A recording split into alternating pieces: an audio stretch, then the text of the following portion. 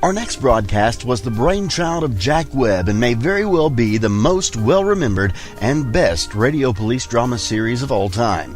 It ran from September in 1949 through February 1957 in 30-minute shows broadcast on NBC, and it brought to radio true police stories in a low-key, documentary style.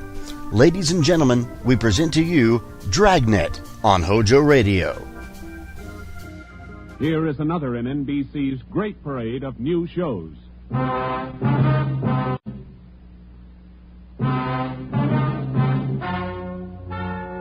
Ladies and gentlemen, the story you are about to hear is true.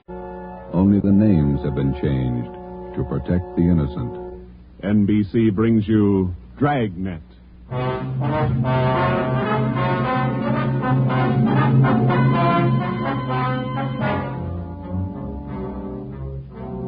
You're a detective sergeant. You're assigned to burglary detail. A sudden wave of jewel thefts is sweeping the city. In 16 days, 16 burglaries have been committed, one each night. They bear the same trademark. Thousands of dollars of jewels are missing. The thief is a master at his trade. Your job, get him. Dragnet, the documented drama of an actual crime, investigated and solved by the men who unrelentingly stand watch on the security of your home, your family, and your life. For the next 30 minutes, in cooperation with the Los Angeles Police Department, you will travel step by step on the side of the law through an actual case transcribed from official police files. From beginning to end, from crime to punishment, Dragnet is the story of your police force in action.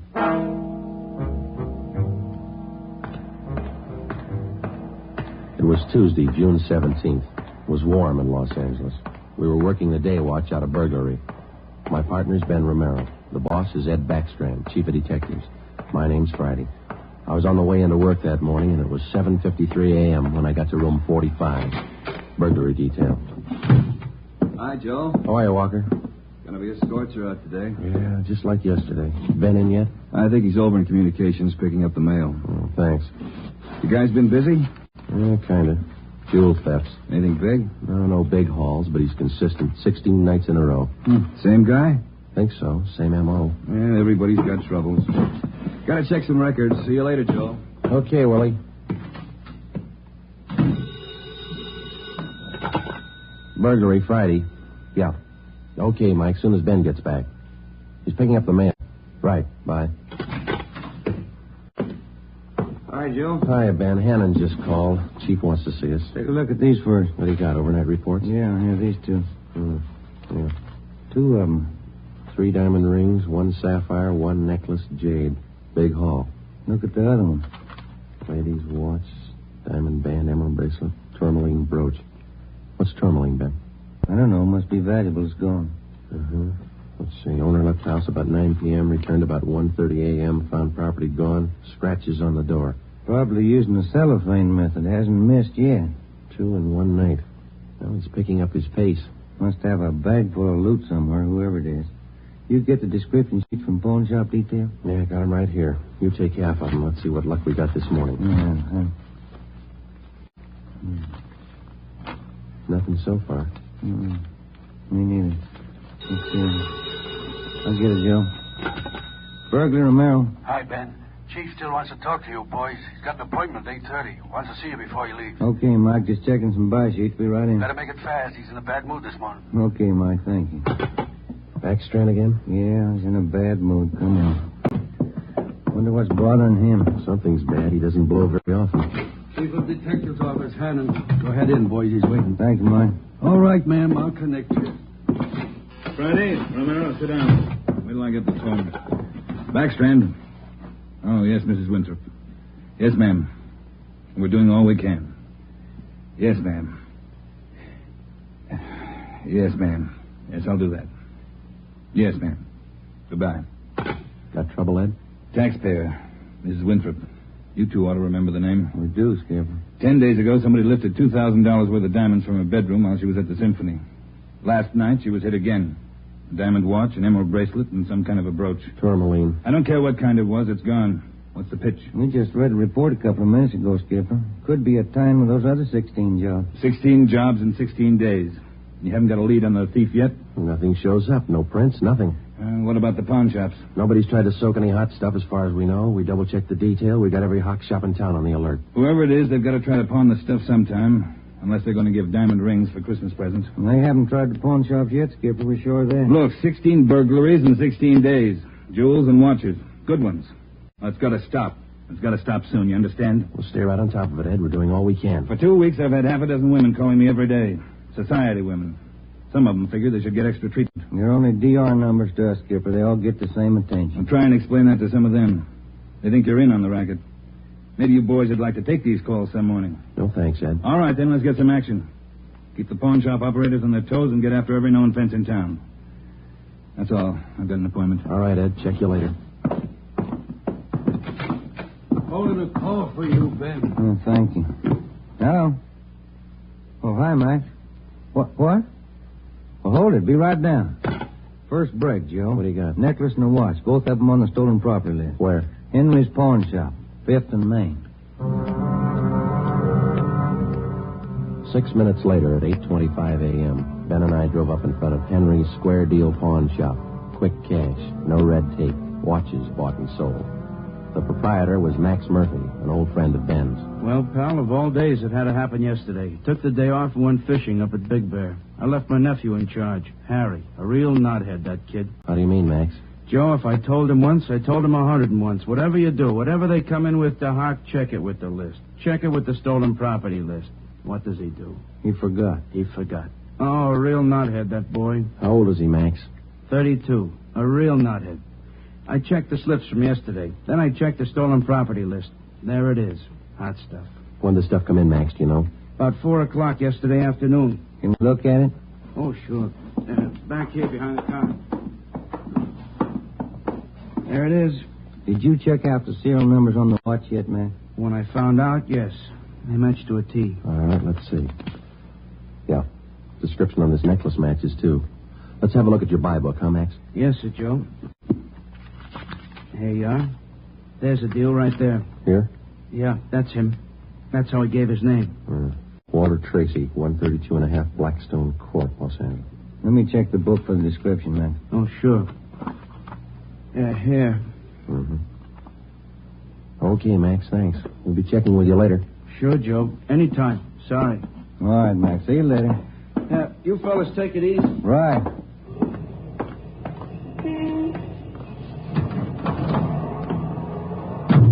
Want to check and see if we're clear, Joe? Yeah, I will. 80K to Control 1. 80K to Control 1. Are we clear? Control 1 to 80K. Stand by. Good lead, Joe. Got a description in here. Yeah. It's too bad Max's nephew had to slip up. Control 1 to 80K. Call your office immediately. Call your office immediately. KMH. Wonder what that's about. I don't know. I'll call in. You got some change? I'll use Max's phone.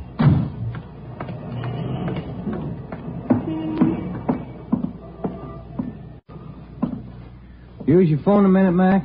Oh, you bet. Sure. Help yourself. Thank you.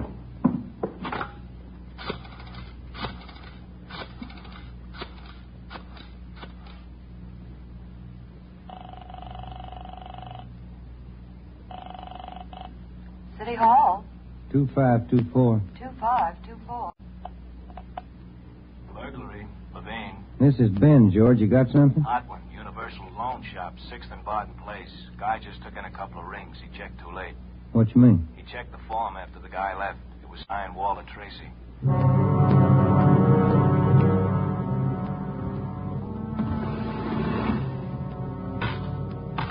There they are, Sergeant. Both rings. Fine quality diamonds. Don't you usually check your stolen goods list before you take in stuff like this? Usually, yes. Last night, no. I don't know what I was thinking about. Will we have a look at your buy book? Right here.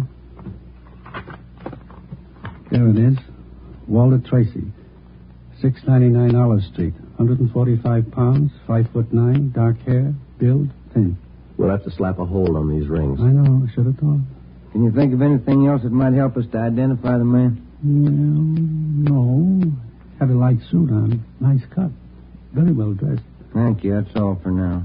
Here's a card. If the guy happens to drop back, give us a call, will you? Sure will, Sergeant. Say, Yeah? I've got some nice watch bands. Yours look gold. Can I interest you? No, thanks. Some other time. Come on, Ben. That afternoon and the following morning, despite our alert and our warnings, 2 more pawn shops called in with reports of stolen watches taken in. We checked them out. The serial numbers on the watches matched those on the stolen property list. On the pawn shop account books, the loan was listed under the name Walter Tracy. The addresses were given as number 12 St. Vincent Place and 700 East Flower. The descriptions of the man were the same. Slight build, well-dressed, about 145 pounds, 5 feet 9 inches tall, dark wavy hair. We had the name and description distributed to every pawn shop in Los Angeles and surrounding communities. Through our informants, we checked up on every known fence in the city. For the next 2 nights, we received no reports of stolen jewels. That made up for the double burglary the night before. On June 19th, the box score read 18 successive nights, 18 successive jewel burglaries. At 3:25 in the afternoon, Ben and I sat down to check over the late incoming reports. Got anything, Joe? Not yet, no. Nothing here. Maybe the guys left town. Nope. No such luck. Take a look. That's it, number 19. He may set a record. Well, he's making monkeys out of us, isn't he? Look, man's watch, lady's watch, Chinese amber necklace, diamond shirt studs, and a bracelet with 2 large rubies. He's getting ambitious. How's the value listing? Let's see. $1,800. 1 haul. I'll get it. Burglary Friday. Yeah. What? Yeah. Be right down. Stall him. Let's go, Ben. Where? Kaplan's down on East 2nd. Walter Tracy's in there now, trying to hock a gold watch.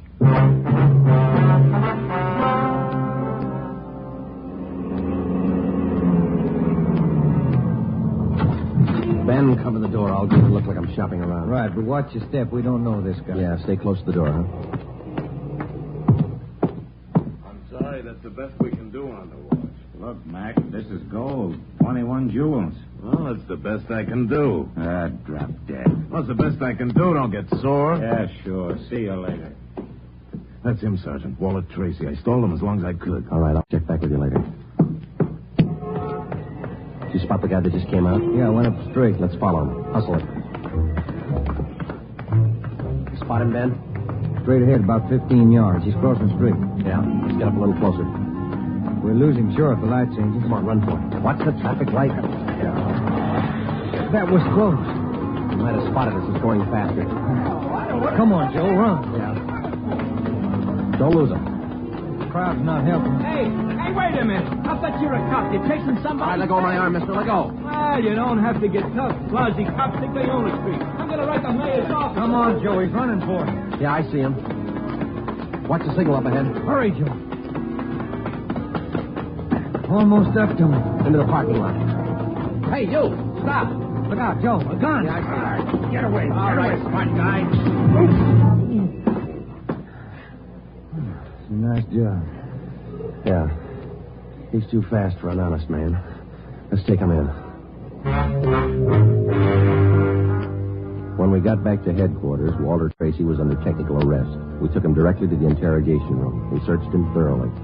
We had him take everything out of his pockets and put it on the table. Then we had him take all the money he had in his wallet, count it out, and hold it in his hand. What is all this routine? That's all the money you have on you? $47.17, right? Yeah. Okay, keep it in your hand. Ben, shake him down. All right, Tracy. Take off your coat, shirt, tie, and your shoes and socks. What kind of a pitch is this? I'm no hood. Take them off. 2 big cops. You're not pinning anything on me. I don't care what you do. Sleeves, pockets, lining. Nothing in the coat, Joe. Get his shirt. Take it light with the threads, huh? Costs money. How about the trousers, Ben? Let's see. Cuffs, pockets. No. Let me get the belt. Zipper on the inside of the belt? No, it's clean. Shoes are okay. All right, Tracy, let's see the soles of your feet. I hope you don't mind. They're dirty. Why don't you take a shower? Let's see. All right, Joe, nothing. Put your toes back on. Yeah, thanks. All right, you. What's your name? Huh? I said, what's your name? You telling jokes? Walter Tracy. You know that. Your real name. How old are you, Tracy? 27. Where do you live? No place. Just got in town a couple of days ago. Where are you from? Salina, Kansas. Where you been sleeping the last 2 nights? The park. Pershing Square. Clothes don't show it. Pretty natty. I had him pressed. Where? Down by the square. I don't remember. You ever been arrested before? No. Where'd you get this gun, Tracy, the one you pulled on us? I didn't know who you were. Could have been a couple of hoods. You kind of look like it. Where'd you get the gun? I won it in a crap game coming out on the train. Where'd you get the watch?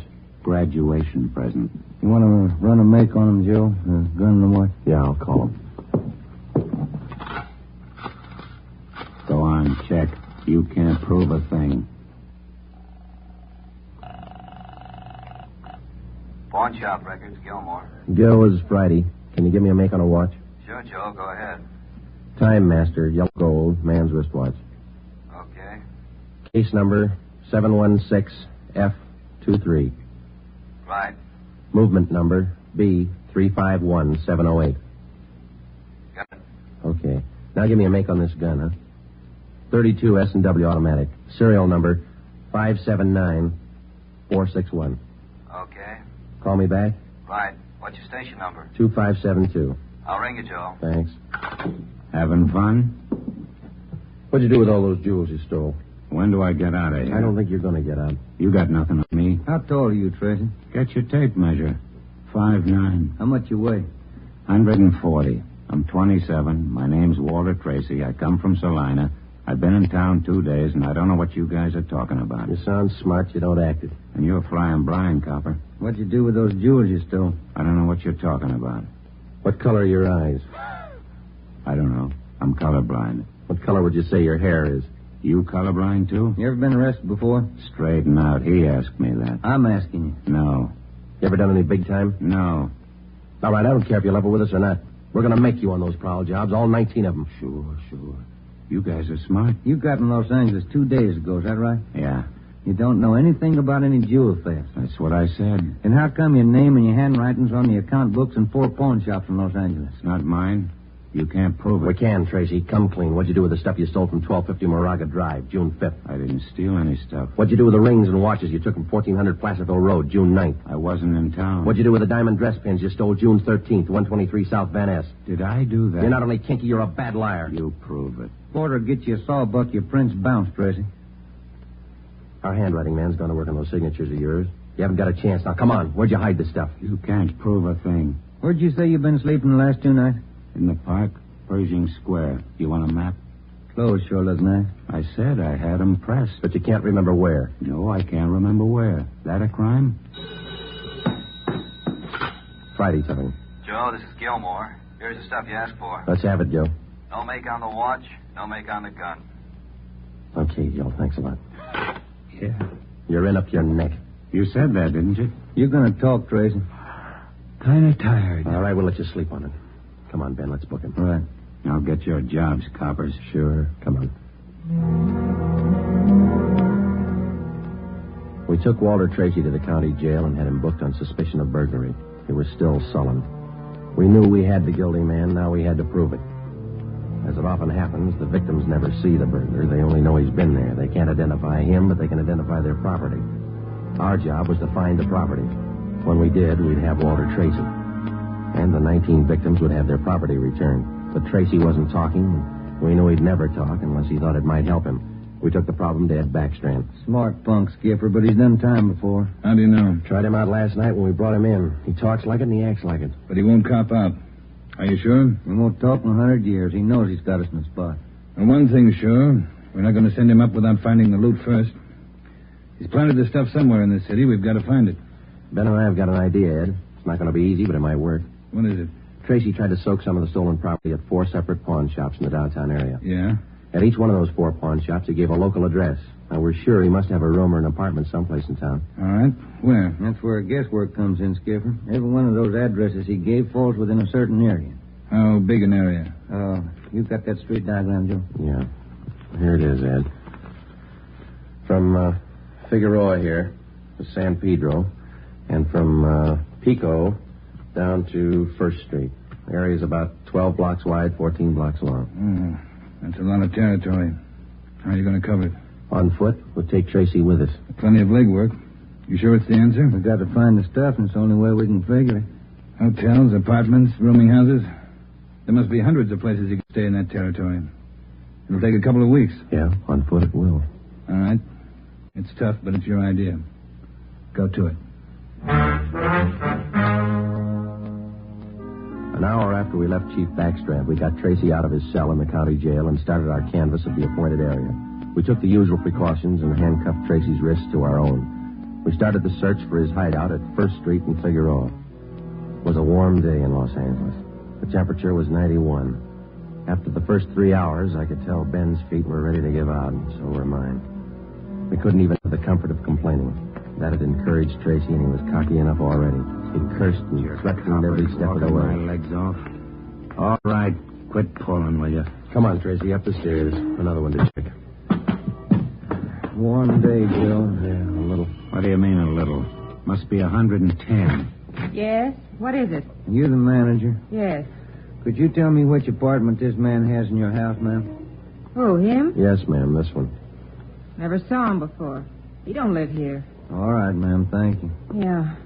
Hot, ain't it? When are you going to get wise? Come on, Tracy. That finishes this side of the street. You want to cross over, Joe? Yeah, let's go. I'm hungry. I want to eat. After we cover the other side of the street. You can't do this to me. I'm going to get a lawyer. I'll have your jobs, both of you. Yeah, come on. We only got a couple of hundred places to cover.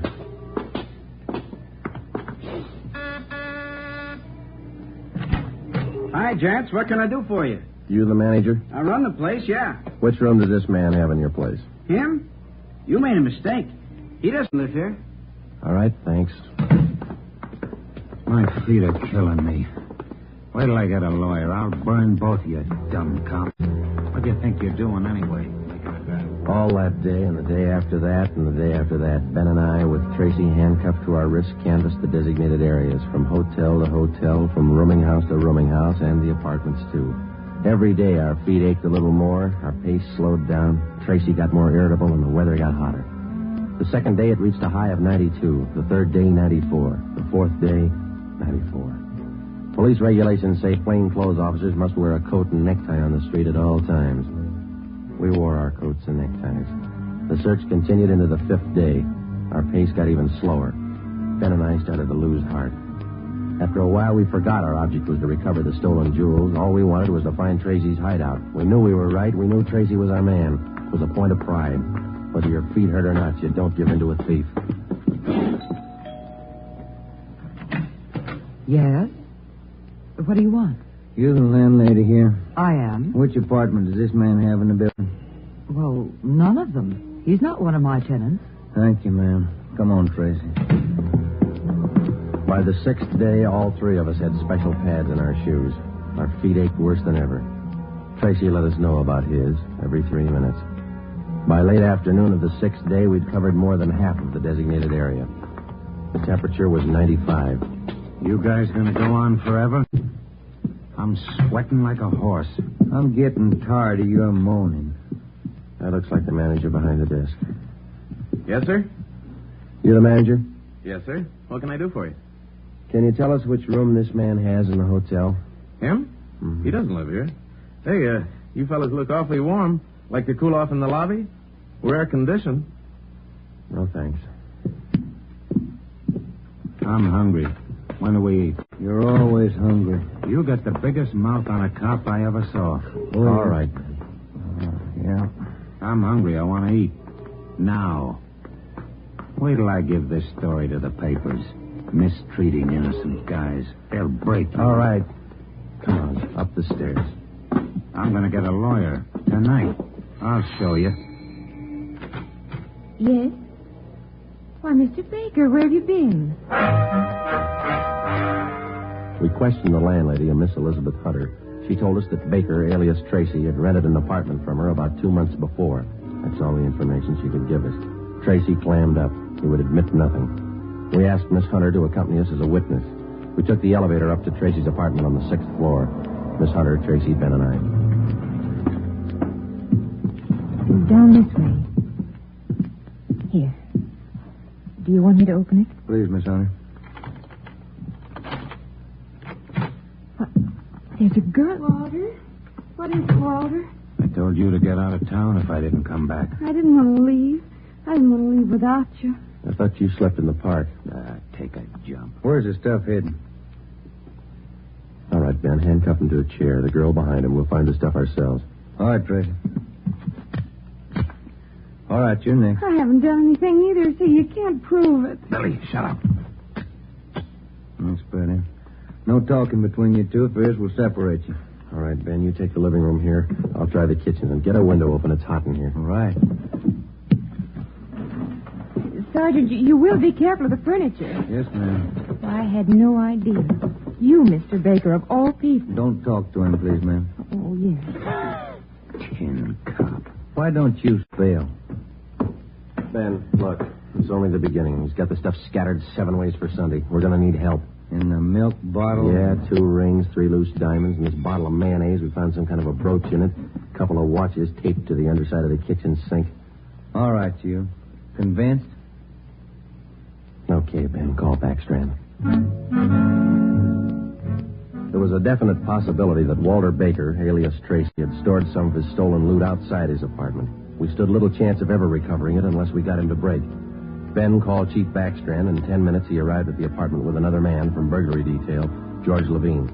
Together we went over the 4-room apartment foot by foot. We found jewelry, watches, loose stones in every conceivable place. In cartons of cottage cheese, in jars of cold cream, in the garbage can, everywhere. Who's your girlfriend? All right, I'll ask her. What's your name? I said, what is your name? Billy. Billy Crawford. He didn't do anything. He didn't. All right, Billy. Maybe you can tell us. Where's the rest of the stuff he stole? He didn't steal. He didn't steal anything. Billy, shut up. Keep quiet, you.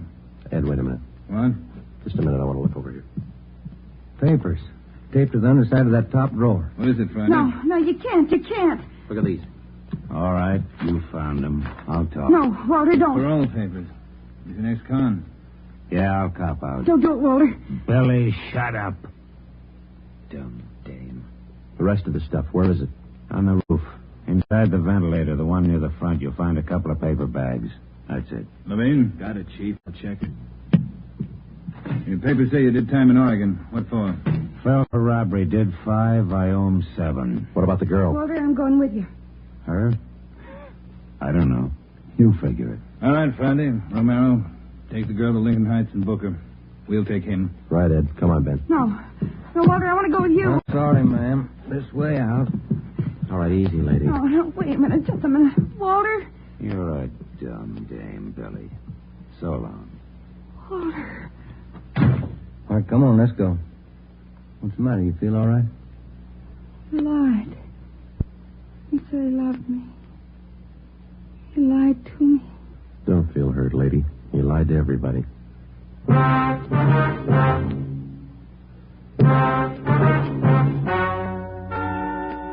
The story you have just heard is true. Only the names were changed to protect the innocent. Walter Baker, alias Walter Tracy, was tried and convicted on 3 counts of first-degree burglary and received the maximum sentence prescribed by law. He is now serving out his term in the state penitentiary. A hold has been placed on him by the state of Oregon, where he will serve out 7 years for violation of parole. Billy Crawford, Baker's accomplice, was tried and convicted of receiving stolen property and is now serving time in the state penitentiary for women. You have just heard the 11th in a new series of authentic cases transcribed from official police files. Technical advice for Dragnet is furnished by the Los Angeles Police Department. Tonight's program is dedicated to Warden Clarence A. Larkin of Folsom Prison, Sacramento, who, on the evening of September 24th, 1937, gave his life so that yours might be more secure.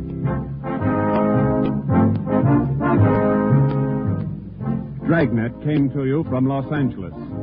If you enjoyed tonight's production of Dragnet, you'll want to listen this Saturday evening to a pair of adventure shows featuring 2 well-known Hollywood personalities.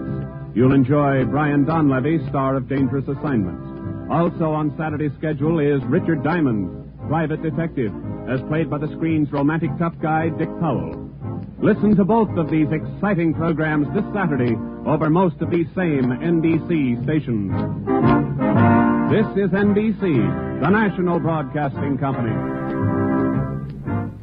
You're listening to Hojo Radio. More classic old-time radio coming your way next. And NBC's great parade of new shows.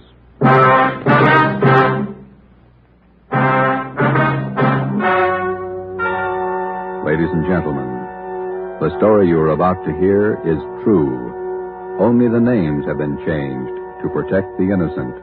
NBC brings you Dragnet.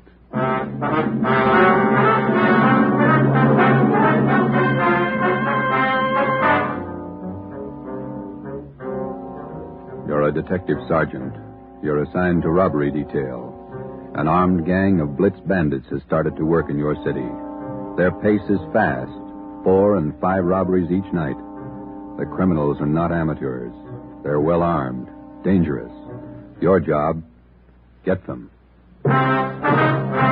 Dragnet, the documented drama of an actual crime, investigated and solved by the men who unrelentingly stand watch on the security of your home, your family, and your life.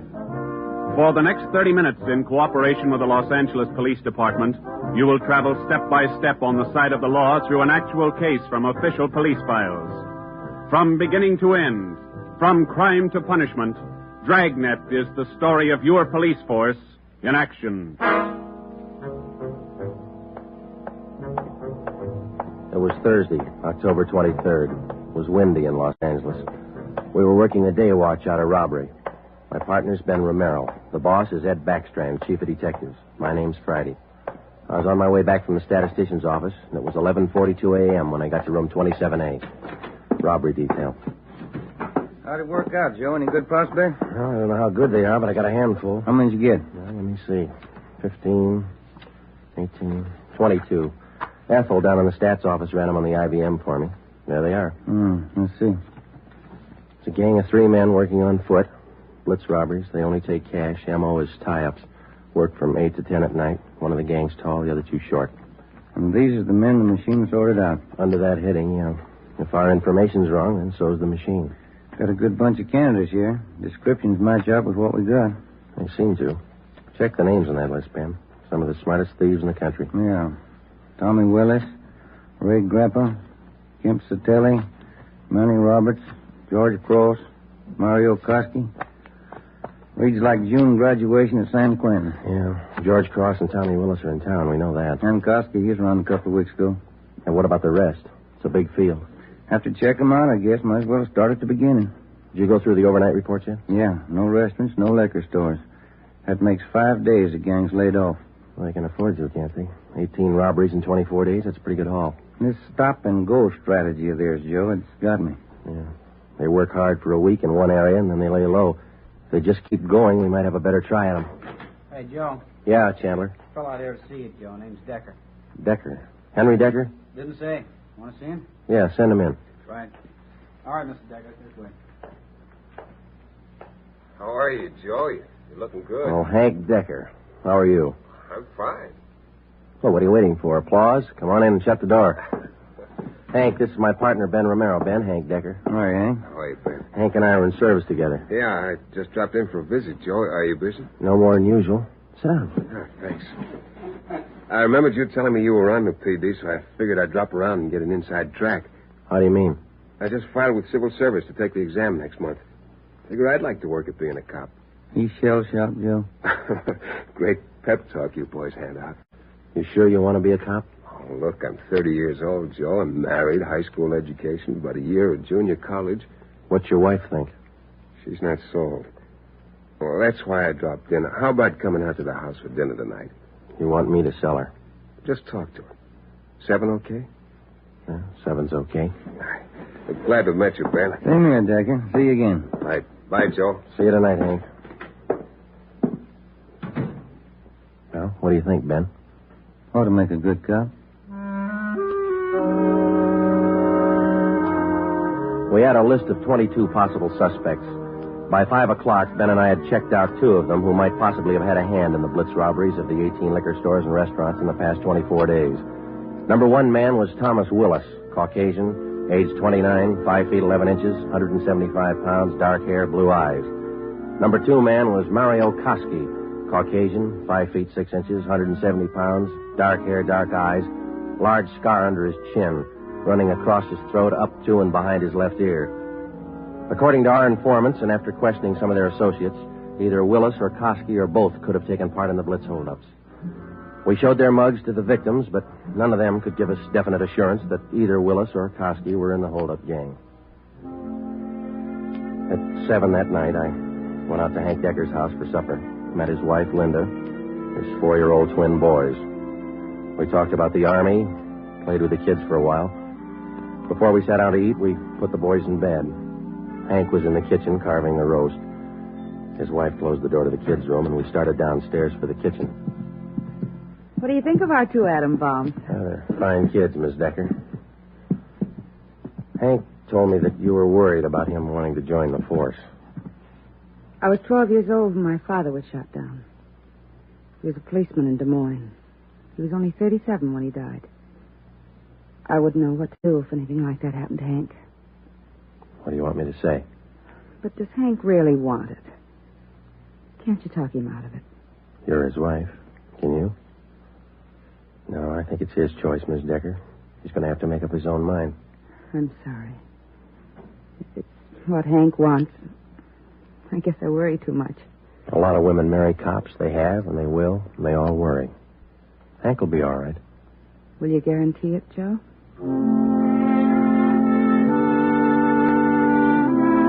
During the next month, I heard from Hank Decker only once. He was studying hard. During the same month, Ben and I were working hard, trying to find some kind of a concrete lead to break the Blitz gang. There had been no subsequent holdups which seemed to tie in directly with the gang or its operations.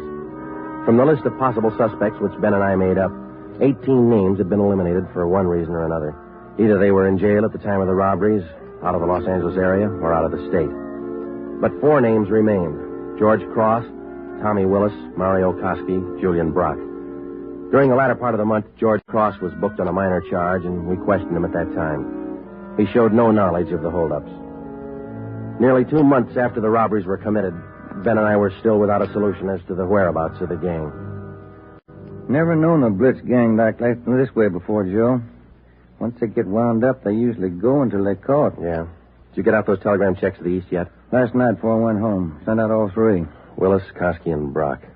I'd like to find just one of them. Chicago might have something. That's Koski's old hangout. Willis, too. What about Brock? He's from Kansas City, isn't he? Yeah. I got a wife, too. Might have an answer from one of them tomorrow. That's a slow job. We'll have to wait it out. Guess so. No follow-up from the victims we talked to. I'll get it. Robbery Friday. Oh, hiya, Joe. Hank Decker. Congratulate me. What for? Just passed my written exam. Got the letter this morning. How about that? That's fine. When do you take your physical? Well, not till the end of the month. Next week I take the oral and agility tests. Then the physical. If I get by them, I'm in. Well, you're going to have a full month at the police academy after the test. There's a lot of work, Hank. Oh, it can't be any worse than these tests. It's a tough 30 days out there on the Hill. Law, court procedure, evidence, combat fighting, target practice. You'll have to wade through all of them. You ever going to have anything encouraging to say? Yeah, when you graduate. I won't count on it. How's your job going? Slow. How's your wife feel now? About taking the job? Uh-huh. A little better. She said to say hello. Okay. Keep us posted, huh? I'll do that, Joe. Right. Bye. Hank passed his written test. Sure anxious. Brandy, Romero, got a minute? Yeah, Skipper. Come on, Joe. You got something, Ed? Yeah, those Blitz robberies you're handling. Not having much luck. We were. Gang's disappeared. Not a trace of them so far. They leave town? Oh, we're not sure, Ed. We don't even have a good description. We're guessing most of the way. What are your guesses? You've had a couple of months to make them. 12 of the holdup victims we talked to told us definitely that there were 3 men in the gang, 2 of them short, 1 of them tall. We've just been working from there. All 3 of them have dark complexions. Started with 22 possibilities and got it weeded down to 4. No, wait a minute, 3. Yeah. Tommy Willis, Mario Koski, Julian Brock. Willis and Koski are Eastern Hoods. Brock's from the Middle West. And where are they now? Haven't showed their faces around town. We're checking some of the cities in the east. That's about all we got, Skipper. Not much for 2 months' work. Thieves can't be that smart. Right now they are. We've sounded out every lead we had, Ed. We're doing our best. Either of you ever hear of a man by the name of Al Mishikov? No, I don't think so. Chicago gunman in the old days, wasn't he, Ed? That's right. I thought he was doing time in Joliet. Paroled last year. Got a tip he was spotted on East Broadway night before last. You figured it might tie in with our job? I don't know. Find out. If I remember right, Mishikov's brother used to be pretty friendly with Mario Koski. I helped send both of them up 13 years ago. Same rap. Robbery. Was that all you heard, Ed? Somebody spotted Mishikov? That's all. If you can track him down, you might get some kind of a lead. That's more than you got now. That night and for the next 2 nights following, Ben and I had dinner downtown instead of going home, and then we spent the rest of the night covering the lower end of the city in search of Al Mishikov. We got more than a dozen leads on where to find him from some of our informants, but none of the leads paid off. We kept missing him. No one knew where he was staying. No one knew, or no one would tell us. Worst thing about this job, Joe, leg work? We must be averaging 10 miles a night. My feet say 20. Almost midnight. Here's McCarthy's place. Let's try it. Right. Let's go down to the end of the bar, Ben. Yeah. Hiya, Ben. Good to see you come in. What's new? Oh, not much, Bert. Meet my partner, Joe Friday. Hiya, Friday. What do you fellas have? Looking for a guy, Bert. His name's Al Mishikov, Chicago. You heard anything? He was in here earlier tonight. A couple of guys with him. Are you sure? What do you look like? 6 feet, about 45, I guess. Big build. Sounds like him, all right, Joe. Is he staying in the neighborhood, Bert? Down here, I don't think so. Most of those big-timers stay uptown someplace. You looking for Mishikov? I'd like to talk to him. How long ago was he in? Oh, about 8 o'clock. A couple of guys with him. They were talking about driving out to the airport. Something about Las Vegas. There's an 840 plane for Vegas, isn't there, Ben? I think so. 840, 850. I can't recall which. Bert, do you remember the exact time they left? Exactly. No. Say, there's one of the fellas that was with Mishikov down there in the middle of the bar. Which one, Bert? There. One with the sandy hair. Big chin. See him? Yeah. Want to talk, Joe? Come on. And Judge, you know what he said? He said when he was in Vegas last week. Pardon me. Killing. Yeah, that's... Pardon me. I'd like to talk to you a minute. Yeah, who are you? Police, Sergeant Friday. Oh, have a drink, Sergeant. No, thanks. I said I wanted to talk to you. Square John. Wait a minute, George. Square John wants to talk to me. Come on outside. We can talk better out there. I ain't done nothing. What's the pitch? I got a right to know. Let's go. Outside. Maybe I don't want to go outside. I think you better. Come on. All right. Quit shoving, you dumb cop, shoving people around. What are you trying to do? Every sausage. All right, down this way. Car's parked up the next alley, Joe. Hey, look, what's this all about, huh? I got a right to know. You were seen with Al Mishikov tonight. Where is he? Who? Al Mishikov. You want us to spell it? I don't think you can spell your own name. Nobody's asking you to play smart. Where's Mishikov? Out of town. What do you care? Here's the car. All right, inside, Joe. No. Look, you got me wrong. I ain't done nothing. Where's Mishikov? You and some other guy drove to the airport with him tonight. Let's have it. I'm clear, I tell you. I just drove out with him, that's all. Where'd Mishikov go? Vegas. Took the plane for Vegas. When? About 8:30, 8:45. What's up, anyway? Who's the guy traveling with Mishikov? Nobody. Who's the guy traveling with Mishikov? Koski. I just met him tonight. Mario Koski, is that the guy?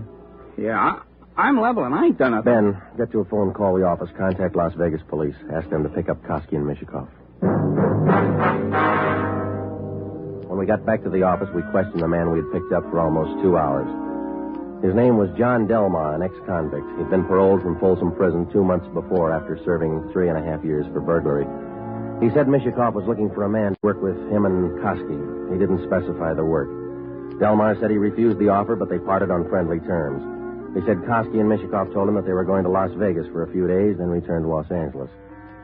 But when Ben and I checked back with the Las Vegas police the next morning, they reported that nobody answering the description of either Koski or Mishikov was seen arriving or leaving the airport. We checked with the airlines and sent inquiries to law enforcement agencies throughout the entire area. No sign. 3 weeks went by. Still no sign. Nothing in the overnights, Joe.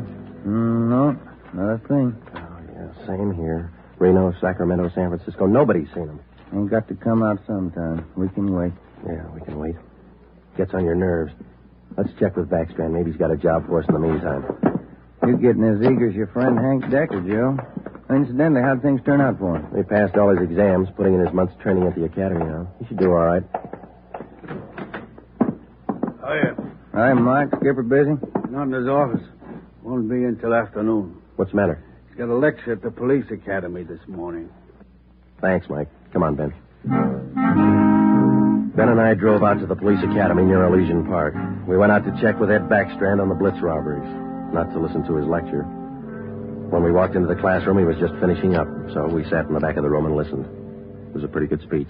Because of the alertness of the arresting officer, his talent for memorizing detail, and his knowledge of how a criminal acts under a given set of circumstances, the arrest was made. Well, that's about it, gentlemen. Thank you for your attention. Now, when I ran this speech over at home, my wife said it wasn't a very good talk, but at least it came out on time. Now it seems I'm 2 minutes short, so I guess I failed on both counts. If I may, I'd like to use the few minutes that are left to tell you what I think of being a cop after 24 years. For one reason or other, you men have chosen the career of a police officer. Well, let me tell you right now, without any qualifications, it's a thankless job. Maybe you can't see it now. Maybe you think I'm exaggerating. But when you graduate next week and get that uniform on, your whole lives are going to change. You're going to lose friends, a lot of them. They'll want parking tickets fixed, some other favors. You'll have to turn them down, so you'll be a heel, a fathead. When you're on the beach, you're going to meet the cream of society and the scum, the lowest. Sometimes you won't be able to tell the difference. Some of you will have to work with thugs, two-bit gangsters, dope addicts, cheap women, all the human garbage you can find in a big city. You'll come home at night and take a shower to wash off the dirt, but you still won't feel clean. That's the job. When you buy a box of candy and bring it home for your anniversary, the neighbors will say you chiseled it. When you save up a few dollars and buy a new car or some furniture for the house, it's graft. People are going to want favors. They'll offer you things, a free beer or a new dress for your wife. If you take it, you're a chiseler. If you don't, you're a tough cop. Well, here's a piece of advice. Take nothing from anyone, no matter how good a friend he is. Pay for everything you get and don't ask favors. Treat everybody alike, no matter what they look like or what they believe in. You don't play favorites. There are going to be times when a few men in the department get out of line. The newspapers will play it up because it makes good reading, and the average John public will love it. Because that's the only way he can pay you back for that traffic ticket you gave him. Being a good cop is a hard job, but it's a good one. Let me warn you just once more. It's one of the most thankless jobs on earth. That's all, gentlemen.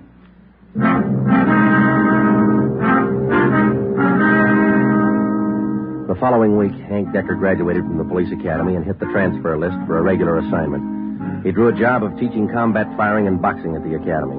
He didn't like it, so he put in a request for a transfer and waited. For the next 6 weeks, Ben and I waited, too, for some sign of the Blitz bandits. There wasn't any. The only possible suspects, Mario Koski and Al Mishikoff, had disappeared completely. We kept a close check on every possible avenue of information. Still, no sign. Ben and I were transferred to the night watch on robbery for a few weeks, and that gave Hank Decker a chance to drop in and visit with us a couple of hours when he went off duty at the academy. He was still as eager as ever. Hi, Ben. Joe, anything new? Hi, Hank. Nothing here. What about the academy? Oh, big news. What's up? Getting a transfer starting next Monday. Going to start on a beat. Thought you were all tied up with that boys' club you started out there. Oh, I was, but Hanson's going to take over when I leave. The kids sure love it. Free swimming in the pool, boxing lessons. We teach them everything. Where's your beat going to be, huh? Central, right in the downtown district. Might learn something, huh? You'll learn a lot. You'll want to forget most of it. Look, it's 7:15. Don't you ever go home for dinner, Hank? Oh, getting the wife used to it. This new shift's going to be night work, you know. Wait till you're on it for a year, and then you tell us how you like it. A year? I want to be in the detective bureau after a year. Well, you're not even going to last a year if you don't get home to dinner. Your wife's called twice this week already. She calls me. Okay, when did she call tonight? She hasn't yet. I guess I better head her off. Let me know if anything breaks, huh, Joe? I'd like to tag along. Okay, Hank. Well, on your way. Okay, good night. So long. Good night. How eager can you get? Were we like that when we started? Not me. I never had that much energy at one time my whole life. Hot shot, Joe. I'll get it. At 767 East Broadway, a liquor store, 211 and slugging. At 767 East Broadway, a liquor store, 211 and... 767 East Broadway, 211 liquor store. Let's go.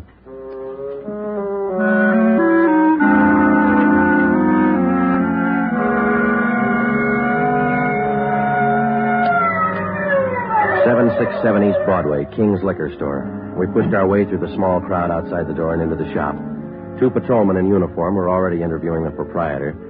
He had 2 large gashes on his head just above the right temple. He was trembling and badly shaken, but he managed to give us a good description of the hold-up men. Yeah, I can tell you what they look like. 3 of them. One short, one tall, husky, another short, fat. You remember what they were wearing? Coats. All 3, dark coats. One of the short men, he had a big scar here on the throat, like this. After the 3 men robbed the store, they slugged me and tied me up. Turner, this man's hurt. You call an ambulance? On the way, Sergeant. That's fine. We have just one more question, Mr. King. Here's a handful of pictures. We'd like you to tell us if any one of these men were in the gang that held you up tonight. Let me look. There you are. Take your time. No, not him. No. Oh, this one. Here. He took the money from the register. Would you look through the rest, please? Are there any more? Let me see again. No. Oh, here. Another one. The fat one with the scar. This is him. I think he's the one that slugged me. Thanks, Mr. King. Here's our card. We'll be contacting you later. Turner, will you and your partner take the crime report? We've got some checking to do. Right, Sergeant. Thanks. Come on, Ben. Yeah. Koski and Mishikov. You picked out both of them, Joe. Yeah, we certainly did, didn't we? Attention, all units. Attention, all units. Wait a minute. The southeast corner of Broadway and East 3rd, a liquor store and restaurant, 211, code 3. All units, the southeast corner of Broadway. Come on, Ben, let's roll.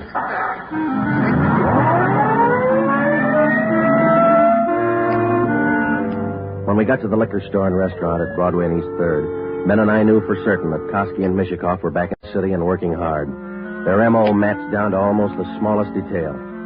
We put a call through to communications, and the entire Central Division was alerted. Then we called Chief Backstrand and told him the news. He assigned a special detail from the Metropolitan Unit to patrol the area until further notice. But at 9:23 p.m., before they pulled out of the police garage, the Blitz bandits added 2 more liquor stores and 1 more restaurant to their list of victims. Early the next morning, Ben and I met with Chief Backstrand in his office. You got a make on that 3rd man yet? We ran his description through R&I early this morning, Ed. Closest candidate's a guy by the name of Julian Brock. Done time here in New York. Any tie-up with Koski or Mishikov? Mama sheet says he knows Koski pretty well. And that's good enough. Now, how do you think you're going to get these thieves? We've got the alert out, Chief. Special detail from Metropolitan Division's been briefed. Communications all set. All right. Here's a tip for you. Tell the men if there's a hold-up call that only the car in the area of the hold-up will handle it. These thieves are no amateurs. They may try some decoy trick. Tell the men to stay in the area they're assigned to until they receive a call. Check? We'll take care of it, Ed. You going to be on hand tonight? And when do you figure on starting? We'll have the full detail out by 6:30. Play it safe and start at 4. Why chance missing them?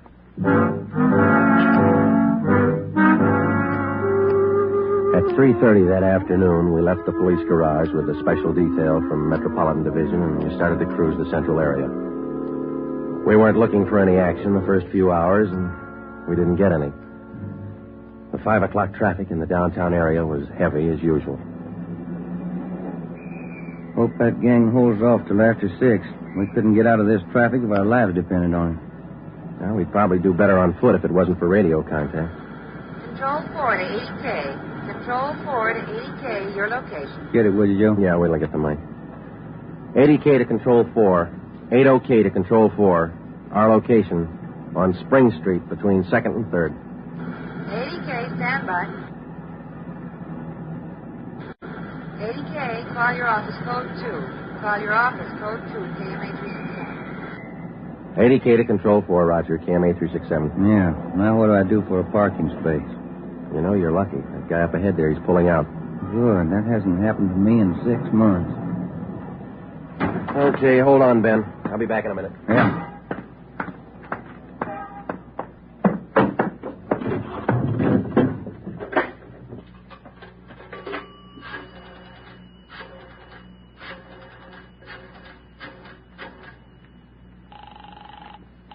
City Hall. 2511. 2511. Robbery, Chandler. This Friday, Bill. You want us? Yeah, just a minute, Joe. Chief wants to talk to you. Hello, Friday. Yeah, Ed. Cruiser car just brought in a guy answering the description of Mario Koski. Yeah? Get over here right away and question the guy. If it is Koski, we can all go home early. Ben and I went back to the office and questioned the man who gave his name as Conrad Larkin. It was Koski's approximate height and weight, same color hair, same color eyes. The resemblance to Koski's picture was evident. We questioned him thoroughly about the Blitz robberies, and then we checked out his fingerprints. The coincidence was hard to overlook, but we were satisfied. The man was not Mario Koski. There was a phone message on my desk to call Hank's wife. I called her, and then we checked with Chief Backstrand again and started for the police garage. It was 10 minutes past 6. Hey, Ben, Joe, wait a minute, will you? Oh, hi, Hank. What's all exciting? I heard about those jobs last night, the Blitz gang. How about tagging along tonight? What's the steer? You suit yourself, Hank. When are you due home for dinner? I told the wife I'd eat out tonight. You sure you're not due home for dinner? No, not tonight, Joe. Did you have any luck yet? Not so far, Hank. Maybe later on tonight. Come on, here's the garage. How close did you come to the gang last night? Not close enough. 2 steps ahead of us all the way. They sure must work fast. 5 jobs in a row. All right, Hank, let's don't rub it in, huh? Hey, Ben, watch it, will you? Yeah. Woman driver. How about it, Joe? Do you think I can make the outfit? You talk to Ed Backstrand. He might get you a transfer after a while. Yeah, I might try it. Joe, look across the street. There's a guy coming out of the bar. Where? In front of the bar. He's standing there. Guy in the dark coat, you see? Yeah. 2 other guys behind him. Who is it? I can't be sure. Ben, you better pull up. Husky. Looks just like his picture. All right. Come on. All right, hold it, mister. We want to talk to you. Run for it, Al. Cover. Watch it, Joe. Hank, get down. Get down. 2 of them down, Ben. Other than went up alley. Let's go. Did they get Hank? Yeah. All right, hold it right here. All right, Koski. Throw out your gun and come out with your hands up. All right, let's return the fire. Come on.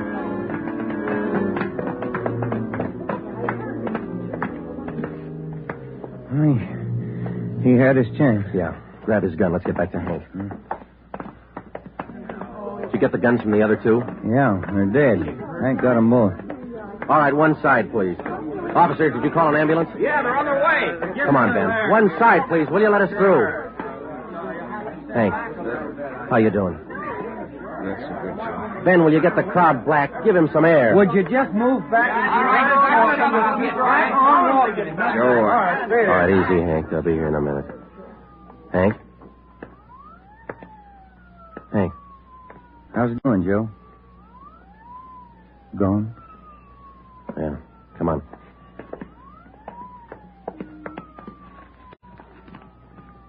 What have you got, Joe? Phone message from Hank's wife. For you? Yeah. You returned the call? Before we left the office. What was it? She wanted me to remind Hank.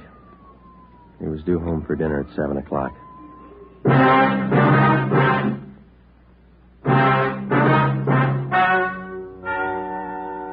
The story you have just heard is true.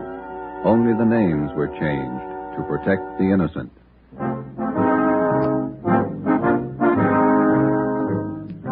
You have just heard the 12th in a new series of authentic cases from official files. Technical advice for Dragnet is furnished by the Los Angeles Police Department.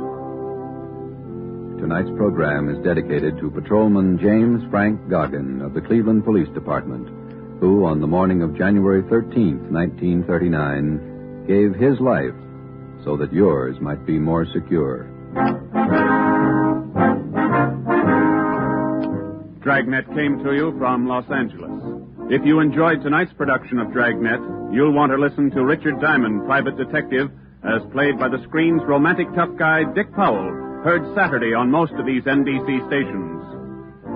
This is NBC, the national broadcasting company. The origins of Dragnet can be traced to a semi-documentary film, He Walked by Night, in 1948, in which Jack Webb had a small role. Both employed the same Los Angeles Police Department technical advisor. They used actual police cases and presented the case in a just-the-facts manner that became the hallmark of Dragnet. It's interesting to note that Jack Webb employed that format in other radio series, some predating the film mentioned above.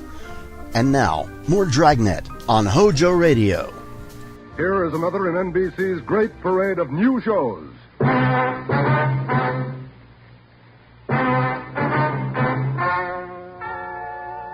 and gentlemen, the story you are about to hear is true. Only the names have been changed to protect the innocent. NBC brings you Dragnet.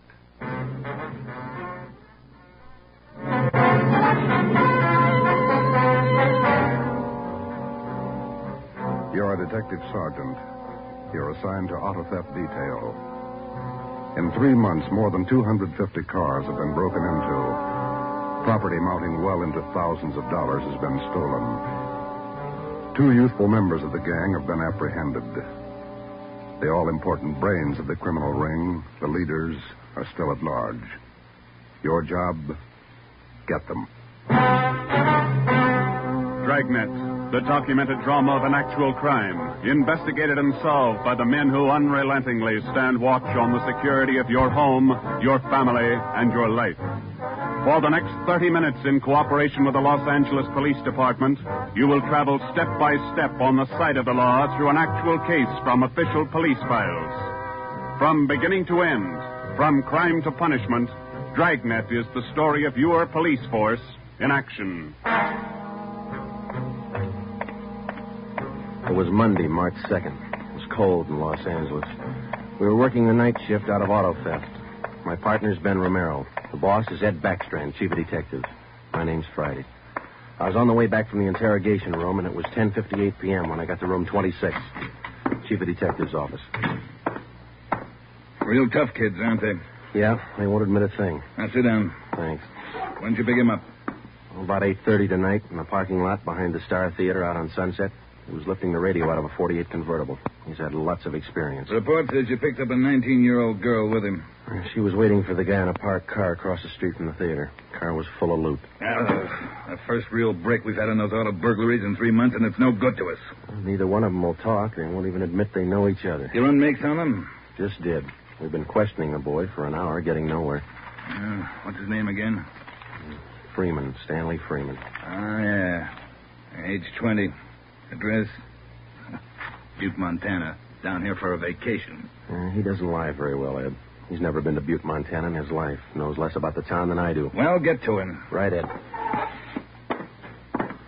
Where'd you put the girl? We had a policewoman take her to our office. We can talk to her when we finish with the boy. Well, what's her story? Hasn't any. She won't even open her mouth. 19 years old, probably needs a good spanking. Now get him to talk. Right.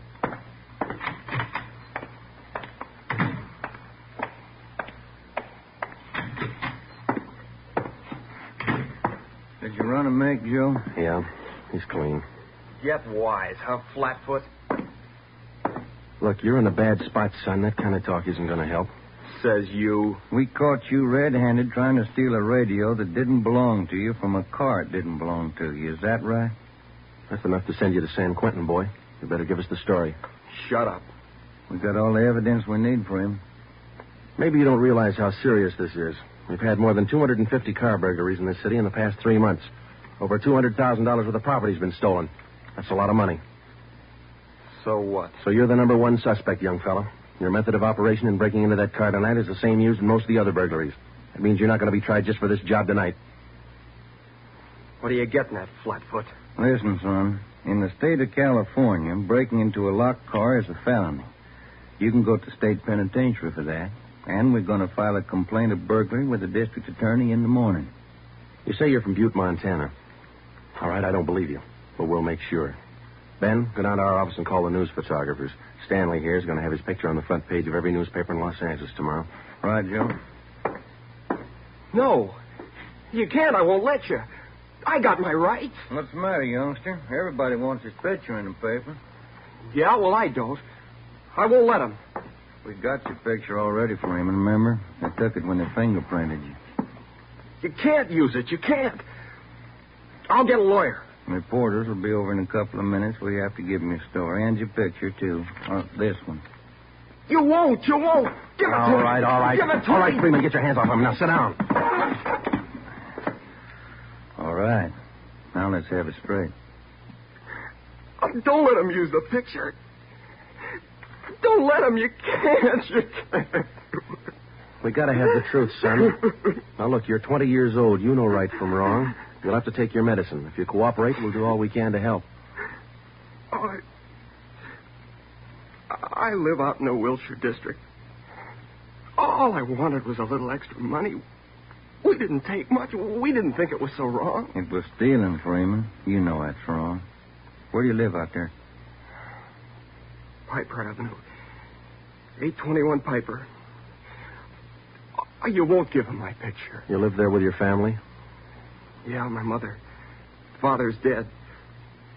Promise me you won't give him the picture. My mother, she'd see it. Promise me. You're working with a gang on those auto burglaries. We know that. Now, who are they? Where are they? And what's the setup? I can't. They get me for it. Who'd get you? I can't tell you. I can't. Who's your girlfriend, Stanley? The one you were with tonight? Joanne. Joanne Miller. Where does she live? Piper Avenue, same as me. Lives on the same block, 866. Is that her home? You live there with her folks? Yeah. Mother and father. They work. And you got her into this. Isn't that the story she gave us, Ben? I did not. I didn't. It was her.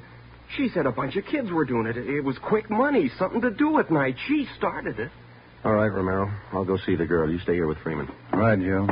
Just stay put in that chair for him.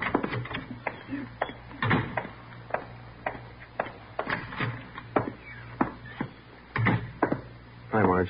Hello, Joe. You and Romero handling this case? Yeah. I'd like to talk to the girl a few minutes, Marge. Will you stand by? Right, I'll sit over here. Thanks. All right, miss. What's your name, age, and address? I told this lady cop 15 minutes ago I'm not saying anything. All right, then we'll tell you. Your name's Joanne Miller. You live at 866 Piper Avenue. You live with your father and mother. Both of them work. You're a liar. That's not me. You're 19 years old. You live on the same block as your boyfriend, Stanley Freeman, and you're the one who got him mixed up in this gang. Isn't that right? No, it's not right. It's not. I didn't do anything. Well, that's only half the story. Freeman told us everything. You want to hear the rest? No. Stan wouldn't tell you. He wouldn't. He told us how you got him mixed up in it. Quick money. That's what you told him, didn't you? No, it was him. I can prove it. The rest of the kids will tell you. He got me in this. Ask them, they'll tell you. It was Stanley and Fred Milford and George Jansen. They started it, all three of them. All right. Will you tell the story to a police stenographer? I'll tell him everything. He's not blaming this on me. Marge, you go get the stenographer. Right. Now, how many persons in this gang of yours? Oh, about 10 or 12. And it's not my gang either. He got me into this, and now he's trying to lie his way out, blaming me. How long you been doing this, burglarizing cars? Me? Oh, only about 2 weeks.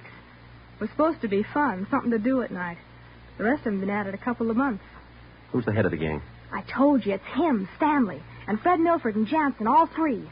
I only started going out with him 2 weeks ago, maybe less. All right, Joanne. Tell it to the stenographer the same way. Stenographer will be in a minute, Joe. Okay, Marge, thanks. Stay with her. Right, Joe.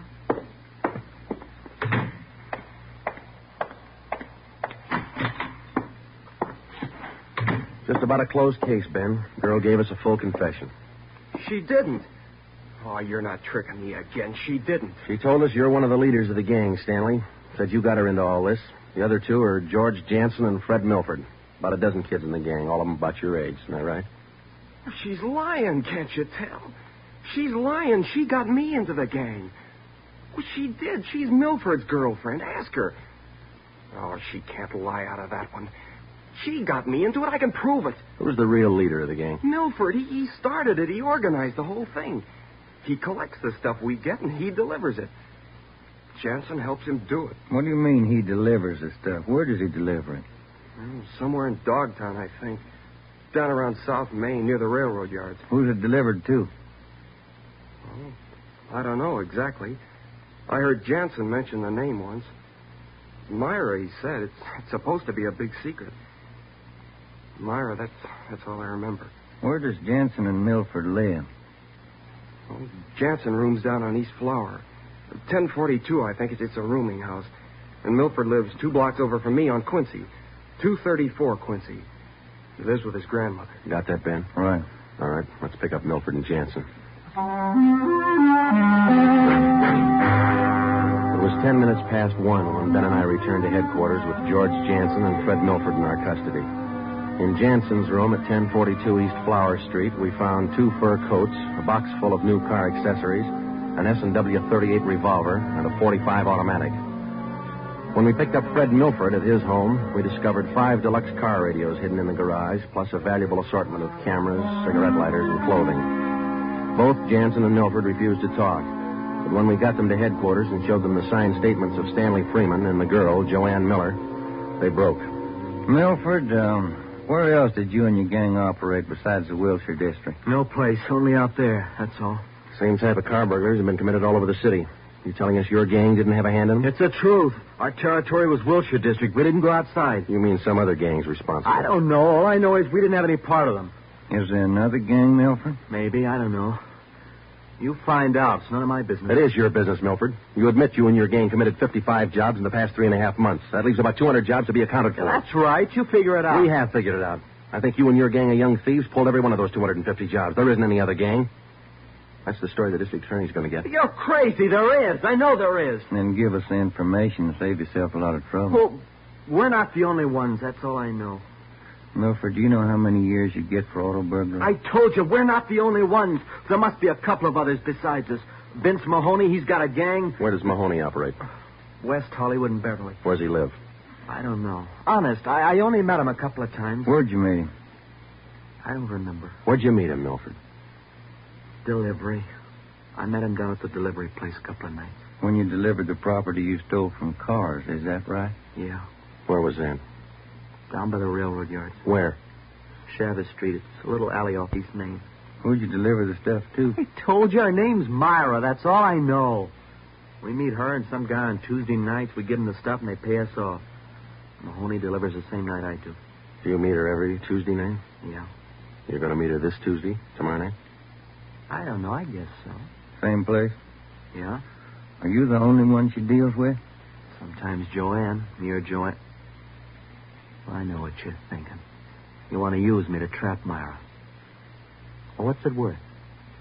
You know better than that. How about it, Milford? Oh, what else can I do?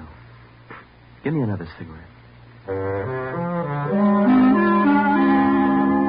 By 3:30 that morning, the signed statements and confessions were piling up fast. Milford gave us a list of the names and addresses of each member in his gang, and within an hour, they were all under questioning at headquarters. Most of the suspects, about 1/3 of them girls, ranged in age from 18 to 21. As they told their individual stories, the scope of the case grew until it covered most of the city. By late afternoon of the next day, Tuesday, March 3rd, 3 more gangs operating in Venice, Bel Air, and North Hollywood had been apprehended. They confessed to more than 175 burglaries from locked cars during the past 3.5 months. At 5 o'clock that afternoon, Ben and I met with Chief Backstrand in his office. How many admissions you have now? Over 50, Ed. Here are the gang leader's statements. What's their story? Well, it's pretty much the same. They all say this woman Myra set up the operation. You mean she got the kids and put them to work burglarizing cars? Well, not exactly. She picked the leaders, contacted them in bars or on the street, asked them if they wanted to pick up some spare money getting auto parts for it. Then she didn't tell them to go out and burglarize cars? Well, not in so many words, Ed, no. After they brought in auto parts for a couple of weeks, she told them to bring her everything they could find, outside the car or inside. Those are the words she used. 5 of the kids dictated those words into their signed confession. Oh, that should hold in court. What else did you get on this woman? Oh, she taught them how to work, told them to wear gloves, all angles. Well, we got most of the small fry. Now, where do we find this Myra woman? Any description on her? Yeah. Kids say she's about 33, 34. Good-looking redhead. 5'5", about 120, well-dressed. No description on the guy she runs with. You run a make on her yet? Yeah, no previous record. We set up a stakeout for her tonight. 2 of the gang leaders have volunteered to go along, this Milford and Vince Mahoney. Good. Down on Chavez, where she usually meets them? Yeah, that's right. When?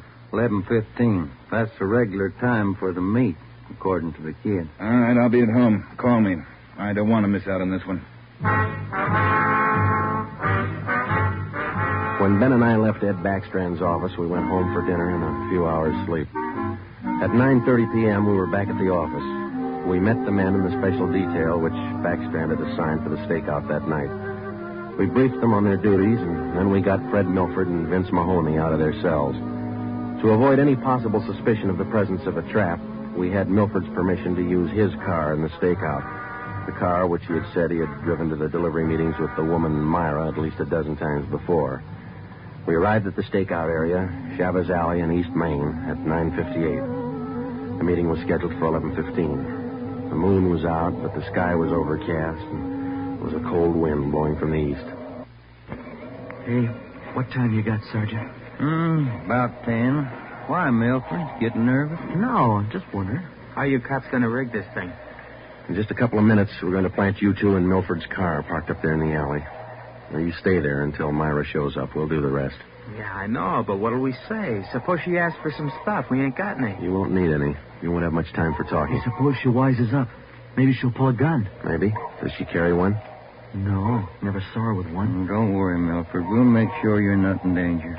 She's got an awful temper, that redhead. Got mad at me once when I squawked at the prices she was paying us for radios. What was she paying you, Mahoney? An 8-tube radio, good shape, $7. She got all the gravy and you got all the grief. You're not kidding. Joe? Are you? Yeah, Steve. What do you got? Well, the men are all staked out, Joe. Got the area covered from every angle. All right. You got an extra man to stay in Milford's car? I'll handle that myself. Fine, thanks. Okay. All set, Joe? Yeah. Now, Milford and Mahoney, we're going to put you two in your car now. There's going to be an officer with you, so there's no need to be nervous or afraid. You just sit in the car and act natural. When this Myra drives up, don't leave the car. Have her come to you. You got it? Sure. Okay. All right, Joe, let's go.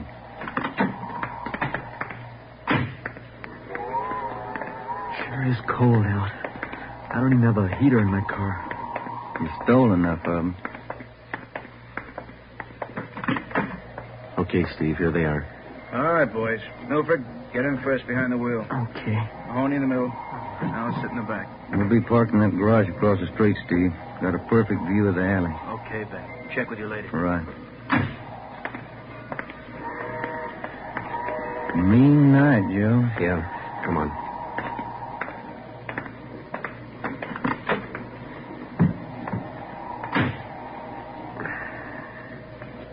It's cold here in the garage, isn't it? Yeah. And it might be a long wait. What time you got? 6 minutes past 10. Thank you.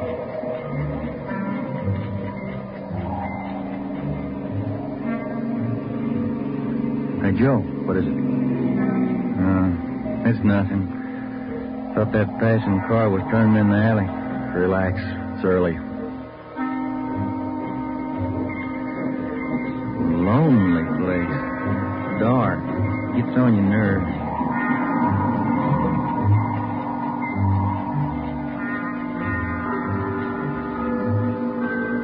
That's it, Ben. 11:30. Nothing yet.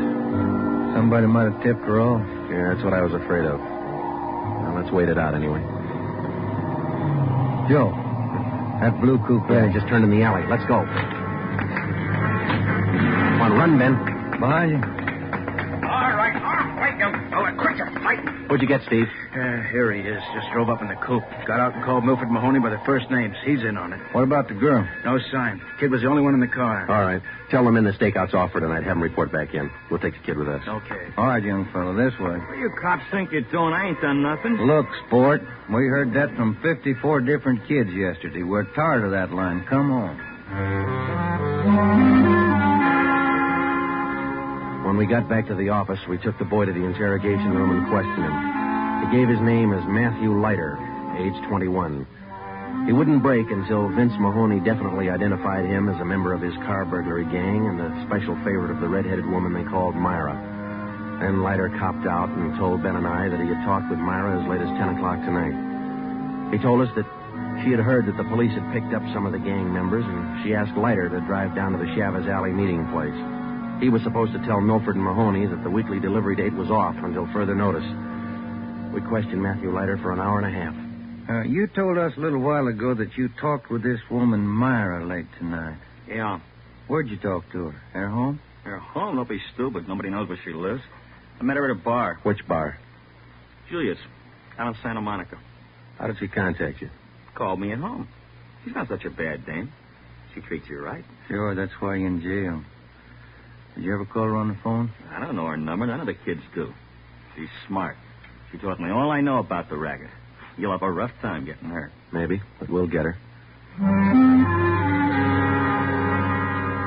Ben and I left the office at 2 a.m. and went home to bed. We reported in at 8 that morning to Ed Backstrand. The three of us went down the street to Koken's restaurant for a cup of coffee. Nobody was in a good mood. We had most or all the small fry in the citywide burglary ring, but it seemed we were still a long way from cracking the inner circle. The latter kid said that none of them knows where she lives, what her phone number is, nothing. Pass the sugar, I think we still have a few angles to study on that score. Right now, I've got some more bad news for you. What's that? You been through your mail this morning? No, not yet. We haven't had a chance. I saw the overnight reports. There were 32 car burglaries last night. 32. All the way from Wilmington to North Hollywood. Now, you figure it. I can't. This girl Myra must have an army of kids working for her. How much did they get, Ed? Any idea? Rough estimate, about $3,000. Usual stuff people are foolish enough to leave in their cars. Watches, cameras, furs, expensive clothes. M.O.'s the same? And like the others. If the car happens to have a rigid handle lock, they slip a piece of pipe over the handle for a lever and break it. If that doesn't work, they pry open the wing window. Some of the windows were smashed out. Sounds like you're in an awful hurry, Joe. Yeah, maybe this Myra wants a few big nights before she peddles the stuff and gets out. If we're going to get her, we can't waste time. Any suspects picked up last night, Skipper? None. Well, where did they hit most of the cars? Outside the Pan Pacific. The parking lot. Hockey game going on. Must have been 4,000 cars for them to pick over. They picked the best. As usual. Well, you better get on it. There's one way to handle it. What's that? She works fast. You work a little faster. We got back to the office and we went over the reports one by one. Then we called the young gang members to the interrogation room and questioned them separately and re-questioned them. We got nowhere. Many of them had met Myra on the street, in a bar, but not one of them had any idea where she lived. At least that's what they told us. Ben had a hunch that Matthew Leiter knew more than he was telling. We had him brought to the interrogation room, and all that afternoon until 10 o'clock that night, with interruptions for his meal periods, we talked with Leiter. He would admit nothing more than what he'd already told us. Yeah, it's got me beat, Joe. Yeah. Now, let's check with Ed. Good morning, Joe. Ben? Hi, Mike. Skipper in? Just went down the hall for a minute. Be right back. Hold it a minute, will you? Yeah. Chief of Detectives always handing. Yeah. For you, Joe. Oh, thanks. Hello? Yeah. He does? We'll be right over. It was Sergeant Hopkins over at the jail. Oh, yeah? Matthew Leiter's got something to tell us. Says it's important.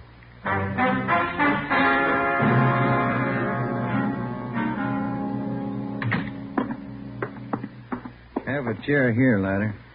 Yeah, thanks. All right. You wanted to see us? I'm getting even with that dame Myra. I'm squaring with you. Yeah? She told me if I was picked up, she'd have me out in a couple of hours. She promised me a lawyer if anything happened. Said she'd get me bail. All right. Where can we find her? I don't know if she's there now, but you can find out at Francisco Motors. Big used car lot. Garage, too. It's out on Melrose past La Cienega. What's the tie-up? That's where she fenced most of the stuff we stole. Some old guy she buddies with runs the place. Big shop in the back. Store a lot of hot stuff there. Barney. Yes, Sergeant? We're through with him. Take him back. We checked with Chief Backstrand, and then we drove out to the Francisco Motor Company. We located it on the corner of Melrose and Geneva Avenue. It was a big layout. Consisted of a large used car lot sign bannering the slogan, Deluxe Auto Accessories, lowest prices in town. Along the back end of the lot, there was a large L-shaped garage. We found the man in charge, and he gave his name as Paul Hackett, the owner of the car lot. In the garage, we found the entrance to a large back storeroom. It was loaded with thousands of dollars worth of auto radios, spotlights, cratefuls of assorted car accessories. Special closets built into the walls of the garage contain racks of fur coats, suits, dresses. Below that, smaller boxes containing watches and cameras, all wrapped in tissue paper. You can save all of us a lot of time and trouble by talking to us now, Mr. Hackett. Where is Myra? I don't know who you're talking about. I don't know what you're talking about. Can you explain what we just found in your garage? I didn't know it was there. I didn't know it was stolen. Well, which is it, Mr. Hackett? Make up your mind. I bought it, but I didn't know it was stolen. You can't prove I did know. I think we can prove it, Mr. Hackett. Some of those stolen car radios stored back there, the serial numbers are filed off, and this workbench here is full of filings. I didn't know. You'll have to do better than that. How does Myra figure in? I don't know. I don't know what you're talking about. It's all right with us, Hackett. We found the stuff and we got you. If we don't find Myra, you'll be doing time for 2 people. Stand still. You can't. You can't do this to me. I don't know anything about it. Come on, Hackett. We're taking you in.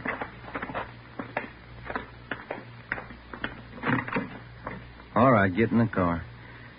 Come on, in the car. Am I going to jail? You're going to jail. All right. I'll take you to Myra.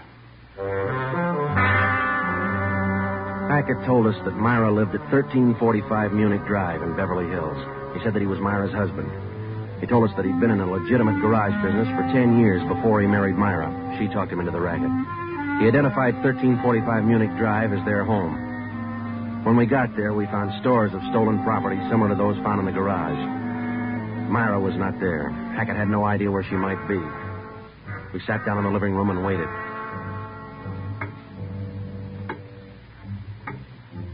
One hour, 2 hours, 3 hours. After 5 hours of waiting, the monotony started to wear on everybody's nerves, especially Hackett's. The whole thing, it was her idea. I should have known, all hers. She did this to me. I won't take it alone. Where is she? You tell us, Hackett. Told you, I don't know. She couldn't have gone. She didn't know. I'm not going to take this alone. Quiet down. That you, Paul? Thought I heard you talking to some... Who's he? The police, Myra. The police.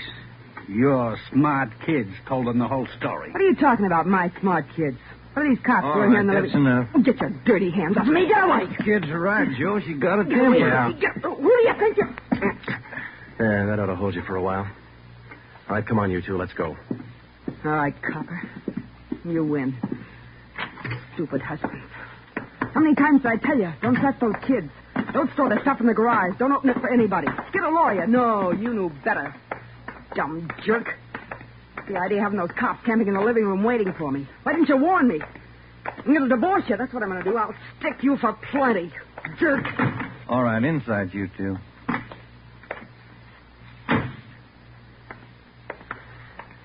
You got a smoke, Ben? Yeah. Here. Thanks. I was just thinking. What? Those kids were right.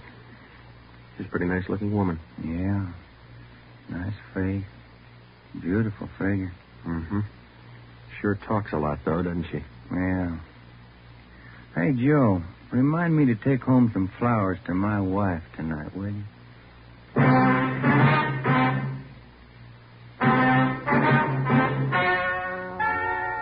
story you have just heard is true.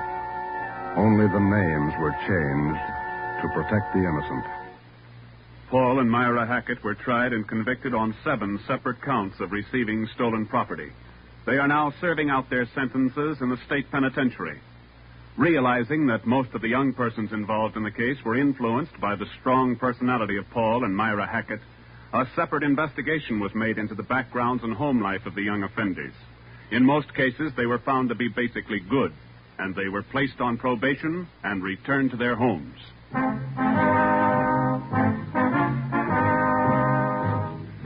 You have just heard the 13th in a new series of authentic cases from official files. Technical advice for Dragnet comes from the office of W.A. Wharton, Acting Chief of Police, Los Angeles Police Department. Tonight's program is dedicated to Detective Harry William Vosper of the Seattle, Washington Police Department, who on the night of July 21st, 1949, gave his life so that yours might be more secure. Dragnet came to you from Los Angeles. And now, an important announcement. Starting this Saturday, September 3rd, Dragnet will be heard at a new time over your NBC station. Consult your local newspaper for the new listening time. And now, speaking in behalf of the producers and the entire cast of Dragnet, we would like to take this opportunity to thank you for your many kind letters of encouragement and approval. Remember, next Saturday for Dragnet, this is NBC, the national broadcasting company. You're listening to Hojo Radio. Stay tuned. Show, usually heard at this time, has moved to a new time period on Sunday nights. Be sure to hear Larry Douglas and Kay Arman on the new Pet Milk Show tomorrow night on NBC. And now, here's another in NBC's great parade of new shows.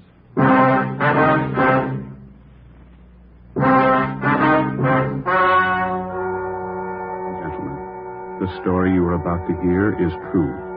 Only the names have been changed to protect the innocent. NBC brings you Dragnet.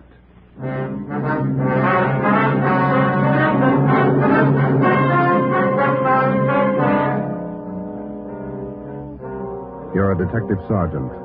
You're assigned to the homicide detail. A man's wife has suddenly dropped from sight. On the surface, it appears only as a routine missing persons case. You start to investigate. Suspicion grows. There is evidence of possible foul play. Your job, find the woman or find her murderer. Dragnet, the documented drama of an actual crime. Investigated and solved by the men who unrelentingly stand watch on the security of your home, your family, and your life. For the next 30 minutes, in cooperation with the Los Angeles Police Department, you will travel step by step on the side of the law through an actual case transcribed from official police files. From beginning to end, from crime to punishment, Dragnet is the story of your police force in action. It was Wednesday, September 15th. It was warm in Los Angeles. We were working a day watch out of homicide. My partner's Ben Romero. The boss is Ed Backstrand, chief of detectives. My name's Friday. I was on the way back from lunch, and it was 12:56 when I got to room 42. Homicide. Hi, Joe. Waiting for you. Hiya, Ben. Al. Hi. I hear you got something for us. Here's a report right here. Gardener by the name of Eric Kelby called in day before yesterday. Said his wife disappeared from their home out in the valley Sunday night. Says he thinks she left him. That happens every day, Barghetti. Not this way, it doesn't. Walsh and I went out yesterday to interview the guy. The story doesn't add. Why not? None of her clothes are missing. None of her luggage. She even left her pocketbook behind, full of money. Found out from the neighbors a missing woman is a 17-year-old boy by a former marriage. So what? An only child. Mother dotes on the kid. Shouldn't even say goodbye to him. How did this Eric Kelby impress you? Pretty grouchy with Walsh and me. No cooperation. Wants to find his wife, doesn't he?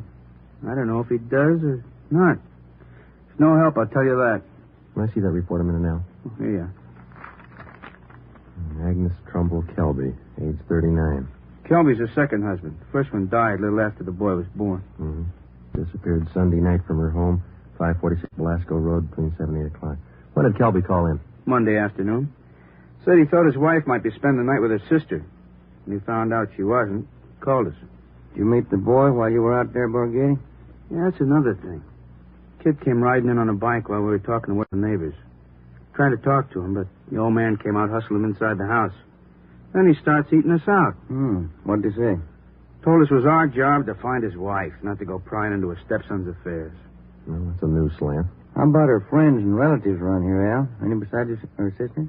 Walsh located a couple of her aunts. I don't think he's checked them yet, though. I'll tell you, boys, this is one I'll bet on. Maybe. You got the names of Mrs. Kelby's relatives? Oh, yeah. Right over here. Sure wish we had a chance to talk to that boy. Yeah. How's it feel to you, Ben? I don't know. Notice anything else funny about the guy, Al? I don't know. Well, here's those names, Joe. Thanks. Kelby was upset, all right. For some reason, he didn't strike me as reacting the way a normal guy reacts when his wife disappears. All right, Al. How would you react? Barghetti's worrying again. Oh, now listen, boys. It's no fooling matter. This is one I'll bet on. It's a homicide. All right. How about a copy of this report? Yeah, where'll I get the phone? Missing persons, Barghetti. Who's that? Oh. Yes. Yes. About what? Oh, sure. All right, son. 4 o'clock. Yeah. Goodbye. That was Kelby's stepson. What'd he want? Thinks something's happened to his mother. In police work, missing persons detail is not a department separate in itself. It is organized as a part of the Homicide Bureau. According to Barghetti, who took the call, the boy said he suspected his stepfather, and he didn't want him to know of any meeting between him and police officers. He would meet the officers that afternoon at 4 p.m. in a restaurant on the corner of Hollywood Boulevard and Fairfax Avenue. At 3:15, Ben and I left the office and drove out to the meeting place, the Dairyland Fountain and Coffee Shop. We arrived there at 3:45. At 8 minutes to 5, the Kelby boys still had not arrived. Youngster's not very prompt. Well, let's wait a little while longer. Yeah. Smoke? Yeah, thanks. Want some more coffee? No, thanks. I guess the boy isn't going to show. Think something's happened? 15 minutes after we left the coffee shop, we drove up in front of the gate of the Kelby Nursery on Belasco Road. The house itself was set well back on the property, which covered about 4 acres. The entire nursery was surrounded by a 6-foot steel wire fence, and it looked like almost every available foot of ground inside was planted with some kind of a flower or shrub. Kelby met us at the gate.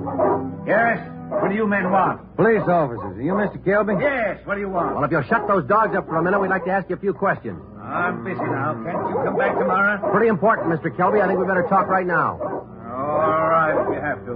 Red, John, down. You too, Honey. Quiet. All right. Now, what do you want? Mind if we come inside? Well, these watchdogs of mine are pretty vicious. We can talk here at the gate.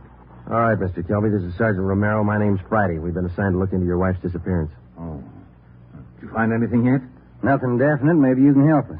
Would you tell us exactly what happened the night your wife disappeared? What do you mean? What happened? Well, when did you last see her? When did you first notice she was gone? We finished up Sunday night dinner about 7 o'clock, and I laid down for a nap. Agnes went out on the front porch for some air. I woke up a little before 8 and went outside to look for her. She was gone. Nobody saw her leave, Mr. Kelby? Not that I know of. Maybe some of our nosy neighbors, I don't know. How about your stepson? Wasn't he around Sunday night?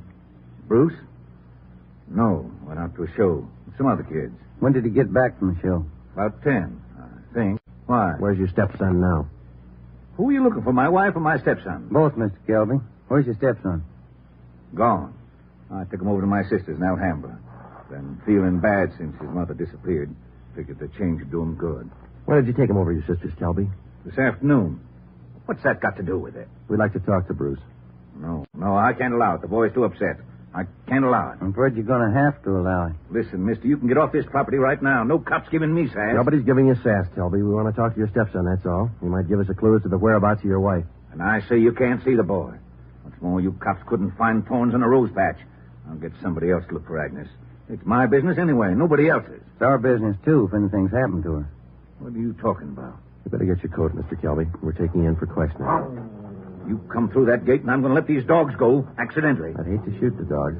Now, go on in the house and get your coat. Eric Kelby turned and made his way up the path and into the house. 5 minutes later, he came out.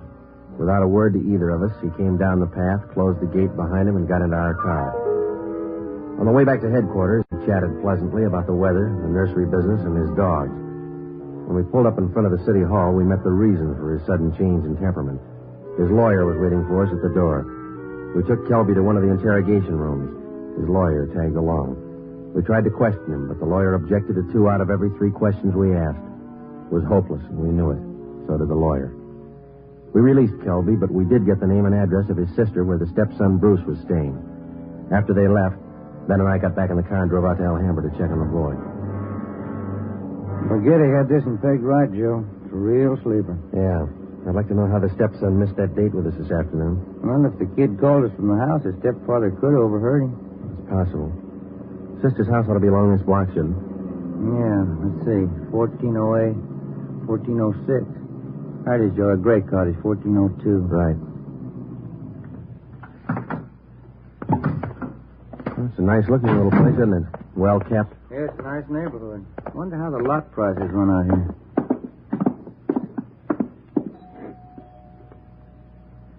Somebody's coming. Yes, what is it? Police officers, ma'am. Are you Miss Kelby? Bertha Kelby, yes, that's my name. Why? We talked to your brother earlier today, Miss Kelby. He said that you brought his stepson Bruce here to stay for a while. We'd like to see him. Bruce? Yes, he was here till about, an hour and a half ago.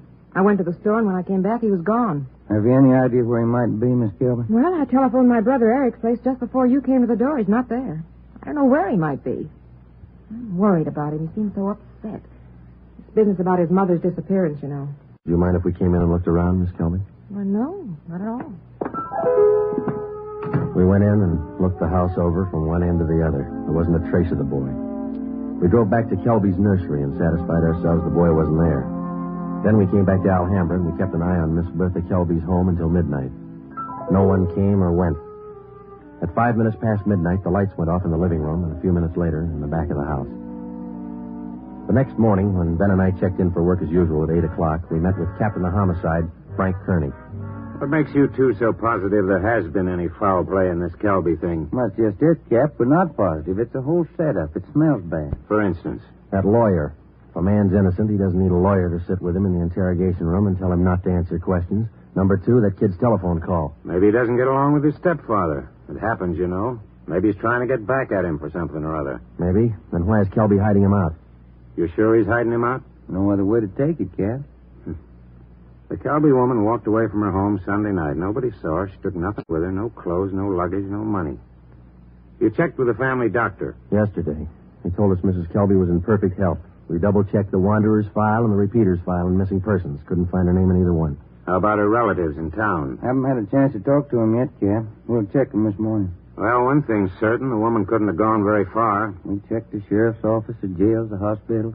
Sent out a teletype and an APB. Every cop in the city has her description. She's been gone almost 4 days, but nobody's seen her. How does that add up to you? It doesn't. You better move on it. Check every one of Mrs. Kelby's friends and relatives. Right, Frank. Then try the neighbors. As long as I've been a cop, neighbors have been able to tell everything about anyone.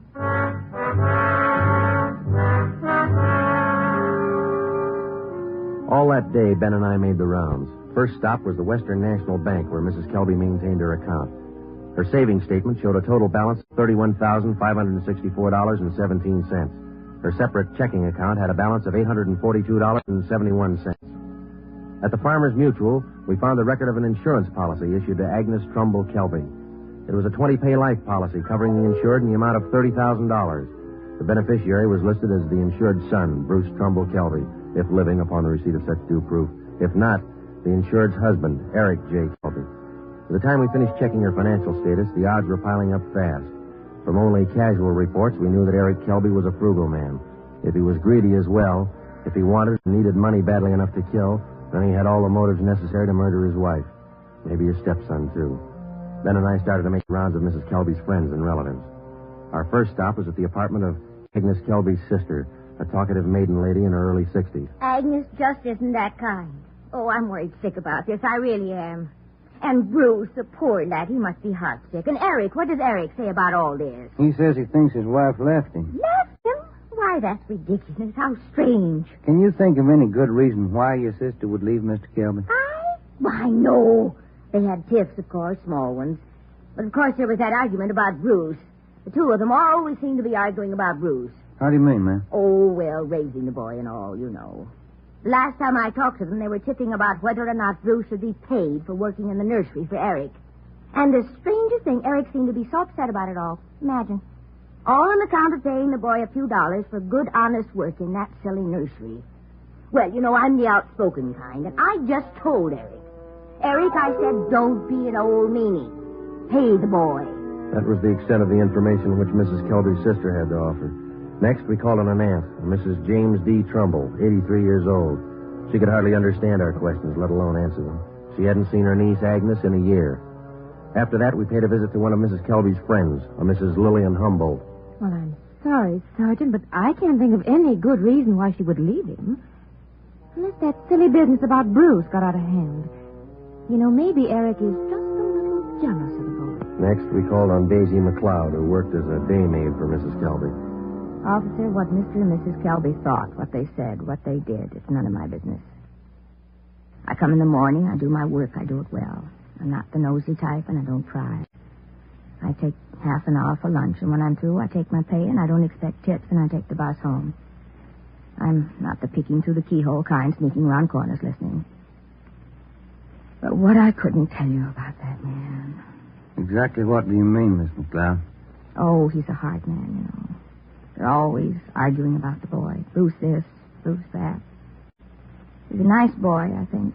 He's never done anything to me. Oh, but the arguments. Him and her all the time. Should the boy be paid for working? Shouldn't he?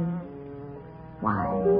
Why not all the time? When Ben and I finished with a list of Mrs. Kelby's friends, relatives, and employees, we started out on the neighbors. None of them saw Mrs. Kelby after 6 p.m. the night she disappeared. 2 of the neighbors said they saw the porch light burning after 7 p.m., but both said the porch was empty. Mrs. Kelby was not sitting in her chair at the usual time after dinner. According to them, that was one of her habits. It was 10 minutes to 6 by the time Ben and I got back to the office. The light was still burning in Captain Kearney's office. Full day, Joe. Not a molly. Yeah. Wonder what the captain's hanging around for. Let's find out. Get anything? Pretty good luck, Cap. Good. I've got some more for you. Just walked in 5 minutes ago. What do you mean, Frank? Who walked in? Bruce Kelby. He's waiting in the next room.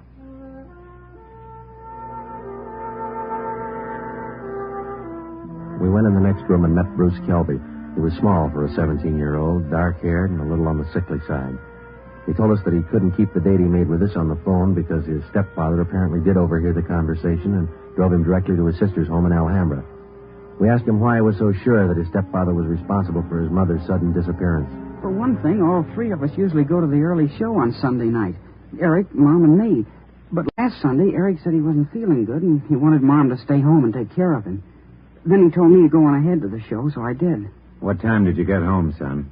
About 9:30, 9:45. And what was your stepfather doing when you got home? Sitting in the living room reading the paper. You notice anything unusual about the way he acted? He was nervous and jumpy, more than usual, I think. Anything else? Yes, sir. When I came in through the front yard, I noticed the dogs had mud all over their paws. They'd been out somewhere in the nursery plots. And they won't go out in the plots unless Eric's with them. He doesn't want them to trample the seedlings. What would your stepfather be doing out in the nursery at night? Does he usually do some work at night? No, sir. None of the plots are even lighted. Only the greenhouses. And the paths in the greenhouses are usually graveled, aren't they? No mud around. It's my job to see that the greenhouse paths are kept graveled. I know they're not muddy. I fixed them the day before, Saturday. What do you think it means, son? I don't know. I don't want to think about it. I just know he's done something. He's done something to her. Did your stepfather give you any reason for keeping you away from the police officers the other day? No, sir. He said people were getting nosy, and he said it might be better for me over at Aunt Bertha's. She's his sister. Do you think your Aunt Bertha might know where your mother is? No, we hardly ever see her. We don't know her well at all. We've heard your mother and your stepfather argued about whether you should be paid for your work in the nursery. When I started to work for him, he promised he'd pay me. I was saving up to buy a 31 Model A. And then after a couple of months, when he didn't pay me, I asked him. He told me I ought to be glad to work for him for nothing. And your mother argued with him over that? Sure, it was her money that bought the nursery anyway. How'd you get away from your aunt's place last night? Well, Bertha had some shopping to do, and she left me alone. She locked the door to my room. Even the screen over the window in my room was nailed down, but I kicked it out and got away. I stayed at a friend's house last night. Thought about where you're going to stay tonight? I don't know. But I'm not going home. And I'm not going back to Bertha's place either. I'll get a room. How'd you like to stay at my house a few days? Sure nice of you, sir. Maybe I'd better not. Mom might not like it. Oh, I'll take care of that. Now, let's hop out and get some dinner. Sure darn nice of you, sir. All right, son. Come with me.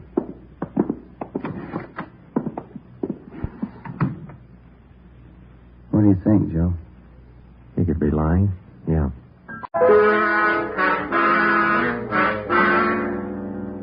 Now what, Cap?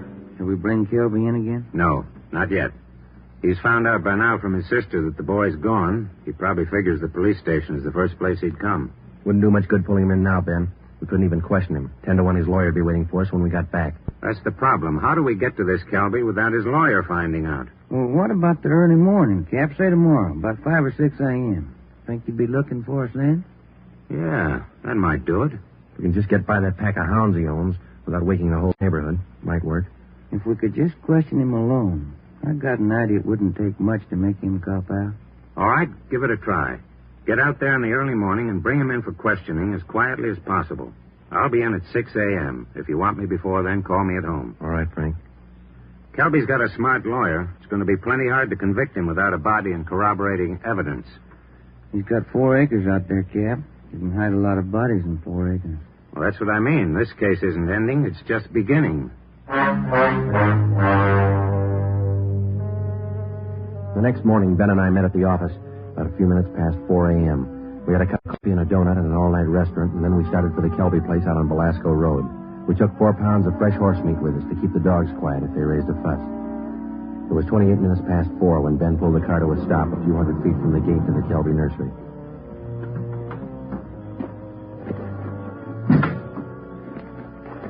We got out of the car and made our way down the road to the gate. I reached in and tried the latch. It was padlocked. The dogs started in. Okay, Ben, looks like we'll have to jump the fence. Toss some of that horse meat over to him. Yeah. Here. That's it. Come on, let's climb. Keep an eye on those hounds. Looks like they could chew your leg off. Yeah. Here comes the third one, Ben. Toss some more meat. Yeah. There you are, boy. Go get it. Go get it, boy. There. Look, Ben, lights going on in the house. Come on, let's make it fast. Who is it? Who's there? I'll set the dogs on you. Police officers, Mr. Kelby. What? What are you doing out here this time of night? You're under arrest, Kelby. Get your coat. You cops are asking for a peck of trouble. Get your coat. Where's my stepson? What you done with him? What have you done with your wife? You're going to pay for this. I'll have your jobs. That's not the first time we heard that, Kelby. Let's go.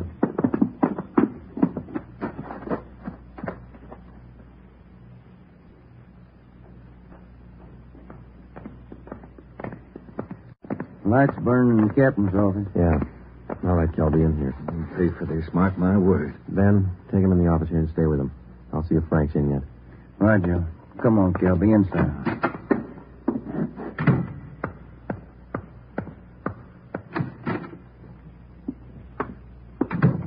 Friday? You bring in Kelby? He's down in the interrogation room. Ben's with him. Somebody saw you. Don't think so.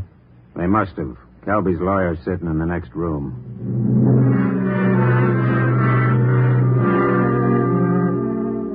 Kelby again refused to answer any questions without the advice of his attorney. We released him. That day, Captain Kearney sent out 2 men to keep an eye on the nursery and report on all of Kelby's movements. Shortly after 7 o'clock that night, just after nightfall, we tried once again to bring in Kelby for questioning without his lawyer's knowledge. It didn't work. A little after we booked him, his lawyer obtained a writ of habeas corpus. We had to release him again. The 2 men assigned to stake out the Kelby place reported definitely that somebody was tipping the lawyer whenever unknown visitors showed up at the nursery and drove off with Kelby. There was nothing we could do about it. Next morning, Kearney came up with a lead. I had a long talk with the boy last night. Accidentally, I think he's given us a pretty good lead. Yeah? There's only one way we'll ever get a conviction. That's by finding the body and evidence to tie Kelby in. Yeah, that'll do it. Where do we start looking? In a new rose bed next to one of the greenhouses in Kelby's nursery. Hmm? The kid came up with it last night. How come? First, Kelby's crazy about saving $1 and making one. Yeah. In the nursery trade, especially where you have a limited area to work in, like Kelby, you cultivate every foot of ground. Every bit of soil you got is planted with something. Mm-hmm. Kelby's not the type to waste anything. Especially he's not the kind that would let ground lie fallow when he could plant something that might bring in a few dollars next season. Bruce tells me his stepfather has every inch of those 4 acres planted. Every inch. Except a 6 by 9 foot plot of ground in that rose garden. Oh, that sounds like a long shot to me, Frank. Boy said he prepared that piece of ground for planting late Saturday afternoon. His stepfather wanted it ready for Sunday morning. The plot of ground's still vacant. Might have planted it yesterday, Cap. When's the last time you checked? Before I came to work this morning. I called the men on stakeout next to the nursery. They told me the plot's still empty. Mm-hmm. It's worth a chance, Frank. When do we look it over? Tonight. I don't want Kelby or his lawyer to know a thing until we find that body. Well, how are we going to work it? We'll order up a crew from the crime lab. They can take probings through that plot and all around it. They can tell us without any guesswork how deep that ground's been worked over lately. When do you want to start? Be here in the office at 8:30 tonight. If my hunches are any good, we'll find the body.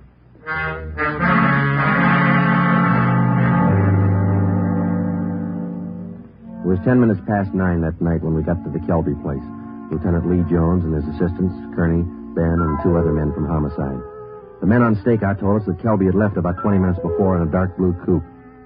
Ben brought along the usual supply of horse meat for the dogs, so we didn't have any trouble there. We found the empty plot of ground in the rose bed next to the greenhouse, exactly as Bruce described it to Kearney. Ground's been worked over all right, boys. At least 4 to 5 feet down. All right, Lee, let's start digging. Romero, take care of the dogs. Watson, grab one of these shovels. Right, Captain.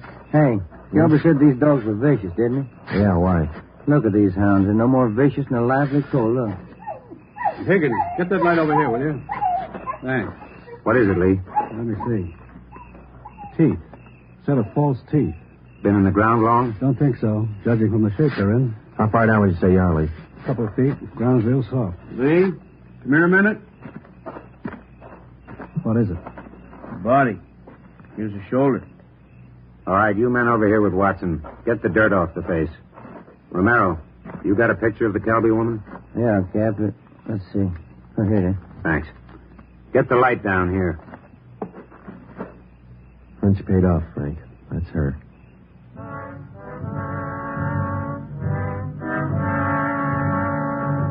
Ben and I went back to the car and notified communications to broadcast a warrant for murder on Eric Kelby. His description, together with a description of the car and license number of the car he was driving, was rebroadcast every 15 minutes. Then we went back to check the house. We found the front door unlocked. We went inside and looked around. In one bedroom, we found clothes scattered over the bed and the floor. There was only one old suit remaining in the closet. On the table next to the bed, we found an airline's timetable. We got to the phone and notified communications to alert all police details at railroad stations, bus terminals, and airlines, and then to send out an APB on the teletype. After that, we checked with the airlines. One of them told us that a man answering Kelby's description had booked passage for Mexico City. The plane was scheduled to take off at 10:40 that night from Burbank Airport. Ben's watch said 4 minutes past 10. We called the detail at the airport and alerted them. Then we drove over to check in person. It was 10:35 p.m. when Ben and I took up our positions just inside Gate 3, where passengers were boarding Flight 72 from Mexico City. He's cutting it close, Joe. Got about 4 minutes more to make that plane. We waited. The crowd got thicker as departure time came closer. At 10:39, Eric Kelby came through the main entrance, across the terminal, through Gate 3, into a pair of handcuffs. I don't understand. What does this mean? We found your wife's body, Kelby. What? I don't know what you're talking about. In the rose patch next to the greenhouse. Your lawyer can't help this time. Mexico City. Would have been a nice trip. Expensive. I'll plead insanity. I didn't know what I was doing. Be a nice vacation next year, Joe, Mexico City. I'm going to talk to my wife about it. I didn't mean it. She slapped me. We were arguing about the boy. I didn't mean it. I don't know if you did or not, Kelby, but you killed her. Come on. You missed your plane.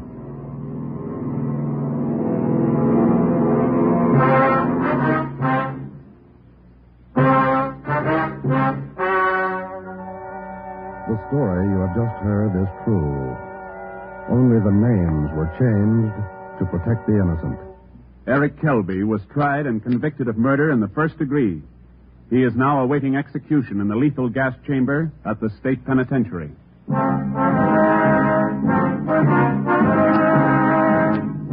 You have just heard the 14th in a new series of authentic cases transcribed from official files. Technical advice for Dragnet comes from the office of W.A. Wharton, Acting Chief of Police, Los Angeles Police Department.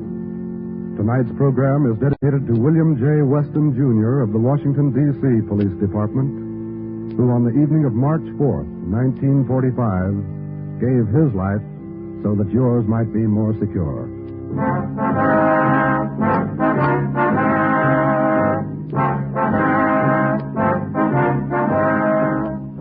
Dragnet came to you from Los Angeles. If you enjoyed tonight's production of Dragnet, you'll want to listen to Richard Diamond, private detective, as played by the screen's romantic tough guy, Dick Powell. The Pet Milk Show, usually heard at this time, has moved to a new time period on Sunday nights. Be sure to hear Larry Douglas and Kay Arman on the new Pet Milk Show tomorrow night on NBC. This is NBC, the national broadcasting company. Actor and producer Jack Webb's aim in Dragnet were for realism and unpretentious acting. He achieved both goals, and Dragnet remains a key influence on subsequent police dramas in many media. The show's cultural impact is demonstrated by the fact that even after 5 decades, elements of Dragnet are known to those who have never heard nor seen the program. The ominous 4-note introduction to the brass and timpani theme music titled Danger Ahead is instantly recognizable, as well as the show's opening narration. Stay tuned for more Dragnet right here on Hojo Radio. Here's another in NBC's great parade of new shows.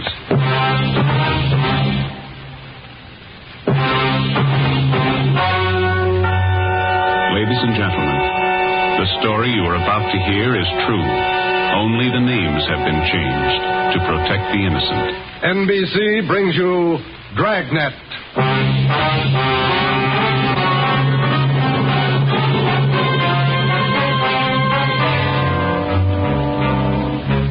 You're a detective sergeant. You're assigned to homicide detail. A 22-year-old girl has disappeared. A letter has been received. It demands $30,000 for the girl's return. The letter is signed, The Wolf. Your job, get him. Dragnet, the documented drama of an actual crime, investigated and solved by the men who unrelentingly stand watch on the security of your home, your family, and your life. For the next 30 minutes, in cooperation with the Los Angeles Police Department, you will travel step by step on the side of the law through an actual case, transcribed from official police files. From beginning to end, from crime to punishment, Dragnet is the story of your police force in action.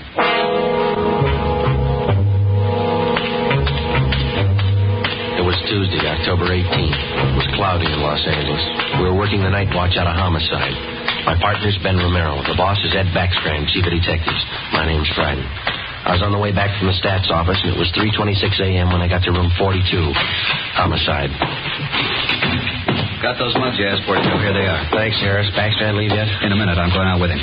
What's the address out there, the Sullivan place? 814 Castro Boulevard. You go straight out Santa Monica, take a left at Castro. I remember. You ready, Chief? Yeah. Friday, you call Romero yet? Right now. Get on it. This one we don't fool with. Yeah. Come on, Harris.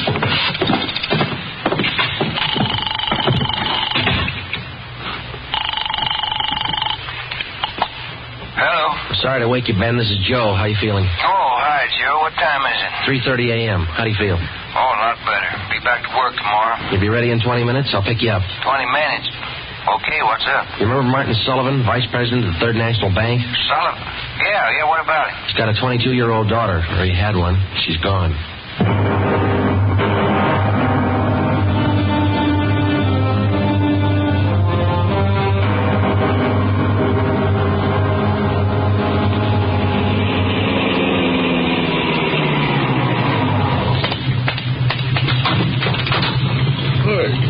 Good time, Joe.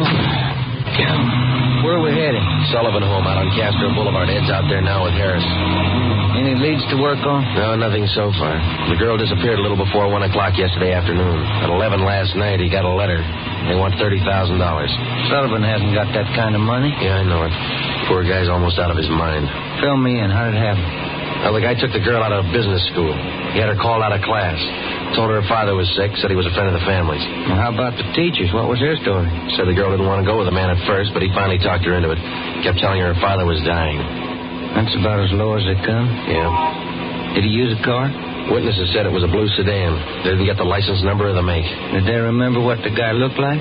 About 5'9", 160, brown suit, dark hair. Nothing else? No.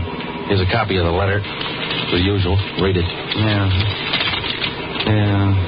I have your daughter, Judy. Get, what's that? $30,000. $30,000 quick if you want her back alive. Don't call police or I'll kill her. Contact you later. Signed, what was it? The Wolf. Oh, Wolf. Huh? I can think of a better name. Come on, here we are. Who's got the original note, Joe? Lee Jones down at the crime lab. He's checking it for prints and handwriting. Well, if it was... Oh, hi, Davis. Right on in the house, boys. She's waiting for you. Thanks, Dave.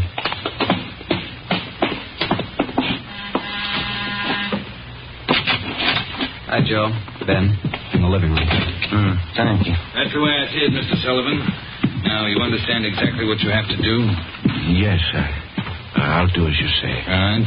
Here are the two men who'll help you. Sergeant Friday and Sergeant Romero, homicide. Yes, sir. How do you do? I do.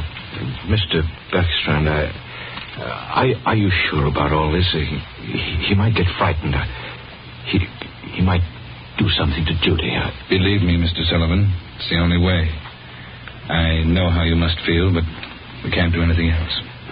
All right, I want to see Mrs. Sullivan first. I'll be ready in a moment. Any developments? Yeah. Come on back in the dining room. There it is on the table. Second note from the guy. Telegram. When did this come? About half an hour ago. Guy phoned it into Western Union from a public booth. Couldn't trace it. I see, Joe. Yeah. Be at Elysian Park, 5 o'clock this morning, near Balkan Drive. Come alone. Bring 30,000. Will return girl. Don't tell cops. Kill her if you do. The Wolf. 4 a.m. now, Skipper. Not much time. I know it. We'll have to do as he says. No other way. Then Sullivan's going out there alone? You're going with him. You and Romero. You'll be hidden out in the trunk of the car. Any plan? Get him. That's all.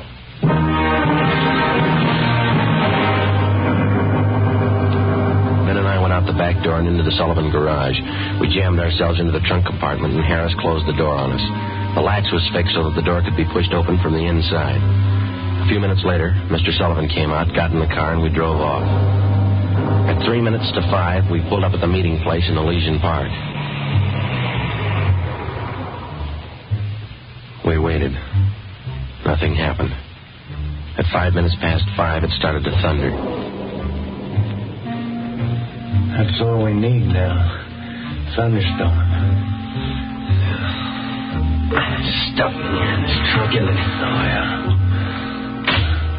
Ben, listen. Something. Must be. Have you seen anything? Sounds like he's pacing up and down alongside the car, doesn't it? Yeah, listen. Can't hear anything else. Can you?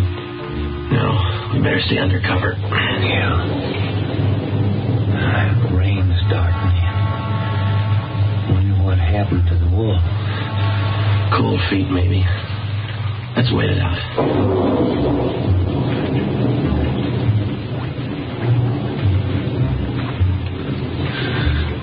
Joe. Yeah. What time you got now?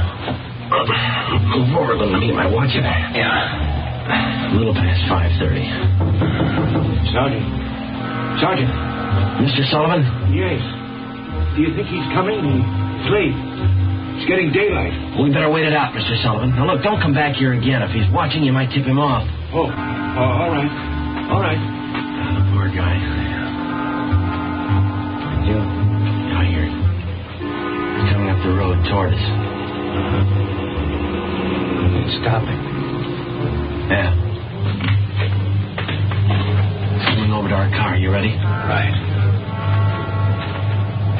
Stop low, Sullivan. Yeah, they're coming back here. Now watch it.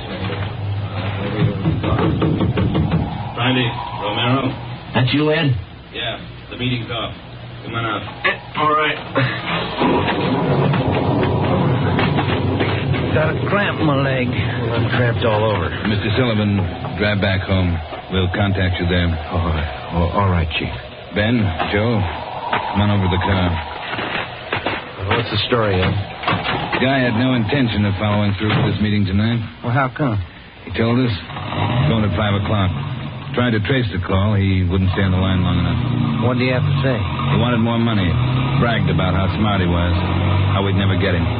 Well, he knows Sullivan's called in the police. Sure. Said he didn't care. We'd never get him anyway. Yeah, pretty cocky. Pretty smart. Take my word for it. He's no dummy. Control 1 to 80K. Control 1 I'll get it. 80K to Control 1. 80K to Control 1. Go ahead. 80K, go to your office. Code 3. Go to your office. Code 3. Dear Major 67. All right, Romero. Let's roll.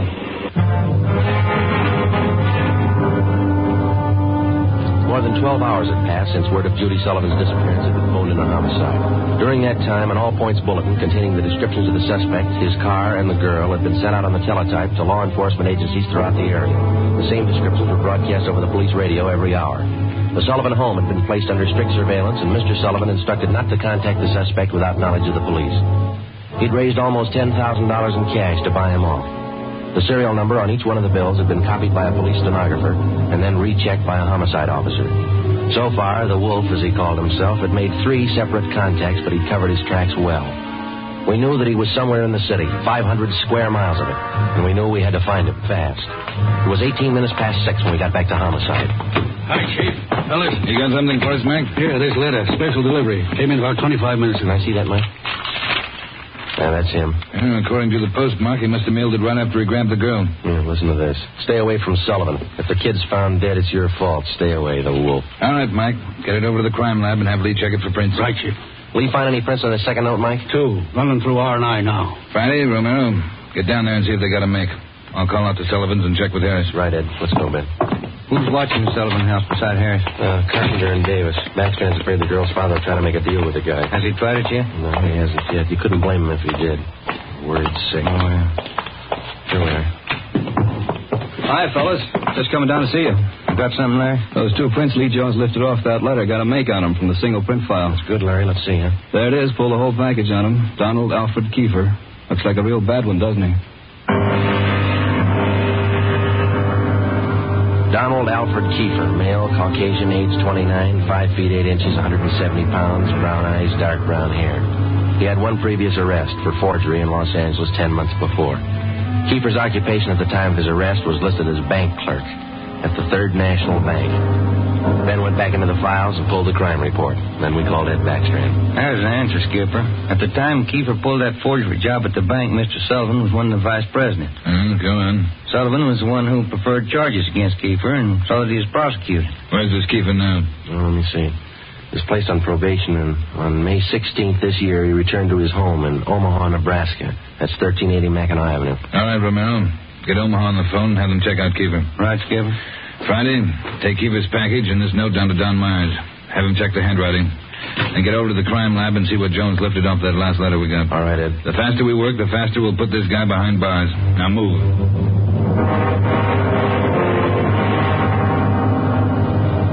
How's the writing compared, Don? What'd you find? Yeah, looks good. See here? Slants as crosses, double oops as L's, open A's, pressure on the downstroke. Donald Kiefer, the wolf, same handwriting. Lifted 3 prints off this last note, Joe. Brought them out to the iodine fume gun. They match with the first. Thanks, Lee. Did you find anything else? I don't know if it'll help you much. We examined the paper for watermarks and texture. Both notes are written on the same kind of paper. Impressions show both pieces of paper from the same tablet. Checked the density of the carbon and the pencil he used. Both specimens match. Same pencil.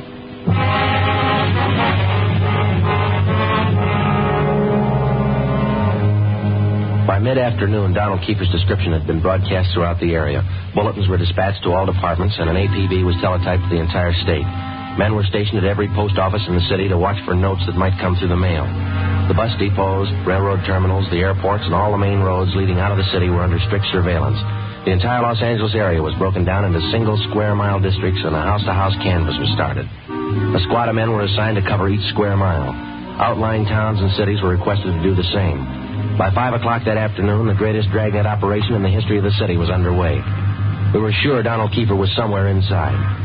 At 12 minutes past 5, Ben got the call back from the Omaha police. Yeah, I got it. 6 X-ray 419. Nebraska plates, right. Well, thank you a lot. Yeah, bye. They had a make on the car. Lots more. The Omaha cops looking for Kiefer, too. Want him for a robbery there 2 months ago. Yeah? In that robbery, he used a stolen 1939 blue sedan. Nebraska license plate, 6 X-ray 419. Well, how about his family and his friends back there? They all been checked? Yeah, they said Kiefer left Omaha about 6 weeks ago. Didn't know where he was headed. Well, get that car description to communications, huh? APB, teletype, and broadcast. I'll tell Ed. Yeah, right, Joe. Right in, Romero. Yeah, Ed. What are you tied up with? We just got a call from Omaha. Make on Kiefer in the car. Give it to me. You two get out to the Sullivan house fast as you can. What's happened, Skipper? Mud and Sullivan's disappeared.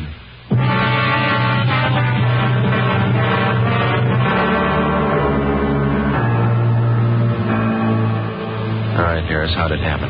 About 3 this afternoon, Mr. Sullivan got a phone call. Said he had to go down to the bank. I went with him.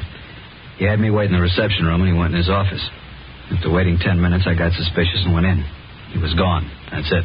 Did he get any more money? This morning, $5,000. Did you get the serial numbers off the bills? Yeah. Shouldn't have let him get out of my sight. Forget it. Right now, we've got to find out where he's gone to meet Kiefer. Did you talk to Mrs. Sullivan about it, Harris? She says she doesn't know anything about it. Let's try her again. Come on, let's go inside. Hi, fellas. Hi. Where's Mrs. Sullivan, Dave? Back in the sitting room, lying down. Doctor's with her. Come on. What time you got, Ben? 6:35. I'll get it. Hello? Well, where are you? Oh. Where are you now? Where are you now? We'll be right out.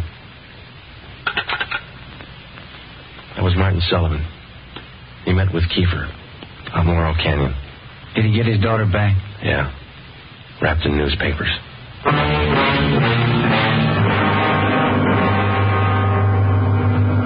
All cars in the area were notified that a contact had been made with Kiefer. We got in the car and drove out to Laurel Canyon. The entire area had been blocked off. We found Martin Sullivan standing in the middle of the road at the end of East Winding Way. 500 feet down the hill was a private residence where Sullivan had telephoned us. It was the only building in the immediate vicinity. A few yards beyond the point where East Winding Way ended, back in a clump of tall grass, we found the body of Martin Sullivan's daughter. We notified the crime lab, Chief Backstrand in the coroner. Despite a severe state of emotional shock, Martin Sullivan tried to tell us the story. He said Judy was all right. I believed him. I wanted her back.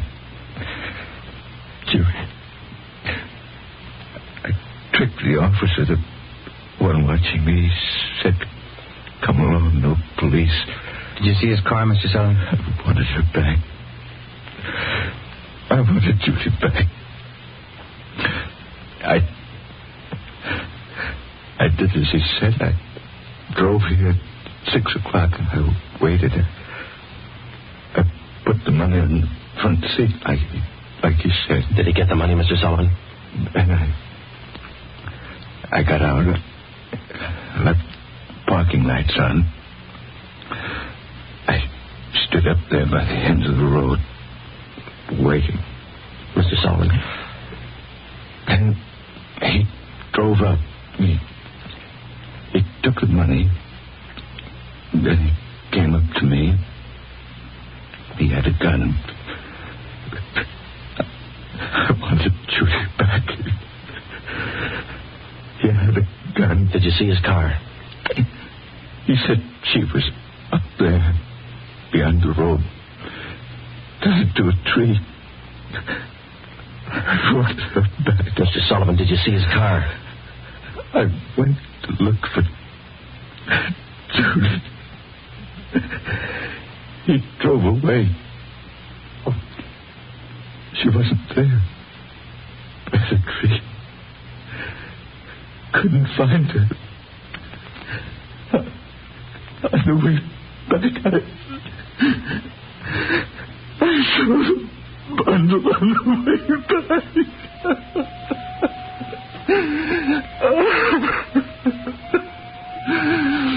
Let me find it. He killed her. Let me find it.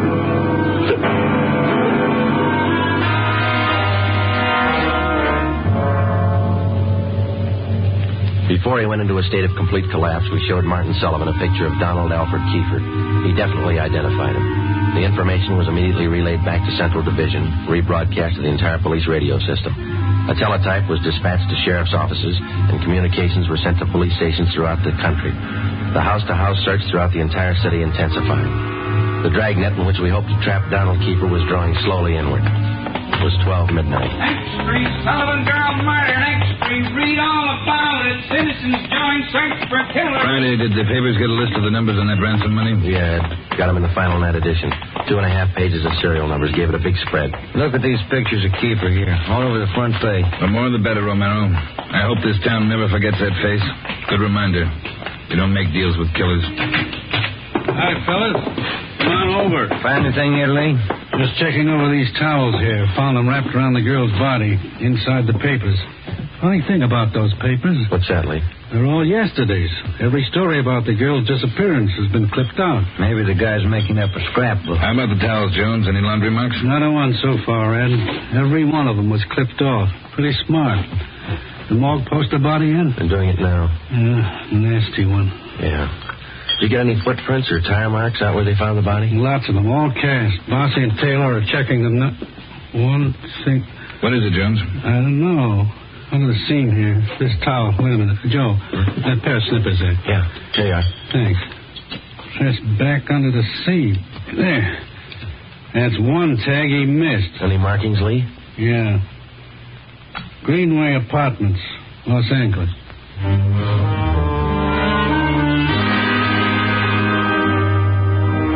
One look at the apartment was enough. In an adjoining garage, we found the car which Kiefer had used, a blue sedan. Nebraska license plate 6X-ray 419. When we got back to the office, Chief Backstrand immediately issued a cancellation of the want order for the blue sedan, and then he ordered a detail of men to stake out the car in the event Kiefer decided to come back for it. Here's the coroner's report, Joe. Oh, let's see it. Cause of death, strangulation. Time of death, Monday, October 18th, approximately 2 p.m. 1 hour after he grabbed her? That can't be right. Skip in his office? Oh, he's out for a minute. Hey, Joe, Ben, take the call off 2503, will you? Thanks, Mike. Right. Would you give me the call on 2503, please? Thanks. Hello? Yeah. Yeah, when? We'll be right over. Some of the ransom money, Ben, just showed up. Beverly and Highland. Come on.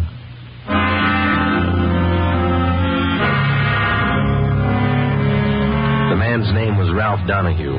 He operated a used car lot on the corner of Beverly and Highland. He told us that early that morning he sold a dark blue late model coupe to a man who gave his name as Fred Sims.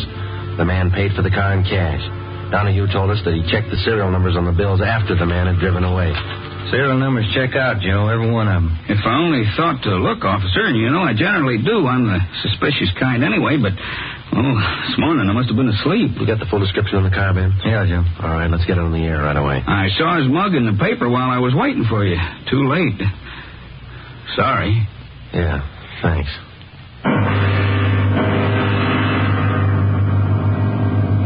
At 10 minutes past 3 that afternoon, another piece of the ransom money turned up at a busy downtown department store. The clerk was unable to remember who gave her the bill. The detail throughout the general downtown area was strengthened. The house-to-house search of the entire city for Judy Sullivan's murderer went on. The afternoon dragged into the early evening. At 20 minutes to 7, Ben and I had a hamburger and a cup of coffee in the drugstore at East Broadway and 3rd. And then we got back in the car, checked with communications, and started cruising the neighborhood again. At 9 minutes to 8, a man answering the description of Donald Kiefer was seen crossing Sunset Boulevard just below Highland. 7 minutes later, the same man was reported near the intersection of Hollywood Boulevard and Las Palmas. Communications relayed the information. At 21 minutes past 8, our car, 80K, along with a dozen others, were concentrated in the Hollywood Boulevard area from Gower Street to La Brea, Franklin Avenue to Santa Monica Boulevard.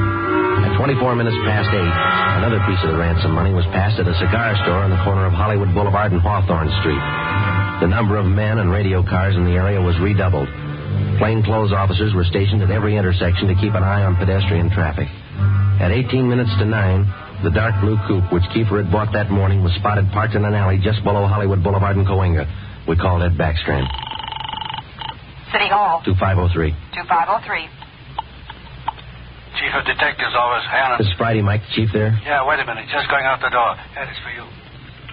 Backstrand? Friday, Ed. Just spotted Kiefer's car, the one he bought this morning, parked in an alley off Cahuenga. Harris and I are on our way up there now. We'll take care of the car. You take care of this call. Just came in. What do you got? The theater on the corner of Hollywood Boulevard and Fairview. The girl in the box office just took in a $10 ransom bill. Yeah? She got a good look at the man who passed the bill. She says it's Kiefer.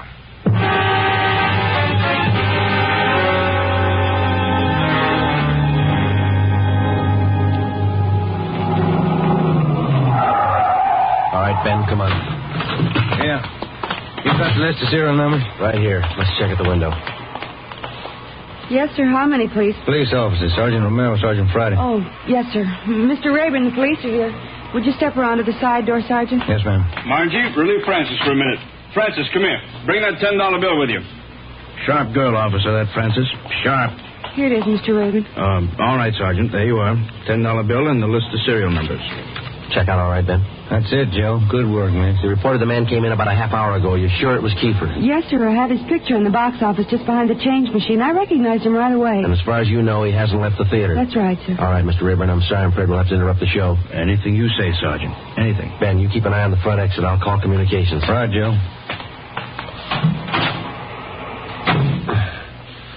80K to Control 4. 80K to Control 4. 80K, go ahead. Control 4, clear all frequencies. The Sullivan murder suspect, Donald Kiefer, has been located in the theater on the southeast corner of Hollywood Boulevard and Fairview. Have all units surround the area. 80K, roger. Attention all units. Attention all units. This 80K is the theater on the southeast corner of Hollywood Boulevard and Fairview. The Sullivan murder suspect has been located in the theater. Go ahead, 80K. Control 4. Have all units converge in the general area, Hollywood Boulevard and Fairview. Unit 62R to block off the intersection at Hollywood Boulevard and North Cherokee. Stop all pedestrian and vehicular traffic. Unit 61A to block the intersection at Hollywood Boulevard and Hudson Street. Stop all pedestrian and vehicular traffic. Unit 71 and 72R to block the alley behind the theater.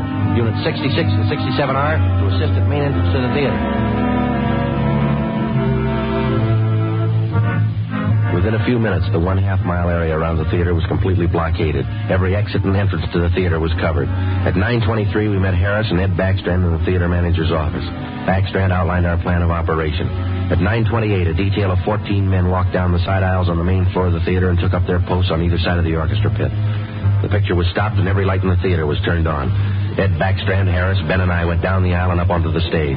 Backstrand made the announcement. Ladies and gentlemen, we're sorry to interrupt the picture, but this is important. We're police officers. We've traced the murderer of Judy Sullivan to this theater. He is in this theater now. Now we're going to search the theater row by row, and we'd like to ask your cooperation. There's no need to be panicky or afraid. Those who wish to leave now may do so. Leave by the main entrance. Each one of you will be checked as you go out the door. And for the benefit of the man we're looking for, don't try to escape. Every exit is covered and the entire area is blockaded. Don't place any more lives in jeopardy. Come on, Ben.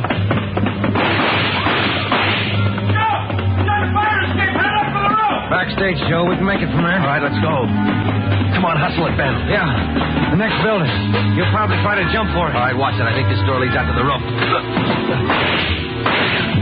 There he goes. All right, Keeper, hold it. Don't shoot. I give up. Throw your gun down. Over here. Don't shoot. Don't. Let's get him. All right, coppers. I got it figured. They won't top me for this. Didn't know what I was doing. Put the cuffs on him, Ben. Get away from me, you crump! You shouldn't have hit him, Keeper.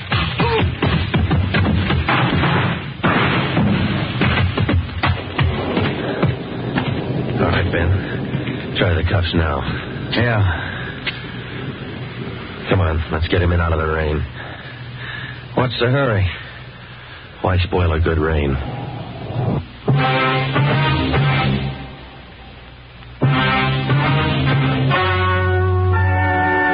The story you have just heard is true. Only the names were changed to protect the innocent. Donald Alfred Kiefer was tried and convicted of murder in the first degree. He was executed in the lethal gas chamber at the state penitentiary. You have just heard the 15th in a new series of authentic cases transcribed from official files. Technical advice for Dragnet comes from the Office of Acting Chief of Police, W.A. Wharton, Los Angeles Police Department.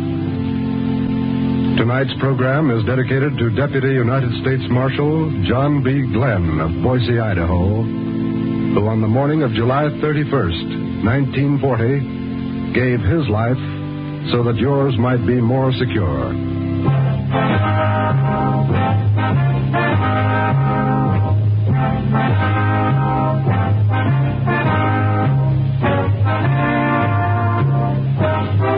Dragnet came to you from Los Angeles. Theater Guild on the Air returns tomorrow night on NBC.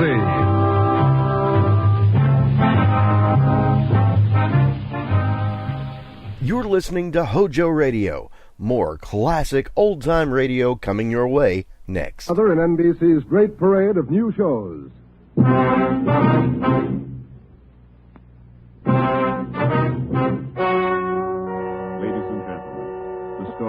about to hear is true. Only the names have been changed to protect the innocent. NBC brings you Dragnet.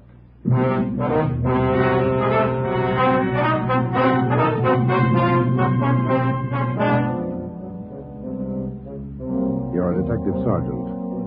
You're assigned to Homicide Bureau. A police officer has been shot, mortally wounded. One of the suspects has been apprehended. The other is still at large. Your job, find him. Dragnet, the documented drama of an actual crime, investigated and solved by the men who unrelentingly stand watch on the security of your home, your family, and your life. For the next 30 minutes, in cooperation with the Los Angeles Police Department, you will travel step by step on the side of the law through an actual case from official police files. From beginning to end, from crime to punishment, Dragnet is the story of your police force in action. It was Thursday, November 16th. It was foggy in Los Angeles. We were working the day watch out of homicide. My partner's Ben Romero. The boss is Ed Backstrand, chief of detectives. My name's Friday. It was 11:58 a.m. when we got to the Georgia Street Receiving Hospital, second floor, room 5. Treatment room. All right, made a good time. How's Bemis, Doc? Got him in the lungs, Ben, 3 times. He's going fast. His wife with him? They're bringing him down now. Can we talk to him? Yeah, make it fast. Come on, Joe. This way. Easy.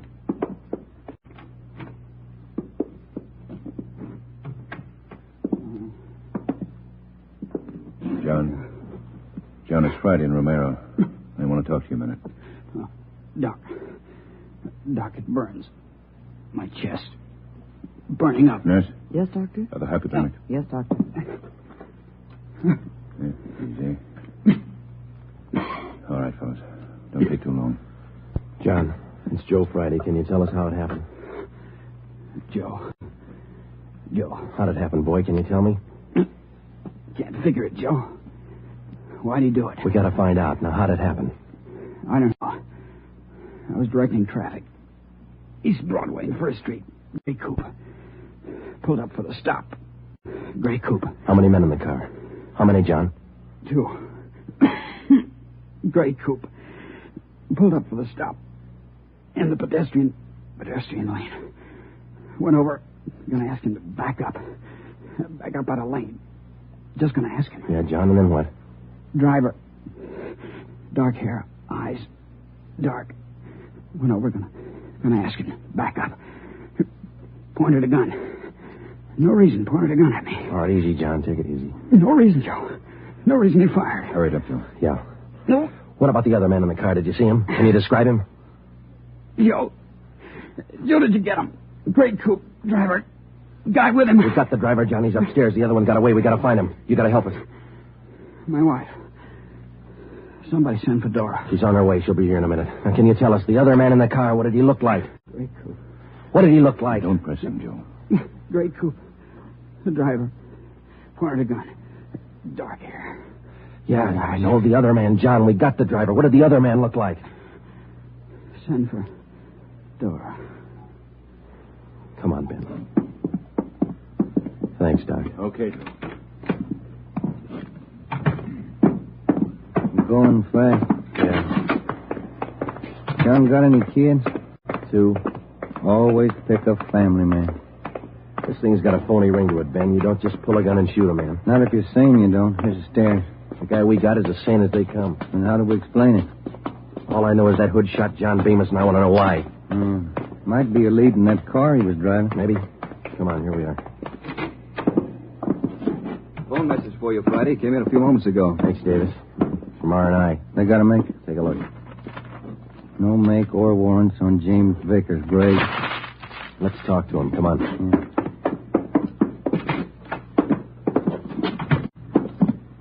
Minor wound, Joe. Bullet penetrated the fleshy part of his hand. Didn't touch the bone. Thought this guy had an arm wound, too. Just a neck, man. That officer you shot, Vickers, he's dying. Is he? He's a family guy. Got a wife, 2 kids. Has he? Why did you shoot him, Vickers? Ask him. We did. Then you know the reason. Said there wasn't any reason. That's right. Look, we're going to make you on this, Vickers. You know that, don't you? I don't know anything. Why'd you shoot him? Shut up. Why'd you shoot him? Joe. Yeah. Davis? Yeah? Stay with him. Thanks. Doc, get us an MT slip on this guy, will you? We'll be back in a minute. Come on, man. All right, Joe. I'll have it ready.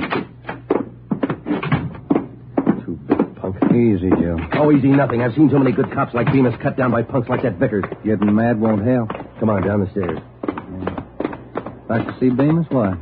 Just for the record. I want to see if the doc thinks it's okay for us to bring Vickers down. I'd like to have Bemis definitely identify him as the guy who shot him. We've got 3 good witnesses. An identification for Bemis will clinch it. I want to see Vickers get everything he's earned when he goes to court. You are? Yeah.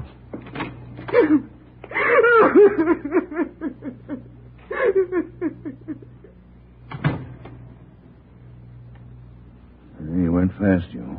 Yeah. That his wife? Yeah. She make it in time? No? Did he say anything that'd help? Yeah, it might. He said a prayer.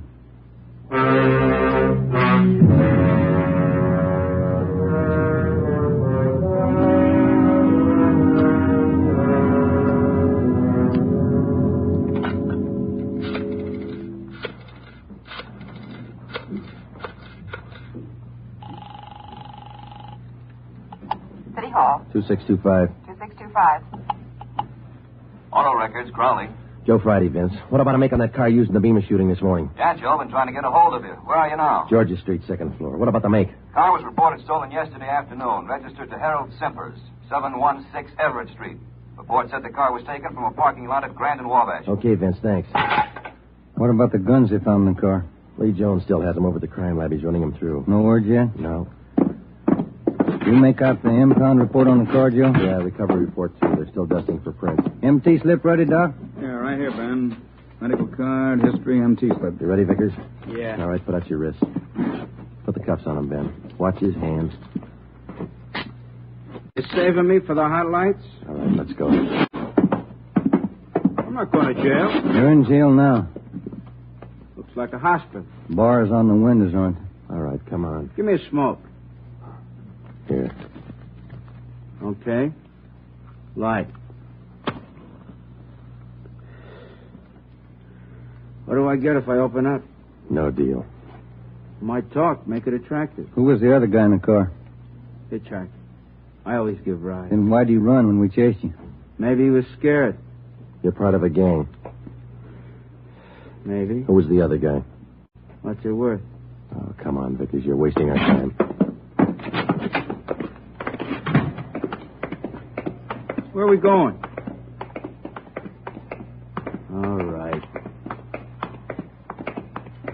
My hand hurts. I want to call my own doctor. You hear me? Yeah. That cop pulled his gun first. I can prove it. Yeah, down the stairs. Easy, huh? Where are we going? I said, where are we going? All right, what's it worth if I talk? I could tell you all about it. Let's make a deal. You'll tell us anyhow. Think so? All right, you out the door. Wait a minute, huh? Cigarettes out. All right, Ben, light it. Yeah. Nice of you guys. Thanks. Stop! He's crossing the street. Fire over his head. Watch the crowd. Vickers! Joe, he's running for that car. All right, hold it, Vickers. All right, stop it, Vickers. He's stopped. Come on, Joe. All right, come on, get back. Let us through here. Let us through. Shall I call the doctor, Joe? No, he wouldn't be interested. The guy's dead. James Vickers, murder suspect, address unknown, died almost instantly at 1:13 p.m., November 16th, while attempting to escape. His body was taken to the county morgue where it was posted. All the personal effects found on the body were listed by the coroner, and a receipt for them given to our office. At 8:35 the next morning, Ben and I met with Chief of Detectives Ed Backstrand. Those 4 guns they found in the car Vickers was driving. They're all U.S. Army property. Where were they stolen from, Skipper? I don't know. Each one of the guns is stamped U.S. Army, that's all. Well, that makes it easy. The coroner find anything on the body? Nothing to tell us why Vickers decided to kill a traffic cop. What did Bemis say before he died? He was on traffic duty yesterday morning down at East Broadway and the 1st. At 10:35, a gray coupe pulled up for a stop sign. Vickers was driving. Bemis started over to tell him to back up out of the pedestrian zone. Vickers pulled a gun and shot him. How'd they catch Vickers? Chased him 3 miles before he piled into a lumber truck. The guy with him got away. Fine. Checked R&I. No make or warrants on Vickers. Kickback not in on his fingerprint. All right. What's your guess, Fatty? I don't have one, Ed. Vickers could have been hopped up. Doc Stanley over at Georgia Street said no. He checked him. Wait a minute. Backstrand. Yeah, hold on. For you, Friday. Gee, thanks. Friday talking. Yeah. Yeah, good. Be right over, Lee. We're in business, Ed. Crime Lab just found Vickers' address.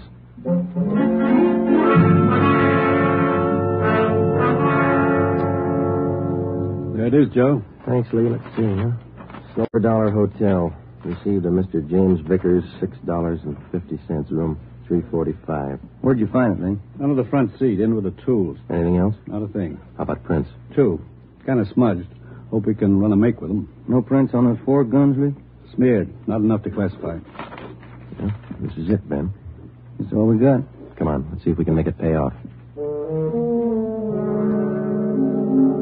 We located the Silver Dollar Hotel on East Grand between 16th Street and Pico. It was an old-type frame building with a brightly colored neon sign jutting out over the sidewalk just above the dark entrance. The manager's name was Luther Gage. We showed him a picture of James Vickers. He definitely identified him as one of his former tenants.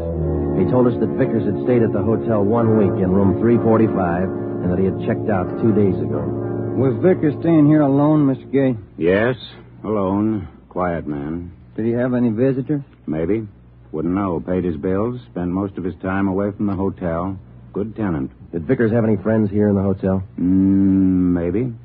Fell in the room next to Mr. Vickers. He still lives here. 2 of them used to be kind of thick. Can we look at that room Vickers stayed in, Mr. Gage? Let's see. Yes, it's still vacant. All right. This way. This man Vickers was friendly with. What's his name, Gage? Knight. Raymond Knight. Room 343. Is he in his room now? No. Went out about 8 this morning. Here's the elevator. How well would you say Knight and Vickers knew each other? Couldn't say. Good tenants, both of them. Pay their bills. Did they go out together? Seem to know each other well? Wouldn't know. I don't pry. Look, this case involves murder, Mr. Gage. We told you that. We'd appreciate your cooperation. Cooperation don't pay the rent, Sergeant. 3rd floor. This way. Here, 345. Open it up.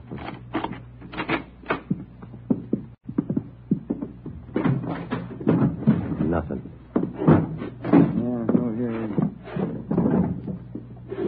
Looks pretty clean, Joe.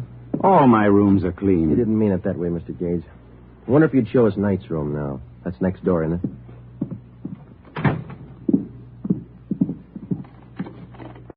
I don't know about this.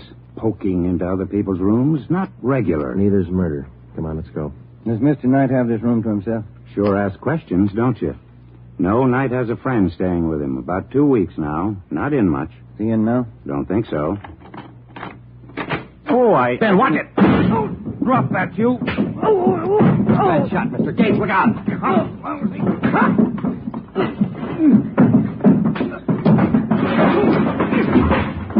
Come on, get up.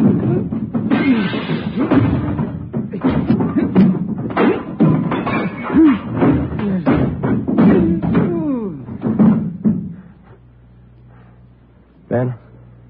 He's out cold. Look what you've done to the room. I thought you said Knight wasn't in. He isn't. This is his friend. Great friends. 45 automatic in his hand.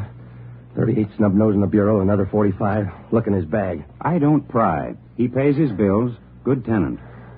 Yeah. Can I get outside on this phone? Yes. All outside calls are 10 cents. Yeah. Here. Have to keep the books straight. Sure you do. Who's going to pay for the damage? Ask Mr. Knight's friend here. Well, say... Why worry? He pays his bills. Good tenant.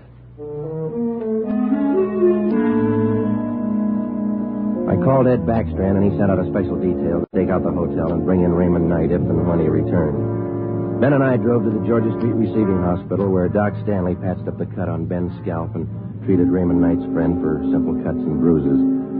From papers found in his wallet and in the hotel room, he was identified as Frank Gannon, 9896 Wasatch Street, Kansas City, Missouri. When we got to headquarters, we had Gannon taken to the interrogation room where we questioned him briefly. He told us that he was a self-employed watch salesman, that he was in the city on a business trip. He admitted friendship with Knight, but not with Vickers. We booked him at the county jail for assault with intent to commit murder. The 3 guns found in the hotel room were turned over to the crime lab. We reported back to the office. Joe, my head's pounding like mad. That Gannon's a mean one. Yeah, it's a nasty crack. I got some aspirin in my desk. Might help. Yeah. Hi, boys. Rough day. I don't get much rougher, Eddie. Message for you on the desk. Now I'm going to eat. Starving. Right, Tracy. What is it, Joe? Jones got a make on those prints he lifted off the car. Let's see. Yeah, something else to know on James Vickers. Wanted 10-14-43, desertion, U.S. Army. That could account for those stolen Army guns. Yeah. What about the make on those prints Lee found? Let's take a look. Vance Taylor's. Good solid record. 4 burglaries. 2 armed robberies. 2 assaults. Wait a minute. Here's the mama sheet. Born so-and-so, age 36. Height. Alias John Fields, Harold Grant, Tom Bissell, Joe... Hey. Yeah, alias Raymond Knight. The other man who rode in the car with James Vickers the morning he shot down Traffic Officer Bemis finally had been identified. Vance Taylor, alias Raymond Knight. Well, that still didn't explain the unprovoked murder. It didn't explain the 4 guns found in the car or the 3 guns found in the hotel room. An assortment of arms like that could mean something big, but we didn't know what. Gannon's sudden willingness to shoot it out in the hotel room meant something, too. We didn't know what. We had Gannon brought back to the interrogation room. Hi, Gannon. Have a seat. Everything all right? I'll bet you're worried. No, we're not worried, Gannon. You ought to be. Don't make me laugh. You're tied in with Raymond Knight. That's enough for us. You send me up for it. We're going to try. Big talk. How long did you know Vickers? I didn't. Funny. His prints are all over one of those guns we found in your room. I'm not worrying. Then you better start, Gannon. Vickers and Knight killed man. If you run with him, your hands are dirty, too. I room with Knight, that's all. Knight didn't come back to the hotel. Where is he? We're not that close. You share your guns and your friends. That's close enough for us. I don't know Vickers. You mean you didn't know him? I said I don't know. We got Vickers, Gannon. He's dead. Good story. Okay. Come on, Gannon. Let's get on to more.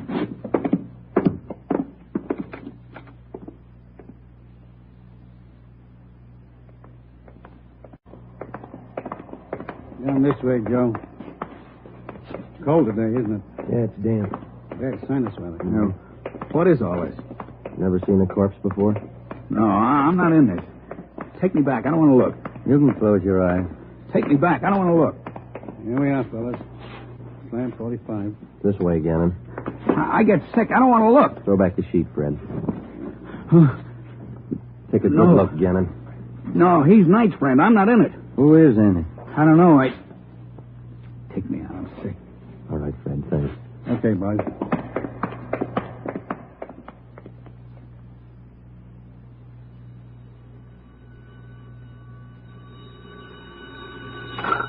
Interrogation room, Friday. Joe, on stakeout at the Silver Dollar Hotel. No sign of Raymond Knight. Keep you posted. Okay, Dave, thanks. How long does this go on? I can call a lawyer, you know. And you better call one right away, Gannon. They just picked up Knight at the hotel. He's incriminated you. You're a liar.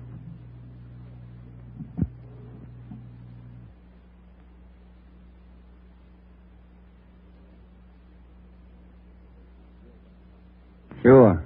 Like we were about Vickers. We'll prove it to you, Gannon. The officers are on their way in now. They're going to put Knight in the next room. You can listen to them. Look, I came here to sell watches. I ain't in this. Gannon, you and Vickers and Knight were planning a job, a big one. We know that.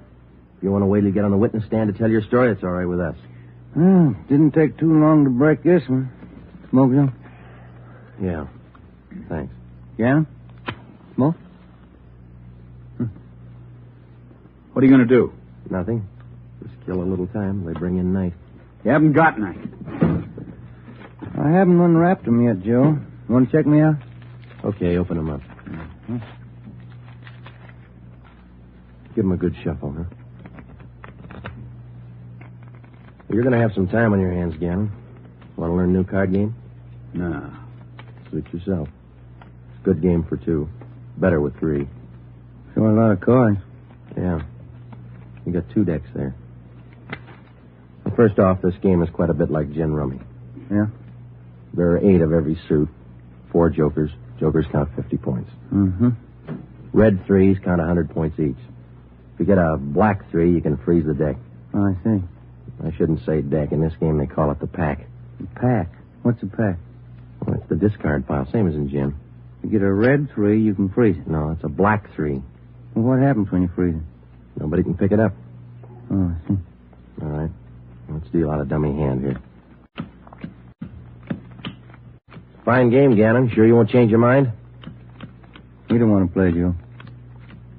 All right, now in two-handed, you deal out 15 cards, see? How many can play? As many as 6, I think. I've only played up to 4. You play partners with 4? Yeah, that's fine. Okay, count your cards. That gets 15. 13, 14, 15, right. Now what do I do? Well, I guess you better lay your hand open. That'll be the easiest way to show you. Okay. I'll spread them all out over there. Well, you don't have a great hand there. You got a couple of black 3s. You can use those. Yeah, that's fine. They count 100 apiece. No. Those are red 3s. Black 3s don't count anything. Oh, red 3. That's right. Do you remember what black 3s are for? You can use them to freeze a pile. Pack. That's right. The pack. Well, you know what I mean. All right, now, look. You see, I got a joker here. Jokers are wild. Do you remember how much they count? They're wild. 100 points. No, red 3s are worth 100. Jokers count 50. You don't explain it very good. I don't understand. Well, how simple can it be? Gannon's not even playing. You get it, don't you, Gannon? Okay, red 3s count 100. Jokers count 50. Black 3s, you can freeze the pack. Yeah, good. Now hold on to that, will you? Now, black 3s freeze the pack, but that's not the only card that can do it. No? No. Deuces can do the same thing. Well, you see, the only difference is if you use a deuce, which is also wild, you have to have a natural pair in order to pick up the pack. Now, with a black 3, it's only good until... I knew it wouldn't work. It was sour right from the start. Vickers killed the cop. Ben, I'm not in it. stenographer. I'm Right, copping Joe. out. I'm taking no raps. Johnny, the stenographer? Right, Ben. All right, Gannon. Too late. You haven't got time. 20 after 1, they're going to do it. Do what? Payroll. Brazier Company. Messenger leaves at 1:20. He's got the payroll. 30 grand. They're going to get him. Where does the messenger leave? 1:20. You're too late. I'm not in it. Where does he leave? 1:20 leaves the bank, I think. No, maybe the company. Where's the company? 3rd and Spring. They're going to get him.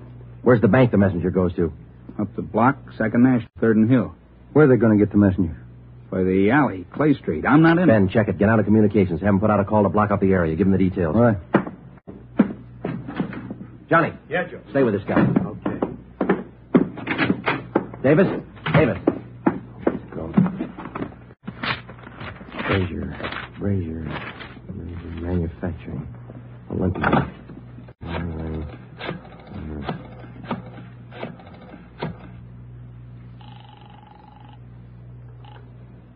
Good afternoon, Brazier Manufacturing Company. Give me your payroll division. This is a police department emergency. What's that, sir? Your payroll division. It's an emergency. One moment, sir. Come on, hurry up. Payroll, Hopkins. Mr. Hopkins, this is Sergeant Friday, police department. We've had a tip your payroll messenger is going to be held up today. Has he left your building yet? The messenger? Yeah. Oh, my, he left early today. Went out the door about 10 minutes ago. Thanks.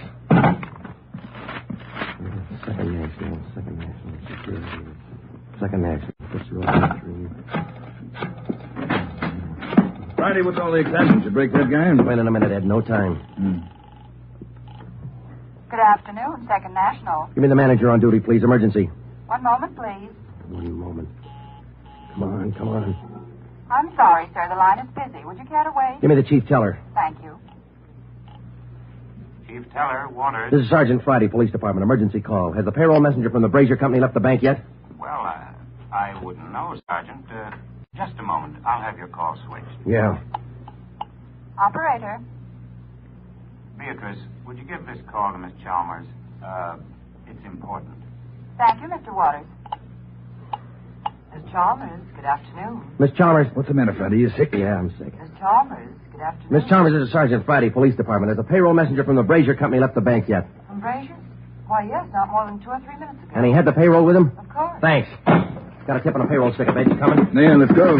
Ben, down this way. Coming. Let's hustle it down the stairs. Communications at the story? Got it on the air now. Where's this Brazier Company? 3rd and Spring, about 5 blocks from here. Come on, here's the garage.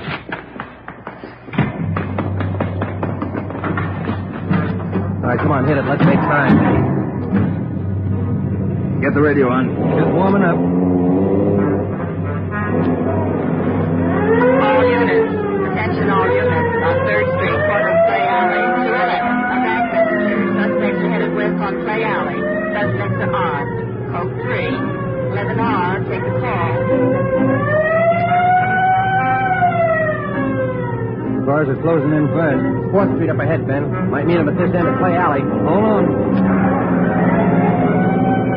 No, it was pretty quiet at this end. Not much you can do without... Hey, look. Coming out of the alley now. Guy with the police. Brown coat. The guy with him. Pull up, Ben. Let's go. All right, you two, hold it. They're running for it. Come on. Ben, what's your plan? Let's go. Come on, they're losing it. I see him up ahead. They're turning onto Hill Street. Romero, come on. Will you, Skipper? You see him, too? Heading for the subway terminal. Yeah, they're going into the crowd. Don't lose them. All right, I'll take the ramp to the left. Then go with him. I'll take the one to the right. You see him, Joe? No, I lost. Now, wait a minute. There they are, over the turnstile. Come on. Joe, they're off the platform. They're close to the track. That's not one of them. Come on, over the turnstile. Come on, Ben. No, the other guy. He's down into the tunnel. He's straight. Come on, after him. Up the side. He's trapped, Ben. There's a train coming through. You, come back. You're trapped. Ben, get out. Up the side.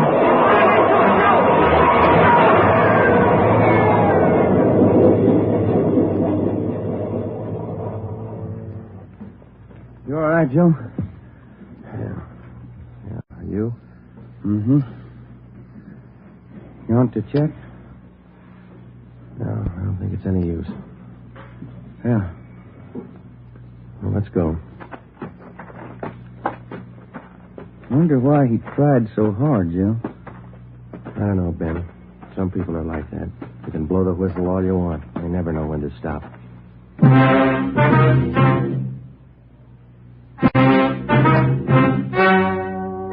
The story you have just heard is true. Only the names were changed to protect the innocent.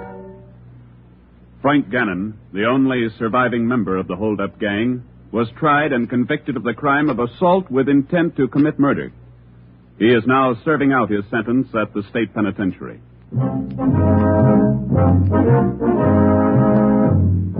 You have just heard the 16th in a new series of authentic cases from official files. Technical advice for Dragnet comes from the Office of Acting Chief of Police W.A. Wharton, Los Angeles Police Department. Tonight's program is dedicated to Private Richard H. Taylor of the Washington, D.C. Police Department, who on the evening of December 13th, 1946, gave his life so that yours might be more secure.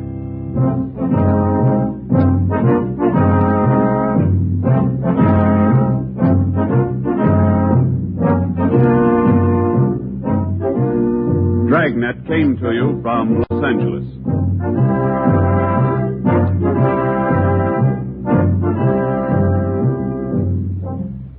Phil Harris likes a great deal about the South.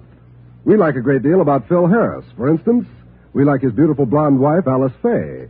In fact, we like the Phil Harris-Alice Faye show, and it just happens that it returns to the NBC air tomorrow. Why don't you take our advice and listen to one of the funniest shows around anywhere?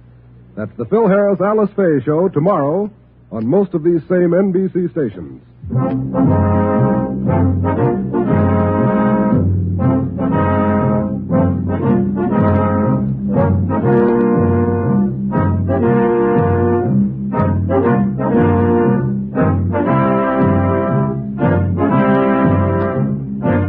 Your tune for the stars on NBC.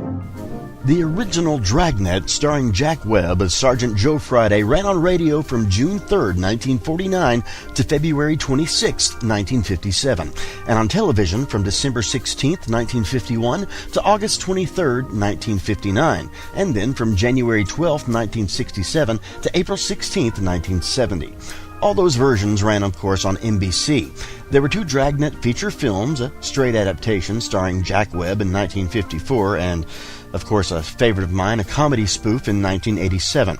There were also television revivals without web in 1989 and 2003. Stay tuned for more classic Dragnet, right here on Hojo Radio. In NBC's great parade of new shows.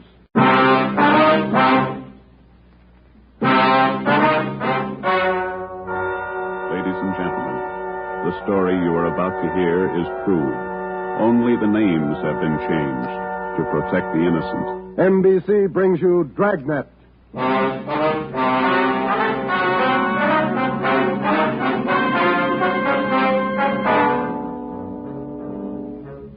You're a detective sergeant. You're assigned to homicide. A mad killer is loose in the city. In every instance, he leaves the murder weapon behind. There are no fingerprints, no clues to the killer's identity. Your job, get him. Dragnet, the documented drama of an actual crime, investigated and solved by the men who unrelentingly stand watch on the security of your home, your family, and your life. For the next 30 minutes, in cooperation with the Los Angeles Police Department, you will travel step by step on the side of the law through an actual case from official police files. From beginning to end, from crime to punishment, Dragnet is the story of your police force in action. It was Tuesday, June 3rd. It was warm in Los Angeles. We were working the day watch out of homicide. My partner's Ben Romero. The boss is Ed Backstrand, chief of detectives. My name's Friday. I was off duty reporting back in on an emergency call. It was 3:57 a.m. when I got to the basement of the city hall. The carpool. Let's go, Friday.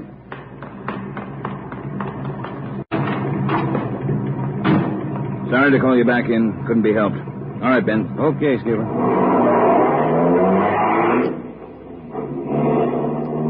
What's it, Ben? Double murder. When? I don't know. Found out about it 40 minutes ago. You got any ideas? Roughly same M.O.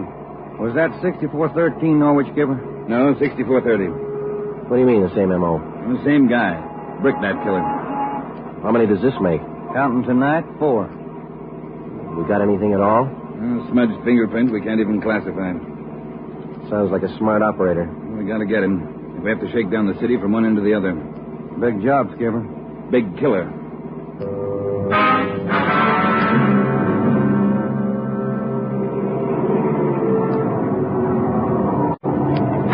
At 4:26 a.m., we pulled up in front of 6430 Norwich Drive, a small group of bungalow apartments facing on an oval-shaped garden court.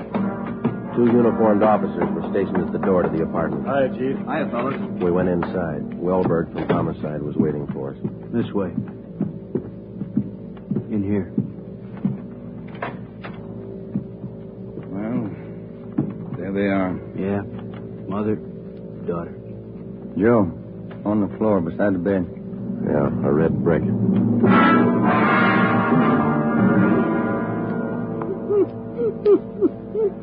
Miss Hafters, we know how you must feel about all this, but would you please try to answer a few more questions for us? Yes. All right. Poor Margaret. Miss Hafters, how long had you known Mrs. Diaz and her daughter?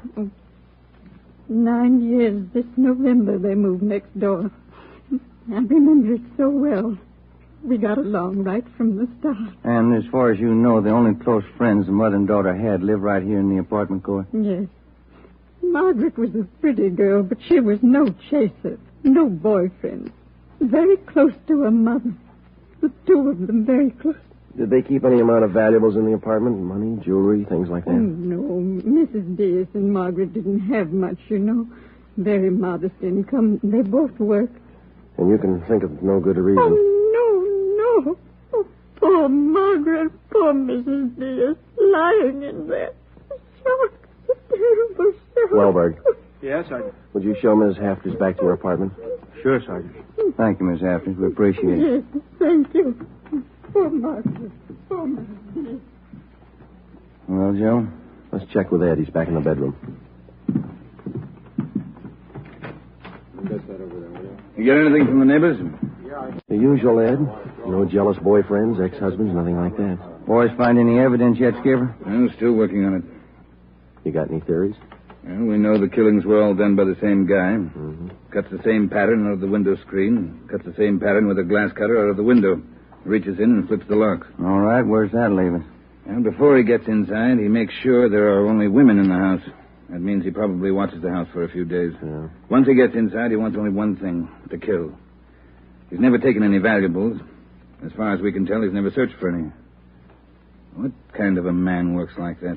I think the guy's still crazy. Hey, fellas. Yes, Donnie? Here's a break. 2 fair prints. 1 thumb, 1 forefinger. What'd you get, Pete? Only got 9 points. Not enough to go into court, but enough to make him. We'll know him when we get him. Yeah. Found the prints on the lens of the old lady's eyeglasses. Probably knocked him off the night table when he went after her. And when he was done, he put him back on the table. Yeah. Had blood on his hands, see? Yeah. That's funny, isn't it? Why would he go to the trouble of picking up the woman's glasses after he killed her? We'll ask him when we find him. All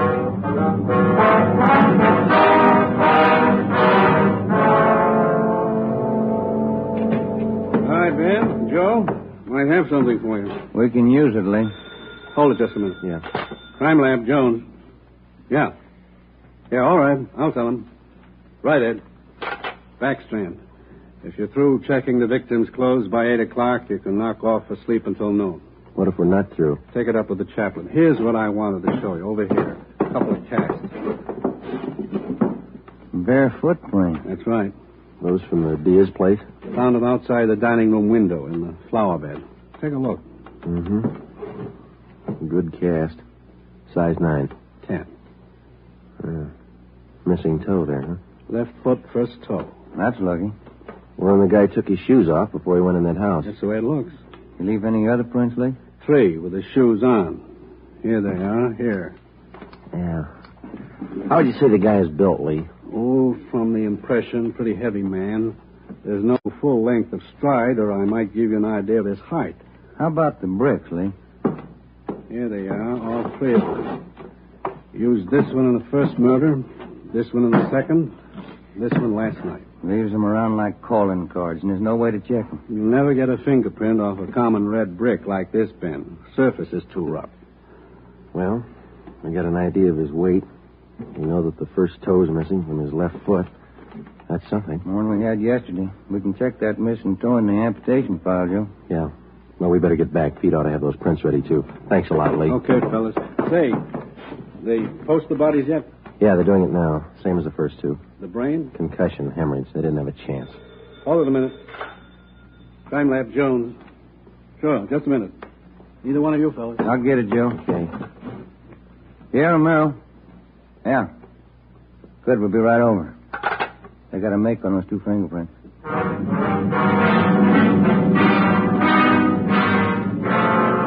Okay, Joe. Single print file. Made him on the index finger. Let me see, Pete. Take a look, Ben. Yeah. Doesn't look like a killer, does he, Joe? Kind of nice looking. That's right, Pete. They said the same thing about John Dillinger. The name at the top of the make sheet read Carlos Richard Monterey, male, Caucasian, age 19, height 5 feet 11 inches, weight 165 pounds, dark brown hair, dark brown eyes. Last known address, 1663 Naples Street, Los Angeles. Previous arrests, 1, auto theft, February 8, 1936. That was all. Ben and I had been expecting more. The information on the mama sheet for Monterey was 13 years old. So was the picture. So was the description. So was the address. In 13 years, a man can change in 1,000 ways. So can his habits, his appearance, his address. In 13 years, everything can change except 2 things. A man's fingerprints and a physical deformity.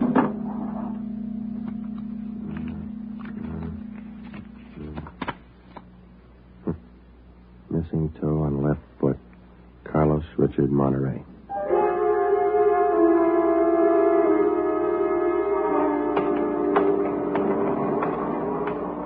Here it is, Joe. 1663 Naples. Yeah, come on.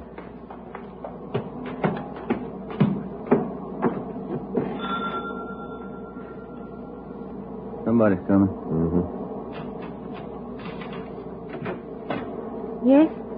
What is it? We're police officers. We'd like to ask you a few questions. Oh, yes.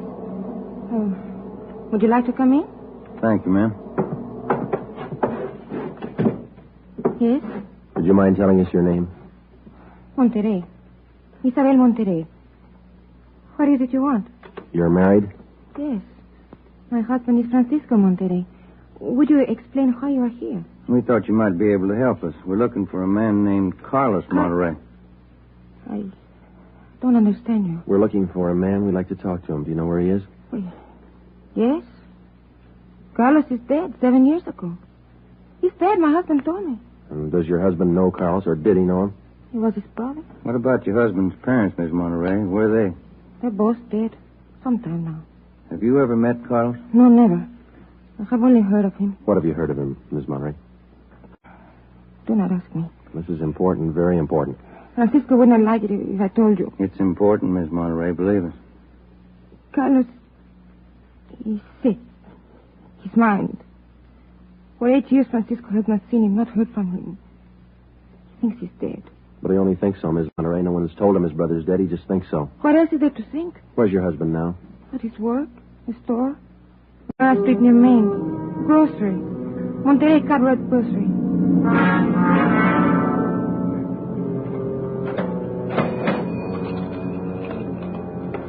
Here's your change. Thank you, Mrs. Myers. Now, look, officers, you know how it is. You don't like to let these things get out. That's why I trust you. You can trust us, Mr. Monterrey. We just want to check on a few things. Oh, fine. Always glad to help out if I can. Can you tell us if your brother was ever in a mental institution in his life? Oh, I know there was nothing wrong. 1923. Got a little bad, so Mom and Dad had to put him away for a while, just till he calmed down. I remember the day. Sometimes, dumb, stupid kid, what do he know? Standing there by himself in the train, crying. The public nurse, stupid way he cried. What do you do? I cried too. I was only 10, Sergeant. I saw him go. He was alone. Later on, Mr. Monterrey, your brother was released from the state institution. Yeah, he was 16. And then he started running around, playing tough, carried a gun, lived by himself. He never came around. He dropped from sight about 1938. You haven't heard from him since then? Nothing. Never seen him. Do you know of anybody who might have seen him? Ooh, there was a girl he had. Anita something. On Soteo Street.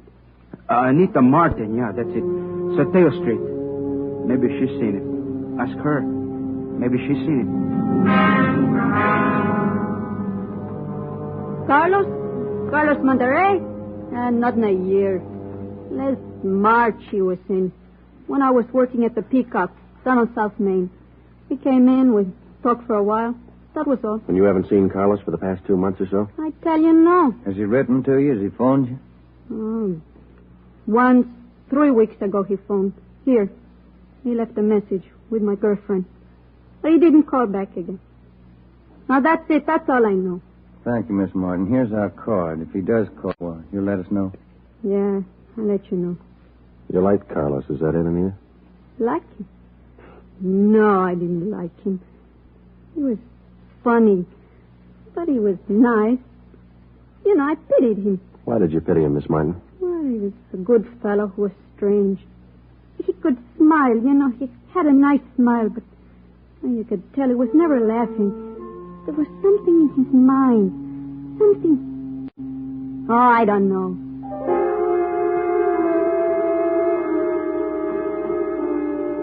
At least a year, closer to 2, I haven't seen Carlos. No letters, not a card, nothing. He was in the East the last time I heard. When was that? A year ago, January. I was in here. He sent me a calendar. Sometimes he could get along fine, very well. Other times, terrible. He couldn't keep him down. How'd he manage to stay out of jail that way, Vicente? I don't know.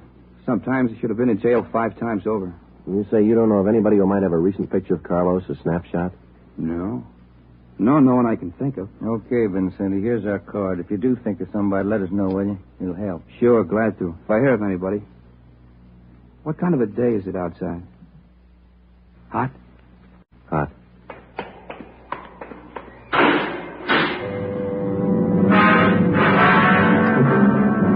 By 5 o'clock that afternoon, Ben and I were certain of one thing. Carlos Monterrey was in the city of Los Angeles, somewhere. We drove back to the office and told Ed Backstrand about our interviews with Monterrey's relatives and his friends. Inquiries and requests for further identification and information on him were immediately relayed to the state mental institutions. The 13-year-old picture of Monterey taken from the files was copied and distributed with a note of caution as to the age of the photograph. An APB was sent out. Stakeouts were placed at the home of Monterey's brother, at the brother's store, and at the apartment of Anita Martin. A special detail of 300 men was ordered to join the Dragnet already in operation. The details at the airport and the bus terminals were alerted, as well as the details at the Union Depot and the main post office. By 6 o'clock that night, almost 1,000 men were actively working at the job of tracking down Carlos Monterey. At 6:30 p.m., Ben and I drew a 4-hour relief period. We drove out to Ben's place, and his wife fixed us some dinner. At 10:30 that night, we reported into the office, picked up Ed Backstrand, and we drove out to join the manhunt. Unit 32R on the corner of South Flower and Loomis, the 390W, AMA 367. Unit 12A, code 1. 66A at 864 Wall Street. Send out about a 507, AMA 367.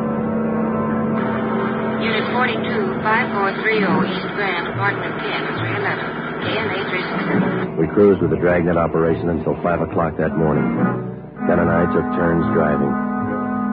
Actually, the tremendous job of scouring 500 square miles of city for one man was only beginning. Unless there was an unexpected break, the search for Carlos Monterey could wear on for weeks. It did. Night after night, the manhunt went on, and day after day. There was no break. 16 days later, on a Sunday night, I went to bed early. I read a while, and then I turned off the lamp and went to sleep.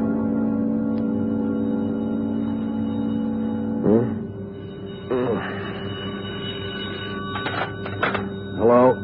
Friday talking. Sorry, Joe. Get in here as fast as you can. What's the matter? That girl Monterey knew, the one you talked to, Yeah? she left her apartment, went to her girlfriend's. Yeah? She's dead.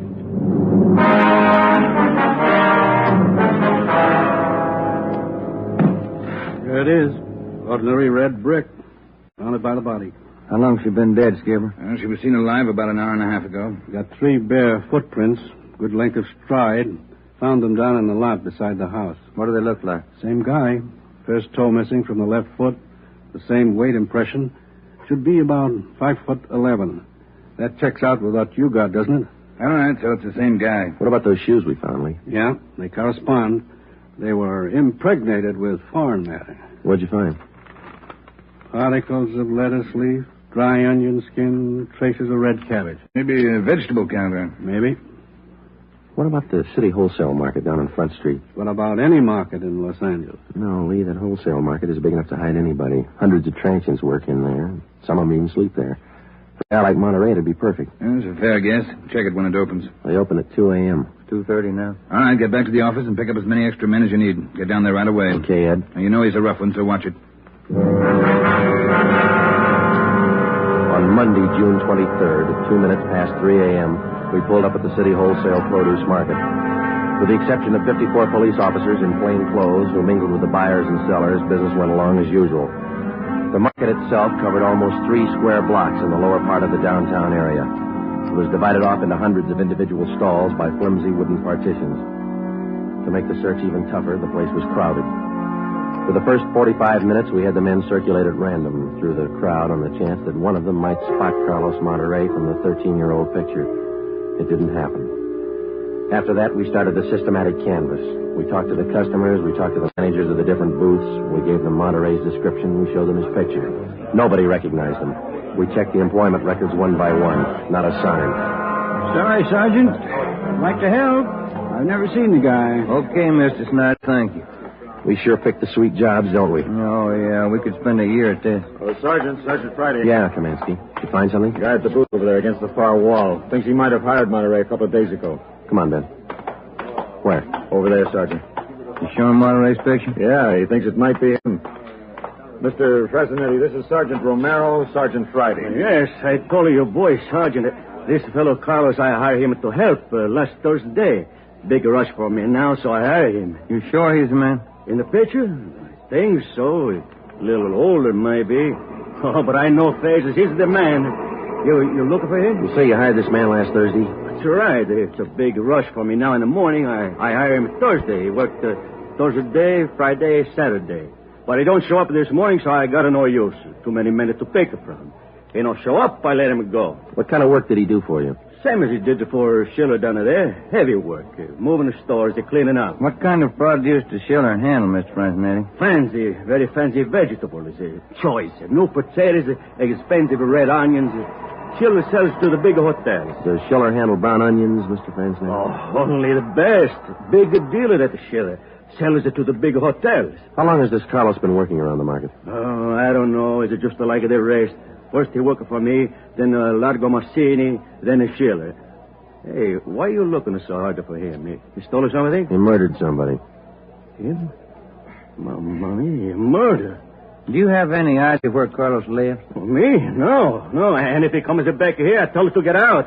I got nothing to do with this trouble. No, you'll tell him nothing, Mr. Francenetti. Here's our card. If you see Monterey again, call us. Say nothing to him. Oh, sure. I remember. Joe, call the chief at the office, will you? Message just came in. Thanks, Al. Come on, Ben. Yeah, there's a phone booth. See? No, I don't. Where? Straight ahead, little to the left. Oh, yeah. You got a nickel? Let's see. Oh, yeah. Yeah, there you are. Thanks. I'll see what Ed wants.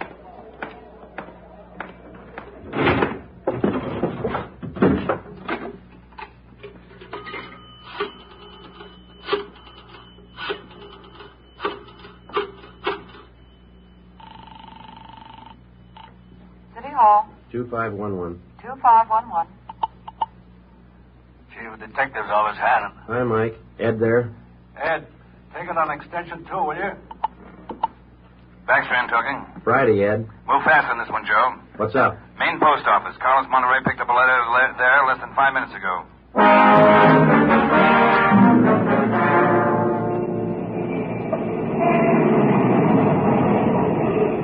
Come on, Ben. There's Ed over there with Wellberg. Yeah. Traffic short jammed up around here. Hi, Ed. Friday, Romero. You all set, Wellberg? All set, Chief. Spring Street to San Pedro. Sunset the first. Got it covered. Good. What's the story? Post office detail tipped us off. 5 minutes after 8, a man answering Carlos Monterey's description picked up a letter at the general delivery window. That was 16 minutes ago. Who spotted him? Sam Lane. He got a look at him just as he was leaving the window. Called to him to stop, but Monterey ran. Lane called me, and we threw a net over the area for 6 blocks around. And Monterey's still somewhere inside this area? I don't know how he could have gotten out. What's next? Well, I'll give him an hour to break for it. After that, we start a house-to-house search of the whole area. Stop all pedestrian and vehicular traffic for identification. You're going to jam up the depot traffic. That's cheaper than murder, Romero. Get going. The first hour we counted off in 5-minute segments. Like Backstrand, we felt close enough to Monterey to touch him. But he still wasn't there. The north and south ends of the blockade started to move in, slowly. Searching every store, every house, every conceivable place where a man might hide out.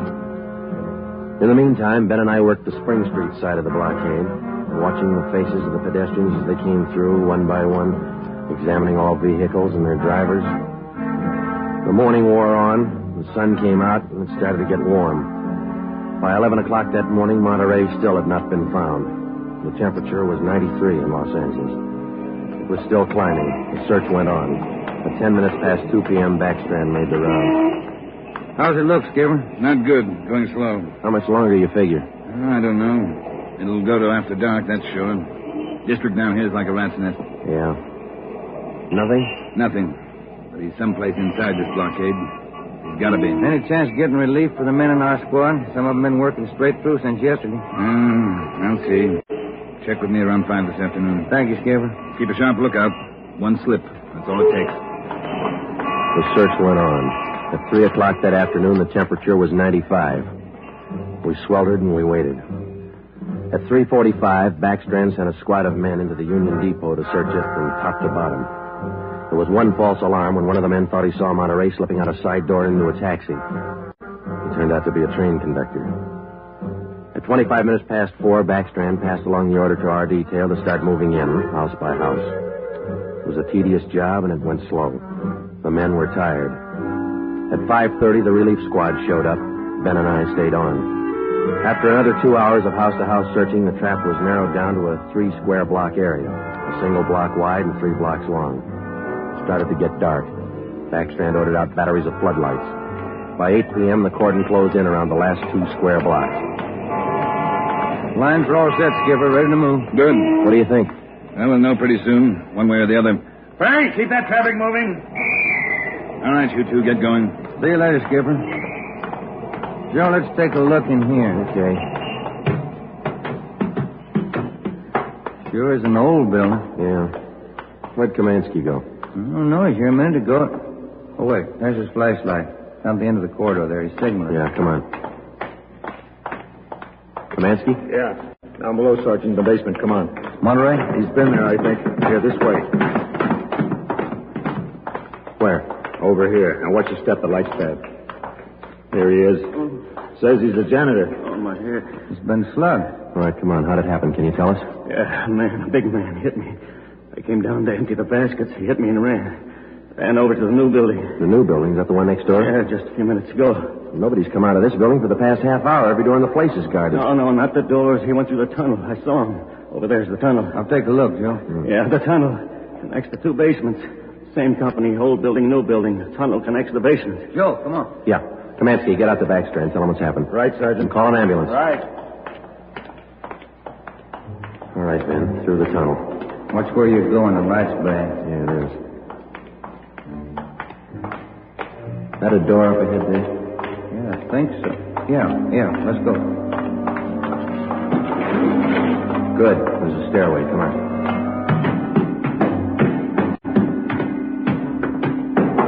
Watch the doors. Joe, the elevator. They're both on the third floor. Let's head for the stairs. Ben, come on.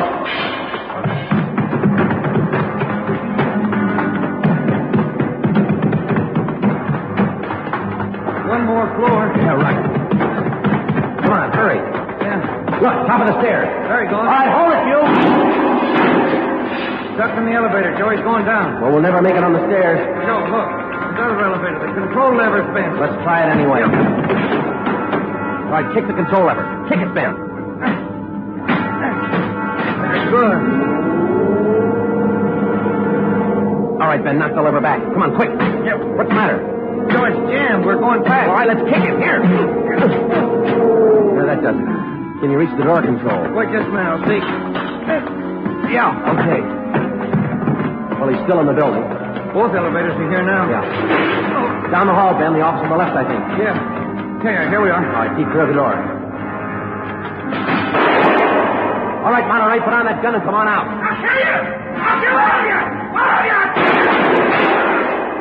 Okay, Joe, let's take it. Watch it, Ben. He's throwing everything he can get his hands on. I'll kill you! Come on! Come on! I'll kill you! Get away! Come on! All right, Monterey. Come on, you. Okay, Ben, take him. Yep.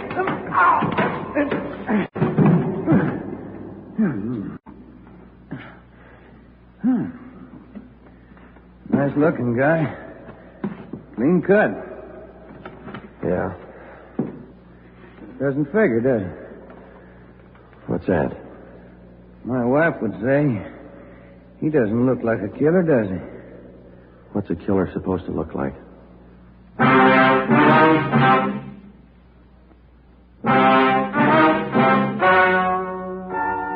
story you have just heard is true. Only the names were changed to protect the innocent. Carlos Monterey was examined by 5 different psychiatrists appointed by the Superior Court and was found to be sane. He was tried and convicted of murder in the first degree. He was executed in the lethal gas chamber at the state penitentiary.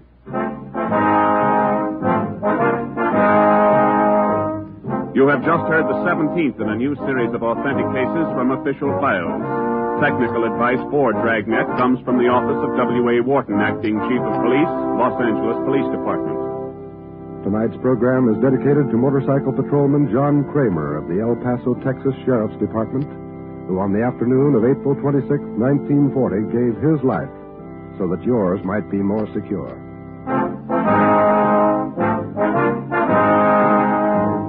Dragnet came to you from Los Angeles. Your tune for the stars. Thanks for listening to Hojo Radio. We have more classic radio coming your way next.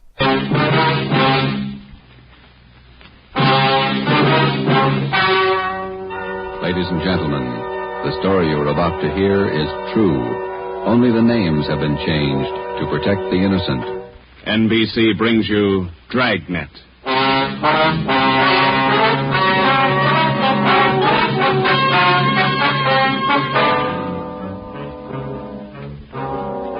Detective Sergeant. You're assigned to burglary detail. A gang of hijackers has started to work in your city. Truckloads of valuable merchandise have vanished. The thieves are clever, seem to have a foolproof system. Your job, find them. Dragnet, the documented drama of an actual crime, investigated and solved by the men who unrelentingly stand watch on the security of your home, your family, and your life. For the next 30 minutes, in cooperation with the Los Angeles Police Department, you will travel step by step on the side of the law through an actual case from official police files. From beginning to end, from crime to punishment, Dragnet is the story of your police force in action. It was Thursday, March 6th. It was windy in Los Angeles. We were working the night watch out of burglary detail. My partner's Ben Romero. The boss is Ed Backstrand, chief of detectives. My name's Friday. I was on the way back from the record bureau, and it was 5:35 a.m. when I got to room 2A, interrogation room. Read this to him, Ben. Yeah. 2,600 dozen nylon stockings, 45 bolts of silk, 58 cases imported perfume. Where are you dumping this stuff, Laval? That's what we want to know. I told you the truth. I have nothing to do with it. I don't know anything about it. What was this stolen waybill doing in the cab of your truck? How many times do I have to tell you? I don't know. Your fingerprints are all over it. You must have carried it there. I didn't carry it there. Somebody's out to frame me. How many in the hijack gang, Laval? I'm not in a hijack game. I told you I don't know. When are you going to let me go? Who's the head of the gang?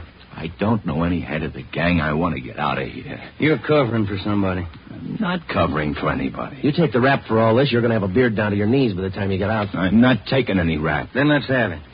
Oh, I'm tired. $42,000 worth. You know who took it. You know where it is. They could have disappeared anywhere. On the way from the east to the 1,000 places. Nothing was missing from those shipments when they came in on the train. Everything was there when they were unloaded at the warehouse. I don't know. I don't know. Every dollar's worth was accounted for when it was loaded on the truck. Well, where is it now?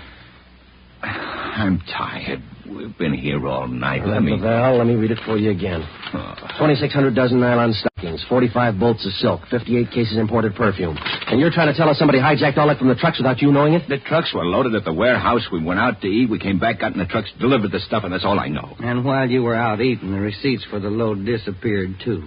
Is that right, Lavelle? I don't know where the waybill's are. The shipping clerk, that's his job. We talked to him. He says one of you could have taken the waybill. Well, then he's lying. I didn't take him. Then what was this waybill doing in the cab of your truck? I told you, I don't know.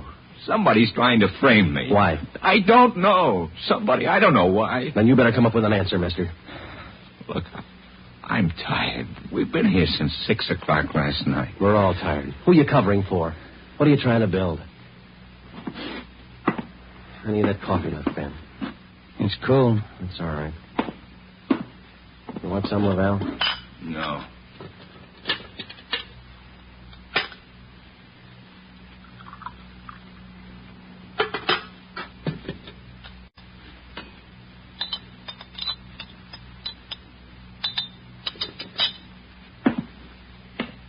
All right, now, look, let's get one thing straight.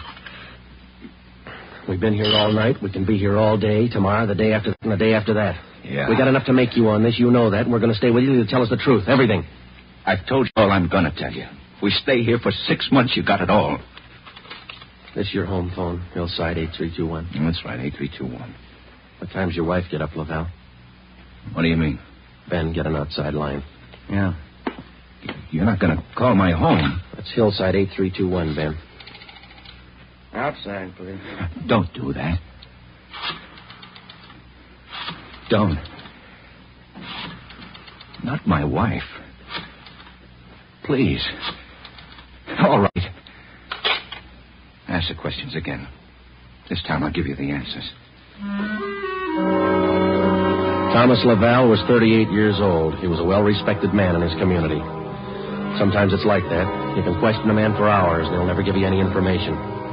But somewhere in every man's makeup, there's a weak point. We were lucky enough to find Lavalle's. He told us that he would give us the locations where the hijacked goods were hidden. He told us the addresses were written on the ledge of a windowsill on the 7th floor of the Teamsters Union Hall. It was 8:30 a.m. On the 7th floor, is that right? Yeah. Do me a favor. Don't make it too big. Well, look, we have to walk through the hiring hall before we get to the elevators in the back. Yeah? These handcuffs. They'll see them, all the guys in the hall. They know me. Can't you take them off my wrists till we get in the elevator? Sorry, Lavelle. Well, I won't try anything, but don't make me walk in front of them with these on. Sorry. Just till we get in the elevator. Can't you do that? I don't want the guys to see me. Well, here's my overcoat, Lavelle. I'll drape it over your hands here, and they won't see the cuffs. There you are. Come on.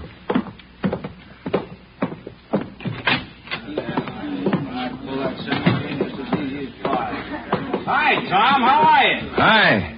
What's new, Tom? Not much.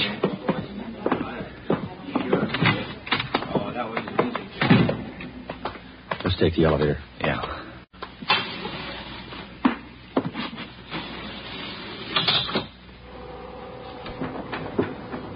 Cigarette? No, thanks. You? Yeah, okay. Thanks.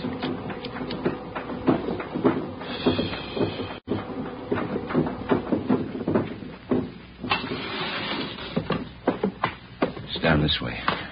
Let me show you. To the left. Window up ahead there. Yeah, this one. I don't see anything on the windowsill. It's on the outside.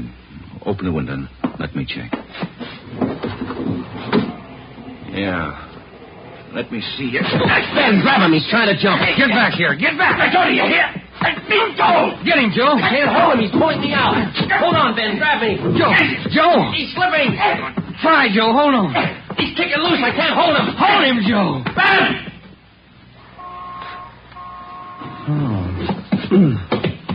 I couldn't hold him. You almost went with him. Let's get downstairs. What happened? Call an ambulance. There's been an accident. Thomas Lavelle was 38 years old. He was a well-respected man in his community. He died with the same reputation. We had a prisoner who'd met his death while in our custody. In cases like this, we had to have witnesses. By the time we got to the street, the usual accident crowd had gathered. Anybody here see the accident? What you want, witnesses? Yeah. Did you see it? Yeah, we saw it. Let's get their names, Ben. My name's Pete Garfield. This is Jack Morris. We'll be your witnesses. You'll probably be subpoenaed for the inquest tomorrow morning. Sure, we'll be there. We saw you push the guy out the window. We saw you kill him. The next morning at 10 a.m. in the basement of the Hall of Justice, Harold J. Lane, Deputy Coroner, City and County of Los Angeles, read the report of the findings of the autopsy on the body of the deceased Thomas Lavelle. As is customary at a coroner's inquest, the identification witness was called to testify first. Elizabeth Lavelle, please. Raise your right hand. Do you solemnly swear that the testimony you're about to give to be the truth, the whole truth, and nothing but the truth, so help you God? Yes. Be seated. State your name. Elizabeth Lavelle, What is your address? 1216 East Amarillo Drive. What is your occupation? I'm a housewife. What is your relation to the deceased? His wife. Have you viewed the body of the deceased in this office? Yes. Who was the deceased? Husband. Thomas Lavelle. Is there anything further you wish to add? Thank you. Step down, please. Joseph Friday. Raise your right hand. Do you solemnly swear that the testimony you're about to give to be the truth, the whole truth, and nothing but the truth, so help you God? I do. Be seated. State your name. Joe Friday. What is your address? 4656 Collis Avenue. What is your occupation? I'm a police officer in and for the City of Los Angeles. Are you the investigating and arresting officer on this case? I am. Will you state briefly the facts relating to the death of the deceased? On the morning following the arrest by us of the deceased on suspicion of grand theft merchandise, he expressed a desire to assist us in the apprehension of suspects involved in these thefts and the recovery of property taken in them. Did he assist you? Well, he informed us that if we took him to the Teamsters Union Hall, that he'd be able to obtain addresses of the locations where the stolen property was cached. You then took him there? Yes, we did. What happened? When we arrived, he requested us to remove his handcuffs. We refused. The deceased then informed us that the addresses were written on a window ledge on the 7th floor. When we arrived at the window, under the pretense of searching for the addresses, he threw himself over the ledge. I grabbed his left leg to restrain him, but he kicked loose. Did you at any time have any idea that the deceased planned such action? I did not. What did you do then? We immediately went to the location of the body and had an ambulance dispatched. Do you have anything further to state? No, I have not. Are there any questions from the jury? That's all, Officer Friday. Step down. Peter Garfield. Raise your right hand. Yeah. Do you solemnly swear that the testimony you're about to give to be the truth, the whole truth, and nothing but the truth, so help you God? Yeah. Be seated. State your name. Pete Garfield. What is your address? 1654 North Pico. What is your occupation? Truck driver. Down at General Warehouse. Did you know the deceased? Yeah. How did you know him? I worked with him. And that cop's a liar, and so's his buddy sitting over there. Please confine the testimony of this inquest to facts. Were you present at the time the deceased met his death? I told you I was. And those two cops pushed Tom out of the window. Where were you at the time the deceased was pushed or jumped from the window? Jack and I just left the Union Hall. We were going out the front door when it happened. What attracted your attention? I heard him scream. When I looked up, Tom was falling. That cop was standing at the window watching him. Did you see the officer push him? Yes, I saw him. Did I understand you to say you were on the street outside the building at the time? Yeah. And you saw the officers push the deceased from the window on the 7th floor from your vantage point? Yeah. Isn't it true that that's a physical impossibility? What is? That you could have seen what you testified to from where you were standing. I know they pushed him. You know or you saw? I know, that's all. Tom wouldn't jump out of a window. Then it's true you didn't see the officers push the deceased out of the window? No, I didn't see him. Is there anything further you'd like to add? They must have pushed him. Any question from the jury? That's all, Garfield. Step down. Dorothy River. Raise your right hand. Yes. Do you solemnly swear that the testimony you're about to give to be the truth, the whole truth, and nothing but the truth, so help you God? I do. Be seated. State your name. Dorothy River. What is your address? 211 South Beverly Drive. And what is your occupation? I'm a stenographer at the Teamsters Union Hall. Were you present the morning the deceased met his death? I was. State where you were and what you were doing. I was in our office on the 7th floor doing some filing. Please state what you witnessed. The filing cabinet in our office is by the door. The office faces on the hallway, and the door happened to be open. I heard a commotion and looked out. I saw those two officers struggling with a man. Did you hear any conversation? Yes. I heard that officer there say, "Get back here, get back." The man outside the window yelled, "Let me go, let me go." This officer here, Officer Friday, said, "He's pulling me out. Hold on, Ben, grab me." How far from the window were you? I'd say about 15 feet. Do you have anything else to add? Yes. As the two policemen started downstairs, Officer Friday said to me, "Call an ambulance. There's been an accident." Thank you, Miss River. Those officers didn't push that man out the window. They were trying to hold him. After hearing additional witnesses, the coroner's jury retired at 11:57 a.m. 8 minutes later, they returned with their decision. The deceased met his death voluntarily and by his own actions. The homicide detail continued the investigation of Laval's death. A week went by. With homicide working one side, we hoped that they might turn up additional leads in the hijacking case. Nothing turned up. It seemed that with the death of Thomas Laval, our leads came to an abrupt stop. On Tuesday morning, March 16th at 9 a.m., we got a call from Chief of Detectives Ed Backstrand. Now, once more, what about the way bills on these shipments? You checked them? Everything we could. Talked to everybody at Hannah. And talk to him some more. $42,000 in merchandise doesn't just disappear. Now, who's the last one to handle those way bills? The warehouse shipping clerk. The bills were signed and stamped. 2 hours after he filed them in his desk, they disappeared. What about the truck drivers? You checked them out? Talked to all of them. Nothing so far. Nothing was missing from those shipments until they left the warehouse. Is that right? Yeah. And somewhere in between the warehouse and the delivery points, $42,000 worth of goods disappeared. Somebody's got to be hijacking those loads. We know that, but how do we get to it? Maybe they're working alone. Maybe they're working with the truck drivers. It's one of the others. Got to be. We just hadn't lost Laval. Well, you lost him. That doesn't close the case. You got a suggestion? Yeah, I got a suggestion. Crack it.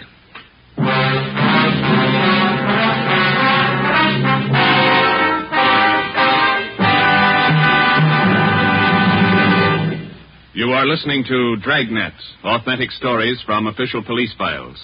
And now, an important announcement. Ladies and gentlemen, we are pleased to announce that starting next Thursday, October 6th, Dragnet will be brought to you by Fatima Cigarettes. We'd like to take this opportunity to thank you, the listener, for your excellent response to our efforts in bringing you these weekly authentic presentations of actual cases from official files. Your letters are the only indications we have that Dragnet is a source of your listening pleasure. We'd like to hear from all of you. Starting next Thursday, October 6th, over most of these same NBC stations, Dragnet will be heard weekly at 10:30 p.m. Eastern Standard Time, immediately following the Supper Club. Check your newspaper for local release time.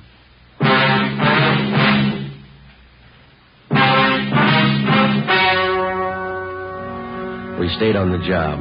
Another week went by. No leads. We spent so much time at the general warehouse where the merchandise disappeared that we almost got to be a part of the crew. We got to know everybody. We made frequent visits to the Teamsters Union Hall, but got us nothing. On Wednesday, March 26th, we reported in for work at 8 a.m. Friday, Romero. Yes, Skipper?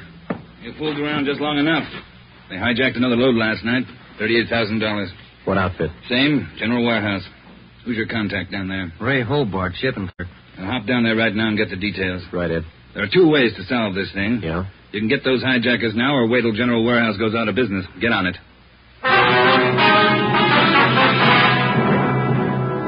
Hobart, who was the shipping clerk on duty last night? I was, working for Siggy, Siegelmeister. He's out with a cold. And you saw the stuff was loaded on the trucks and you checked the waybill. Yeah, as usual. Everything as usual. Checked the trucks out at 2 a.m., went back to the office, filed the waybills. You work a pretty heavy schedule, Hobart. You started at 2 a.m. and you're still on duty? It took the last 4 hours of Siggy's shift, at 2 a.m. to 6 a.m. He had a cold. I was back here at 10 this morning to start my own shift. When did you find out the waybills were missing on that shipment last night? Just before I went off. Maybe 5:30, 5:45. Well, how about the truck drivers who handled that load, Hobart? You got them? Let's see. I got it right here. Okay. Here you go, Sergeant. Jack Morris and Pete Garfield. Jack Morris and Pete Garfield were brought in for questioning. We double-checked with Homicide and found that their reports on Morris and Garfield tallied with ours. No previous records. Both men had been tailed for a reasonable length of time since their testimony at the Laval inquest. Their actions failed to implicate them. 4 days after the second hijacking, we got a tip from one of our informants down in the warehouse district. He told us that a man in a gray suit had been hanging around the coffee shop next to the Teamsters Union Hall. He was peddling nylon stockings. There had been other reports like this, which we had followed up, but none of them had paid off. Usually such leads didn't pay off, but we couldn't be sure. They had to be checked. At a few minutes before 5 that afternoon, we found the nylon salesman in the gray suit in the back booth of the coffee shop adjoining the Union Hall. Look, Meg. Take a look. The finest. You can't do better. 51-gauge nylon. Look good, huh? Sure do, don't they, Joe? Yeah, they do. We've been looking for you, Mac. Some of the guys in the Union Hall said that you'd be around. Sure, I saw a lot of these around the hall. Truck drivers, just like you, buying them like crazy. Good deal. Sure looks like it, man. How many pair can we have? Many as you want. 4 bits a pair, you name it. You got a couple of dozen for us? Couple of dozen? Mm-hmm. No, not on me, but I can get them. Many as you want. Well, we're kind of in a hurry. Can you get them for us fast? Couple of dozen. Better make it 3 dozen, huh, Joe? Yeah, if you want. 3 dozen. Can you get them now? Couple of hours I can get them. Same quality. Want to meet me here? Oh, I don't know. We wanted them for tonight. My wife's birthday, you know. Well, maybe an hour and a half. How's that? 3 dozen, meet you here. Oh, look, Mac, maybe we're both heading the same direction. Can't we go with you and pick up the nylon? Save time for all of us. No, I don't think so. No. Can't you wait? Hour and a half? How's that? Ever find a better buy? I'm sorry, Mac. I wish we had the time. Well, where do you have to go to pick up these nylons? Oh, way out. Sunset Boulevard near Fairfax. Can't you wait? I'll make it fast. Can't we pay you and then go out and pick them up ourselves? Huh? No. Don't look that way. No. Can't you wait here? I'll make it fast. Well, we ought to be home now, Joe. Yeah, I'm sorry, mister. We'll have to skip it. Yeah, maybe we can pick up something on the way home, Ben. Candy or something. Wife likes candy. Now, look, fellas, I don't want to see you lose out on this deal. I'll meet you halfway. How you mean? Look, together we'll go out to Sunset and Fairfax, huh? Near the place. You wait there at the hamburger stand, and in 5 minutes I'll bring you the stuff, okay? Oh, I don't know. We're late already, but... All right, it's a deal. I'll call the wife and tell her we're going to be a little later. 3 dozen, all right? 3 dozen of the best. You can't do better. All right, I'll be back in just a minute.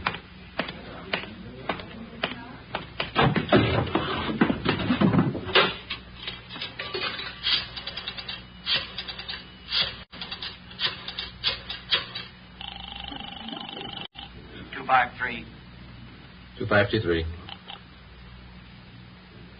Chief of Detectives Office, Chandler. Mike, Joe Friday, Backstrand there? Out right now, Joe. Well, then do me a favor, Chandler. Make it fast. Get a couple of men out to Sunset and Fairfax as fast as you can. Tell them to watch for Ben and me. You got that? Yeah, what else? We'll drive up in our car with another man. Ben and I will get out of the car and go in the hamburger stand. The other man will walk off. Whoever you get, tell him to follow that man. You got it? Right. All right. Just tail him. See where he goes, see what he does. Okay, Joe, right away. All set, Joe? She got dinner ready? Yeah, just about. We better hustle. Sure. Best deal in the world. Let's go. At 5 minutes to 6, we pulled up at the corner of Sunset Boulevard and Fairfax. It was almost dark. Ben and I got out of the car and started over for the hamburger stand on the corner. We caught a glimpse of Barcy and Kaplan in one of our detective cars parked in a gas station on the opposite corner. They had their eyes on our man. When the traffic signals changed, the man crossed the street and headed down Fairfax. Barcy and Kaplan waited a minute, and then they took off after him. He turned at the next corner and disappeared from sight. Ben and I ordered a cup of coffee, and we sat down to wait. At 6:30, we were still waiting. At 5 minutes to 7, I went across the street to the drugstore and called the office. Barcy and Kaplan hadn't been heard from. Their car, 105K, was not acknowledging calls. I had my call switched from communications to Backstrand's office. Well, they lost him, Friday. I don't know how they lost him, but they lost him. Well, who's out there now? Sullivan and Whitney took a detail out there. They're combing the neighborhood right now. Well, how did it happen? A man just doesn't disappear into thin air. That's what I keep telling you about that stuff that's been hijacked. The search for the nylon salesman went on all that night and most of the next day. From his description, we ran a make on him. No previous record. He had disappeared completely. We were right back where we'd started from. The only thing we could do was to start backtracking, re-questioning the people at General Warehouse, the truck drivers, the shipping clerks. We kept a close check on Garfield and Morris, and we went back to the only possible lead still remaining, Mrs. Laval. She could tell us nothing more than we already knew. When we left her, we started on the neighbors for the second time around. For the rest of the day, we canvassed the immediate neighborhood. We got as many opinions of the Lavals as they had neighbors.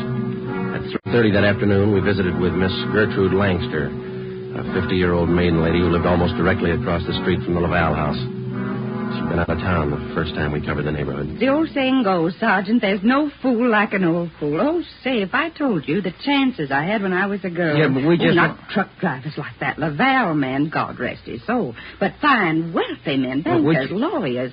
Templeton Grant, you remember him? No, ma'am. I was engaged to him once. Butterfly waist. That's what he used to call me. Well, I was slim in those days. Would you like to see some pictures of me as a girl? No, thank you, ma'am. We'd just like to ask you a few questions, that's all. Could you tell us if the Lavals had many visitors to their house in the past 6 months or so? Oh, no. Funniest thing, I am the nosy type, Sergeant. I like to know everything that goes on around my neighborhood, and you can take my word for it, the Lavals never had visitors. You know, Sergeant Friday, you remind me of a young man I used to be engaged to just a few years ago. Yes, Miss Langston. Now, would you tell us, please, did you have any reason to think that there was something a little out of the ordinary about Laval? Oh, little out of the ordinary, he says, but my dear man, yes. Here he was, a truck driver, and there she was with a home furnished like the Astors. Why, I even used to see him cart some of the things home in that car, his beautiful things, rugs and glassware, bolts of fabric. Oh, gorgeous. And he'd bring these things home after work. Is that it, Miss Langston? Anytime. Day or night, weekends, anytime. Mm-hmm. After 4, Joe, we better call office. Yeah. Now, are you sure of all that you've told us, Miss Langston? Sure. Oh, my dear man, of course I'm sure. I watched him week after week. Well, thank you. Won't you stay for a cup of tea? I'll have Josephine fix it. Josephine? No, thank you, ma'am. Well, then, perhaps a glass of sherry? Thank you, no. But there is something. Yes? I wonder if we could use your phone, please. Oh, yes. In the hall, next to the umbrella stand. Thank you, ma'am.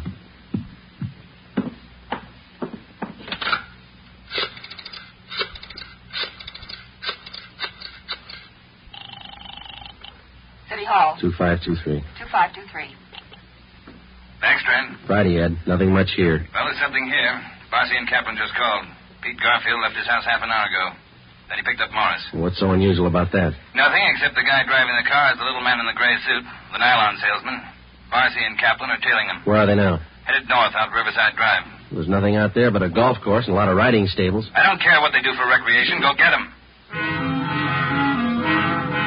With red light and siren, it took us 12 minutes to pick up Barcy and Kaplan on Riverside Drive. At 4:23 p.m., we pulled up in front of the Blue Pony riding stables. Barcy and Kaplan's car was overturned just beyond the driveway leading up to the riding academy. Kaplan's hurt. I called an ambulance. They rammed us. What kind of a car are they in? They switched. They're driving a 12-ton Bulldog semi. Which way they head? Going north. Got a 3-minute lead on you. Pneumatic commercial. Adam 653. Let's go, Ben.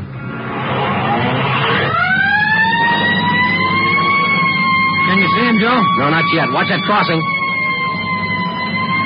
Up ahead, Joe. That's a semi. Can you read it? Wait a minute. Adam 653, that's them. Took a ride on Lancashire. Don't lose them. They're pushing that semi too hard. Look at that trailer sway. They'll have to stay on Lancashire. They're going too fast to turn now. Traffic's closing in up ahead of them. They better not turn. That's what they're doing. Look at that trailer whip. They're going over. Into that storefront.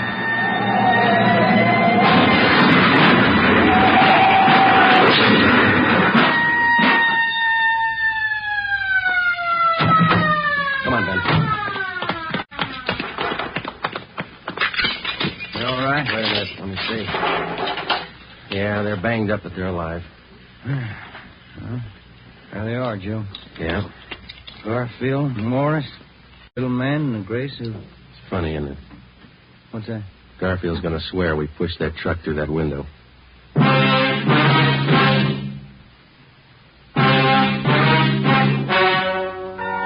The story you have just heard is true. Only the names were changed to protect the innocent. Peter Garfield, Jack Morris, and John Dolfo, the stocking salesman, were hospitalized and later brought to trial. They were convicted on charges of grand theft and received sentences as prescribed by law. They are now serving their terms in the state penitentiary. You have just heard the 18th in a new series of authentic cases from official files. Technical advice for Dragnet comes from the Office of Acting Chief of Police W.A. Wharton, Los Angeles Police Department. Tonight's program is dedicated to motorcycle officer Elmer Forsman of the Fresno, California Police Department, who on the afternoon of October 6, 1946, gave his life so that yours might be more secure. Remember, starting next Thursday night, October 6th, Fatima Cigarettes invite you to listen to Dragnet immediately following the Supper Club. That's 10:30 p.m. Eastern Standard Time over most of these same NBC stations. Check your newspaper for local release time. Dragnet came to you from Los Angeles. Judy Canova joins the star lineup of Saturday shows tonight on NBC. Thank you for listening to Hojo Radio. We'll be back again very soon.